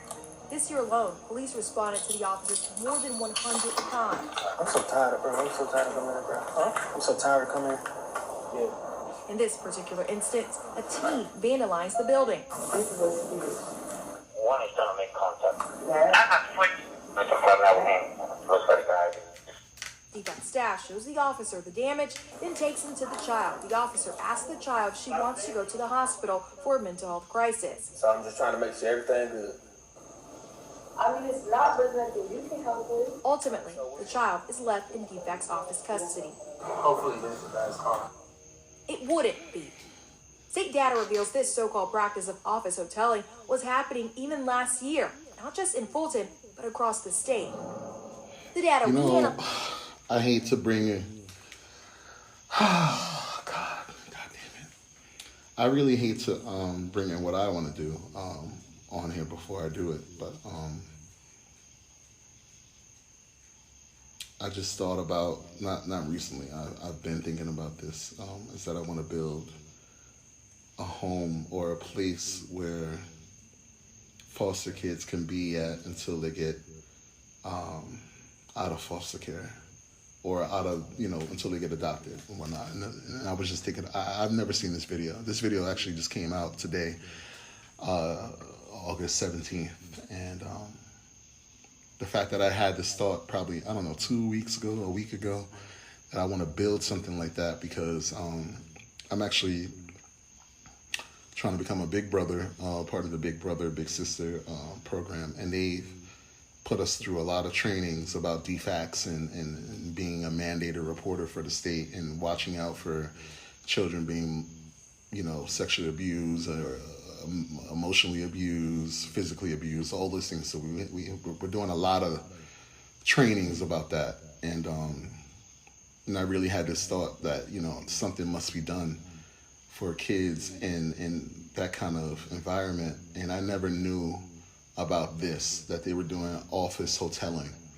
If you see the video on YouTube, you'll see that they're literally living in an office space and given blow-up mattresses to live. That's not normal.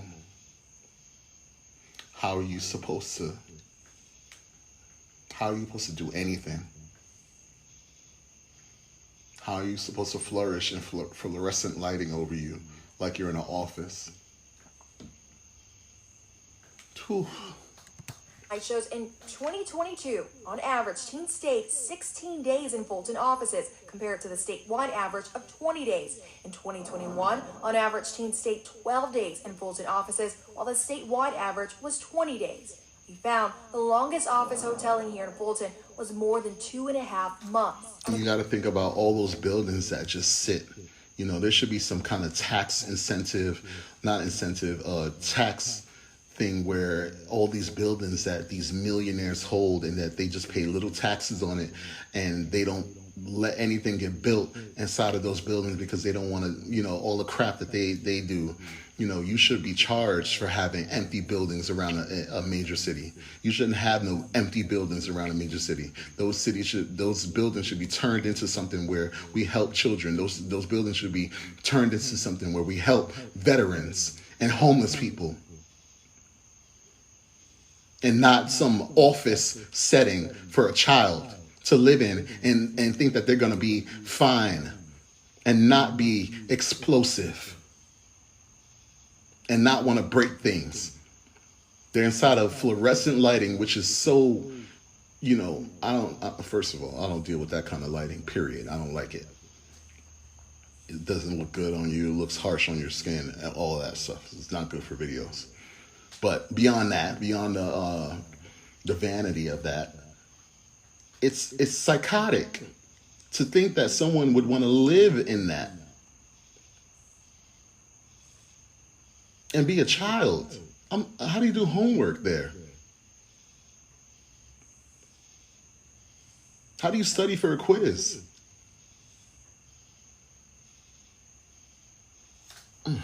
Georgia, more than 4 months. Children are in the room with the door closed, so I open the door. They all sitting out like that at the project somewhere, smoking a big fat blunt. This whistleblower says she resigned, accusing the agency of systemically failing children. They feel like they're unwanted because, I mean, they just drop you off in an office when no adult cares about you. I mean, that's what it seems like to them. State leaders did not interview. That's not just what it seems like. It is. That's what it is. That's what it is. Horrible.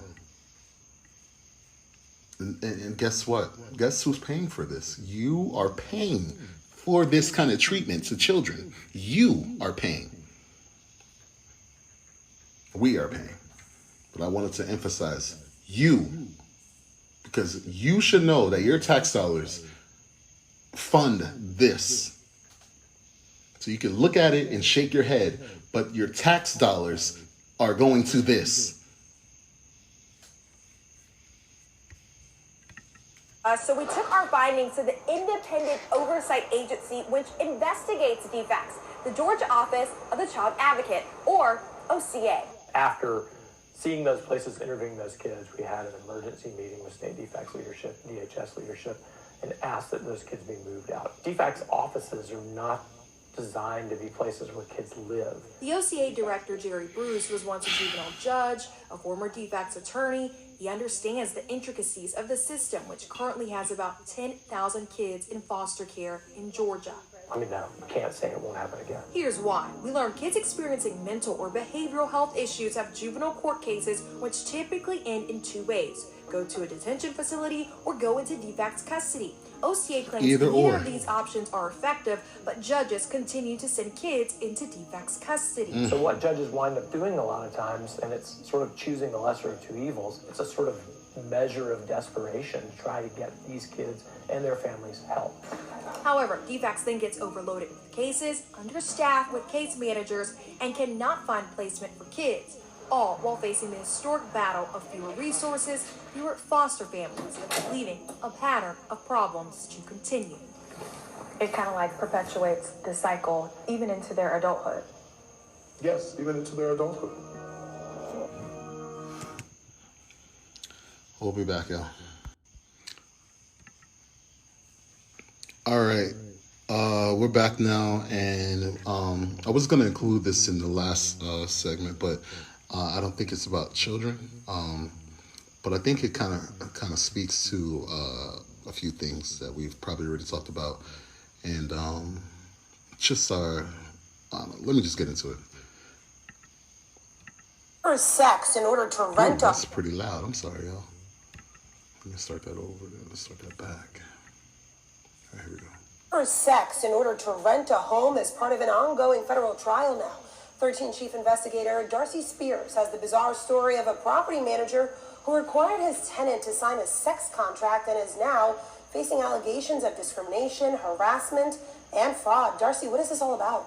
Well, you guys, it's actually hard to fathom that someone would put something like this in writing. We've had to cover some of the words because we can't show them on TV, but here it is in black and white. It's so crazy, I didn't believe it until I saw it in the court record.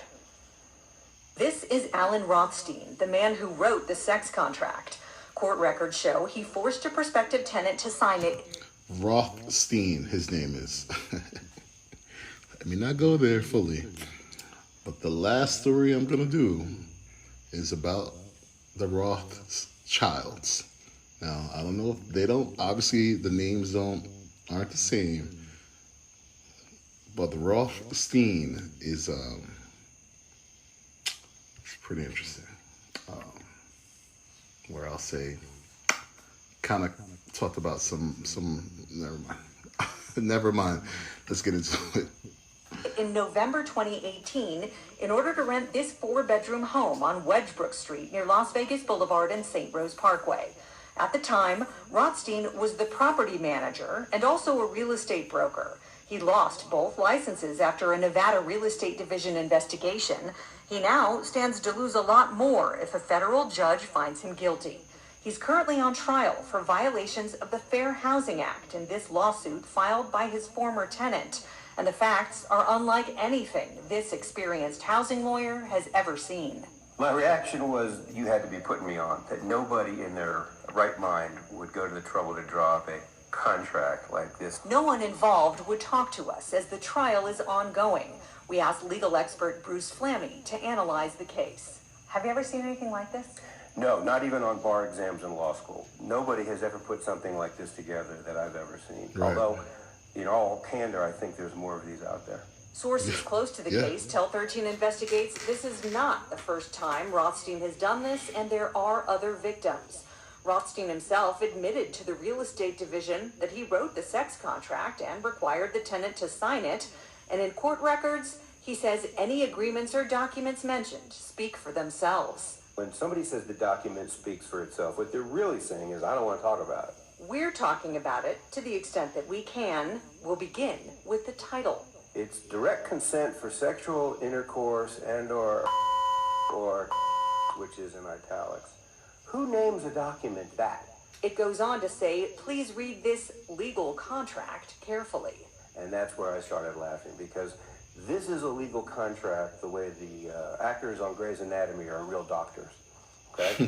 This is literally not worth the paper it's printed on. The terms of the so-called contract are even crazier than the title. The tenant had to swear she wasn't signing under the influence of any intoxicant, including alcohol, drugs, oysters, truffles, sea cucumber, strawberries, lobster. I've never known anybody to be under the influence of lobster, dark chocolate, cocaine, LSD, and cannabis. I don't know where you get a list like that. Another paragraph says the tenant swears she does not currently have a boyfriend, girlfriend, or parent who is larger, meaner, and more physically aggressive, owns firearms, and or is more possessive. This is psychotic. So if she didn't sign this, she was not going to be able to get the unit. So for all intents and purposes, it's exactly sex for a place to live. It's exactly what it is. And it's almost sex on demand. What do we make of the fact that she initialed this thing? Nothing. People sign things all the time, and the popular myth is, well, you signed it, so it's binding. No. There are a variety of things you can sign that are not binding. Any contract that is against the law or public policy is not binding. So why would anyone sign anything like this? Court documents say in August 2018, the tenant and her 5 children were homeless, living from week to week in a residence. Wow. Right? Full circle. You got homeless people who are just trying to make it, and then they stumble upon someone who's like, oh, I have this great house for you to live in, but you gotta have sex with me. This man has done this several times. several times. He probably has many people he has sex with, just like this. And you're homeless and you're dealing with this, and you got to find somewhere to live for you and your 5 kids. You probably don't even want to be romantic with anyone because you have to take care of all these kids and work and all this. And then here comes this asshole. Central Hotel. The Southern Nevada Regional Housing Authority threw them a lifeline, approving them for Section 8, a federal program that funds local public housing authorities to help low-income families rent from private landlords. But one of the provisions of Section 8 is that once you're approved, you have to find a residence that will be covered by the program within about 60 days of when you're approved.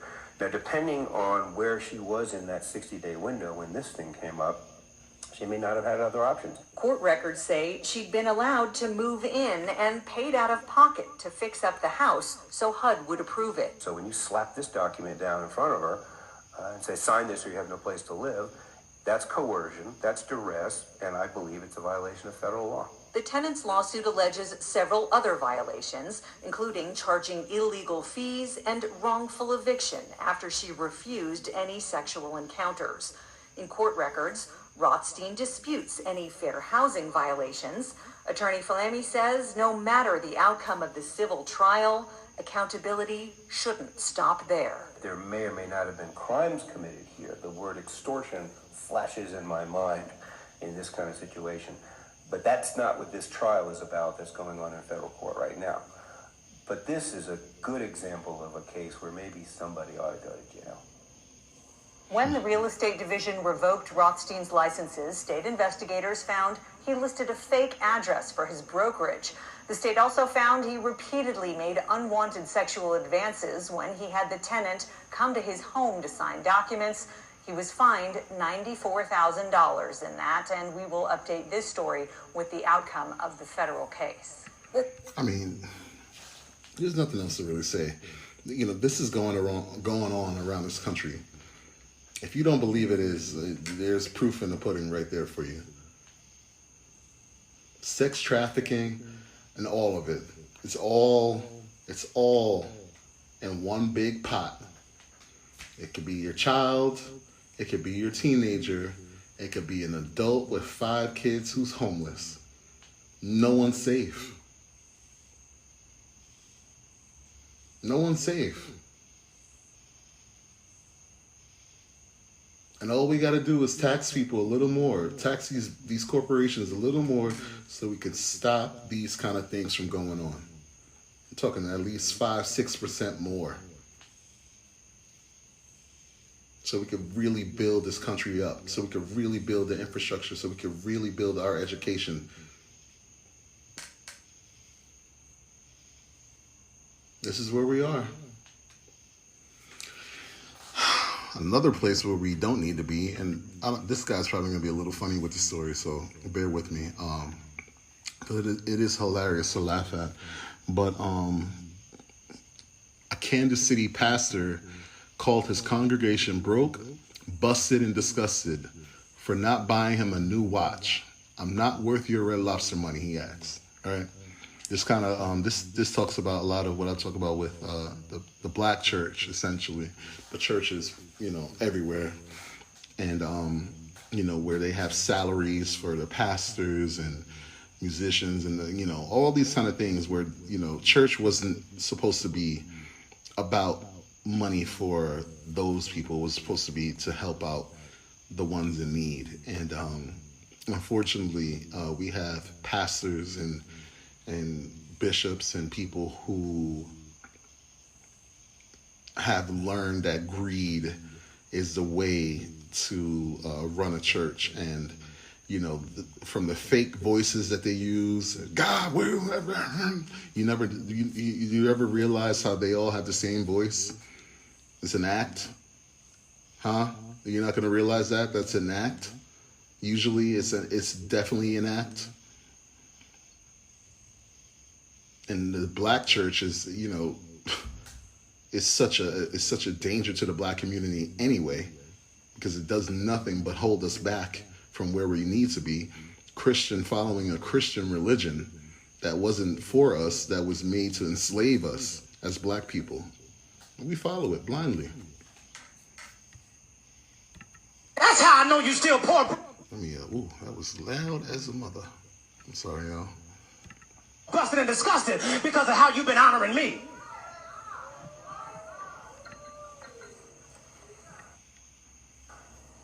I'm not worth your McDonald's money. I'm not worth your Red Lobster money. So let me point that out. Red Lobster and McDonald's. So I'm talking about I'm not worth that money. How much is a McDonald's meal? $8? How much is a Red Lobster meal? About $25. So we're talking about low budget meals that you're saying that someone should give to you to buy you a watch. I ain't worth your St. John Nick. Y'all can't afford it no how. I ain't worth y'all Louis Vuitton. I ain't worth your product. I'm not worth your... And you hear these idiots in the background. Come on! Tell them, come on! Preach to them, preacher, come on! It's really what y'all do. You're such imbeciles. You never heard me talk like this on this show. You're such imbeciles that you back something like this, but you throw your children out.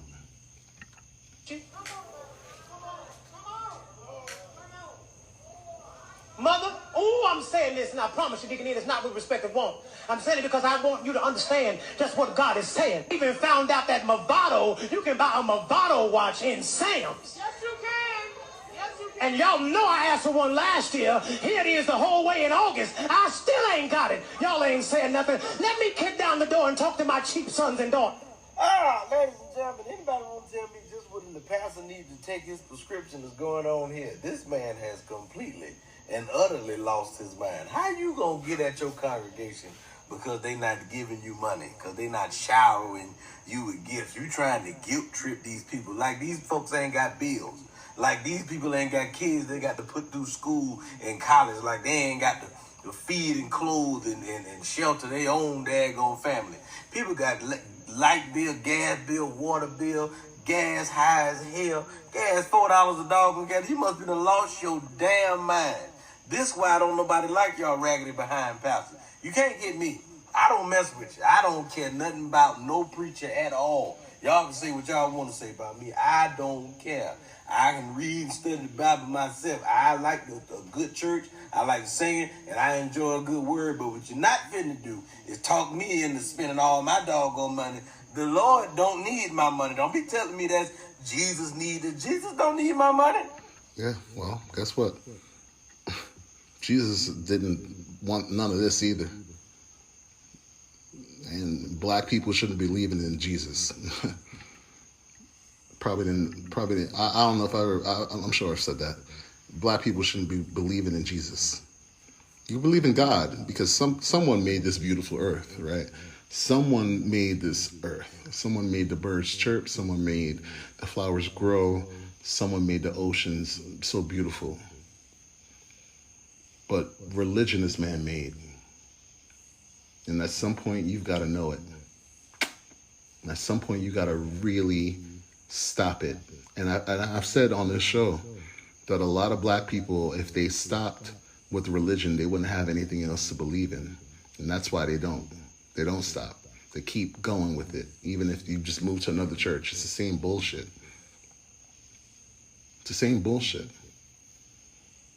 Because it doesn't put anything back into the community, especially the black church. It does nothing for the community.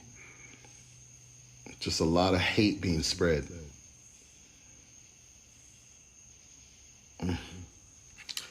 Last and final story.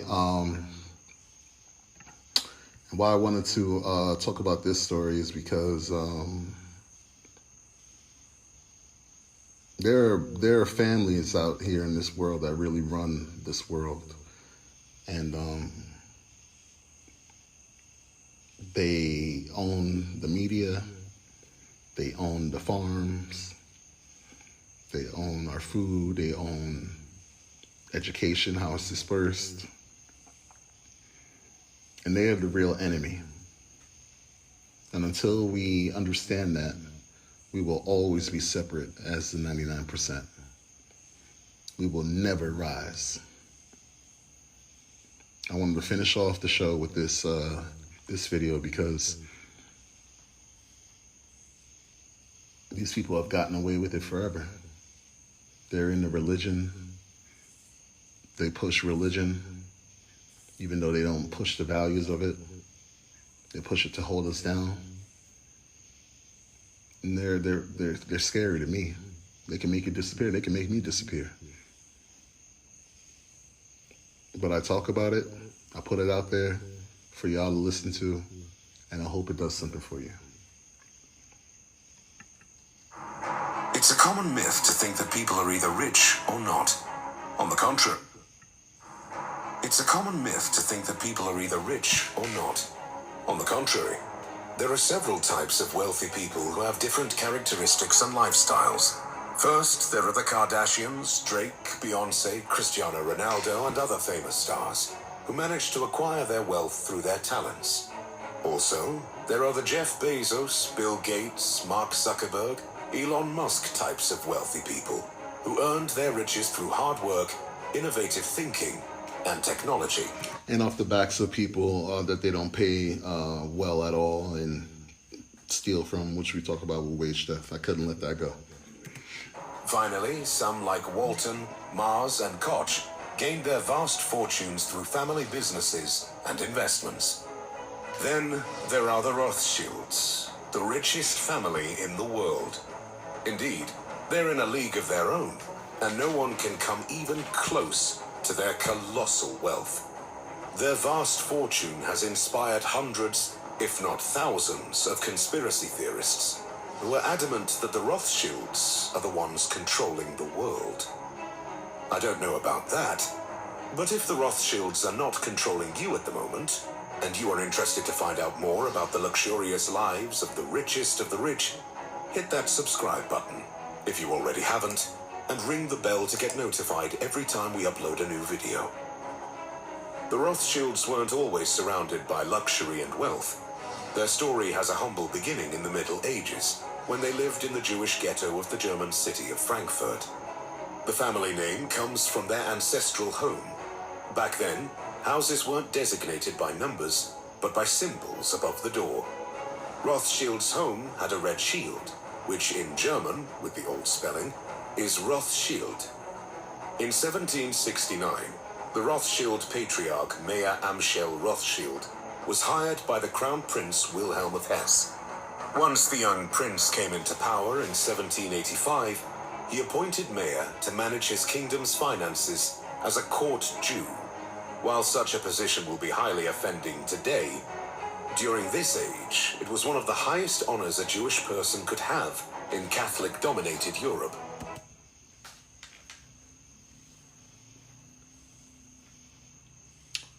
I talk about Jewish people in a way to not be anti-Semitic, but they are the only people who get away with their religion being associated to them as people, right? If you say anything about Jewish people making money, you're anti-Semitic. But you can talk about anybody else who makes money, and you don't have such terms for them. The way Jewish people have done things to black people in this country is just unfathomable. I used to live in New Jersey, and I talked to several people who lived in neighborhoods where Jewish people owned buildings, and it's just the way that they're treated, the way the Jewish people have treated black people. Really, like I told you earlier, you know, at some point in this history of the world, everyone got together and realized we're all white, which is we're all right. And that everyone else shouldn't get a piece of the pie. This is where it starts from. Every wealthy aristocrat had a court Jew. whom they entrusted with managing their money. The Bible forbade lending money in exchange for profit. While most aristocrats had the moral compass of a drunken chimpanzee in a brothel, they needed to keep their God-obeying appearance, or they risked losing not only the respect of their peers, but their lands and wealth as well. Many Jews, like the Rothschilds, saw this as an opportunity to gain vast riches. With the money he earned, Meyer quickly managed to open a bank and send his son Nathan to London. This helped Meyer transfer Wilhelm's fortune in London during the Napoleonic Wars, and even financed the British in their fight. After the Napoleonic Wars, Meyer's other 4 sons opened other banks in Paris, Naples, and Vienna. They predominantly helped aristocrats in their time of financial crisis. They lent huge amounts of money to the countries where they had financial capital in exchange for handsome interests in times of war or when whole countries were on the verge of bankruptcy. So, it turned out that Rothschilds were funding and profiting from every war during the 19th century in Europe. And believe me, there wasn't a shortage. Financing both sides in a conflict, causing devastation and misery, is not the definition of ethical, in my humble opinion, but no one can argue with the result. Today, the Rothschilds' vast fortune is the topic of just as many myths as there are stars in the sky. Some sources claim the wealthiest family owns about $500 trillion US. That's, however, not just hard to believe, but practically impossible, since the whole world's capital is estimated to be around 1 to 2 quadrillion. So a family controlling 1/4 to 1/2 of the entire world's money is beyond crazy. Most sources estimate their wealth at around 500 billion to 1 trillion USD. That's about 2 to 4 times more than the following wealthiest individual, Elon Musk. Although the primary source of the Rothschilds' fortune are their banks, over the years they've branched out in mining, transport, real estate, art, and stocks as well. They have a minority share in the Suez Canal, and legend says they have 30% shares in all major banks worldwide. While I highly doubt the latter, the Rothschilds clearly won't end up leaving under the bridge anytime soon. The Rothschilds' lifestyle is shrouded in mystery. They are experts in hiding both their true fortune, which may be bigger than the whole southern hemisphere combined, and their personal lives. Nonetheless, from time to time, we can have a glimpse of the extravagant life they lead behind closed doors. Unlike many pop stars, the Rothschilds don't waste their money on flashy and fancy items that hold little investment value. Most of their purchases have one task and one task only: to bring them more money over time. They have a vast collection of art and are one of the most significant contributors to art museums around the world. For example, among many other things, they donated the $40,000 worth 4th century Lycurgus cup to the British Museum. During the Nazi occupation of France, around 3... And the British Museum is known to have stolen so many artifacts from Africa. That's a whole other story. 1,500 works of art were taken from the Rothschilds' estates, as Hitler himself came to take his pick from the prized possessions. After the war, most art pieces were returned, but some remain unfound up to this day. The Rothschilds are probably the biggest gold owners in the world. They don't simply have the precious metal, but have shares in gold mines as well. Unlike some extravagant narco boss's children, though, they don't have golden cars or AK-47s, but gold bars, tons and tons of them. Recently, Jacob Rothschild exchanged massive amounts of British pounds and USD with gold, which many financial experts read as troubling for the Western economies. Now about 8% of Jacob's assets are in gold. The Rothschilds have probably one of the most extensive portfolios in real estate in the world, with mansions, estates, chateaux, and villas from the United States to Israel. Their properties can be the envy of any royal family. Israel.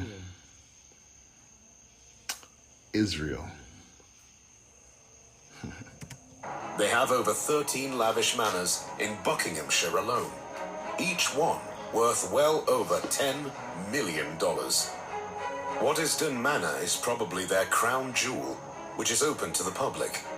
Over 450,000 people visit this lavish home to take a glimpse of Rothschilds' lifestyle and class.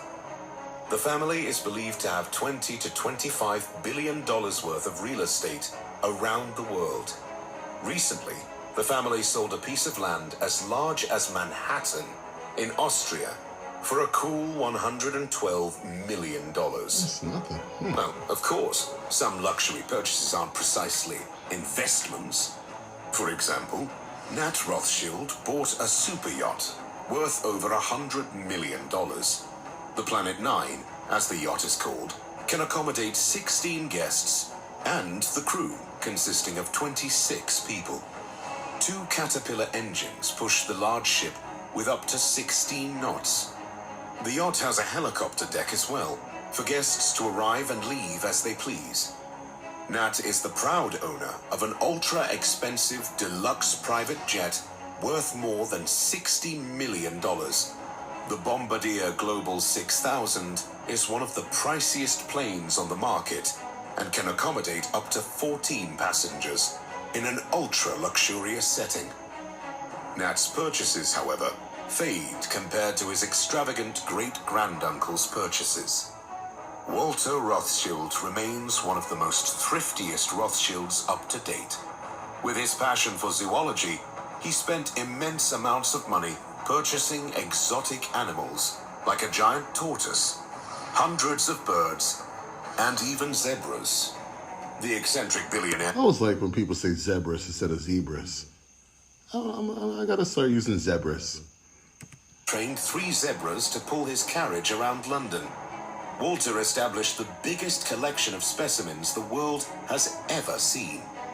He sold his bird collection to the American Museum of Natural History in New York in his late years. After his death, the rest of his phenomenal collection was donated to the Natural History Museum as well. What happened to the zebras, I have no idea. Well, they're Although dead. I guess they died of embarrassment long before Walter. The Rothschilds are most famous for the conspiracies they inspire as early as the 18th century. Their vast wealth is responsible for numerous anti-Semitic myths during that period, like how Jews controlled the world's money. Why is that anti-Semitic? I don't understand. How is that? That's not like when you say something is racist, right? And because you can spread that out to Jewish people and all and whoever else, you can say like the N-word is racist, right?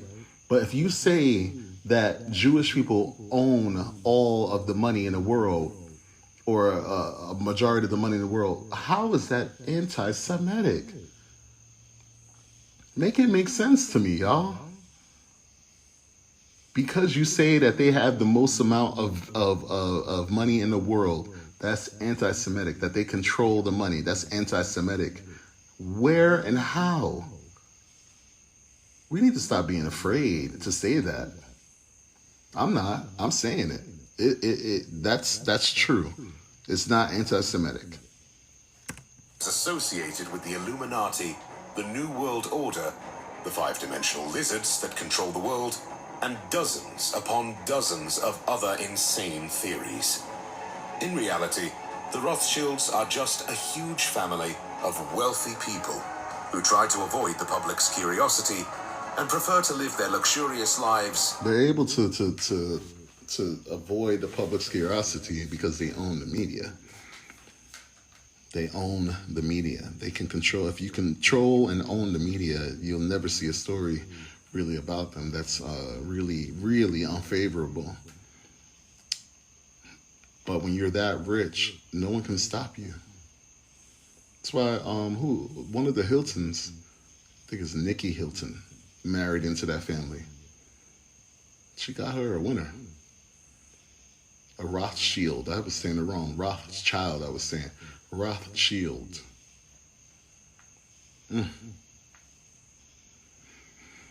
Oh boy, this is a long one, y'all. But I hope you can get through it, just like I did. I'll be back. This is I've Got Questions, and I've got none further.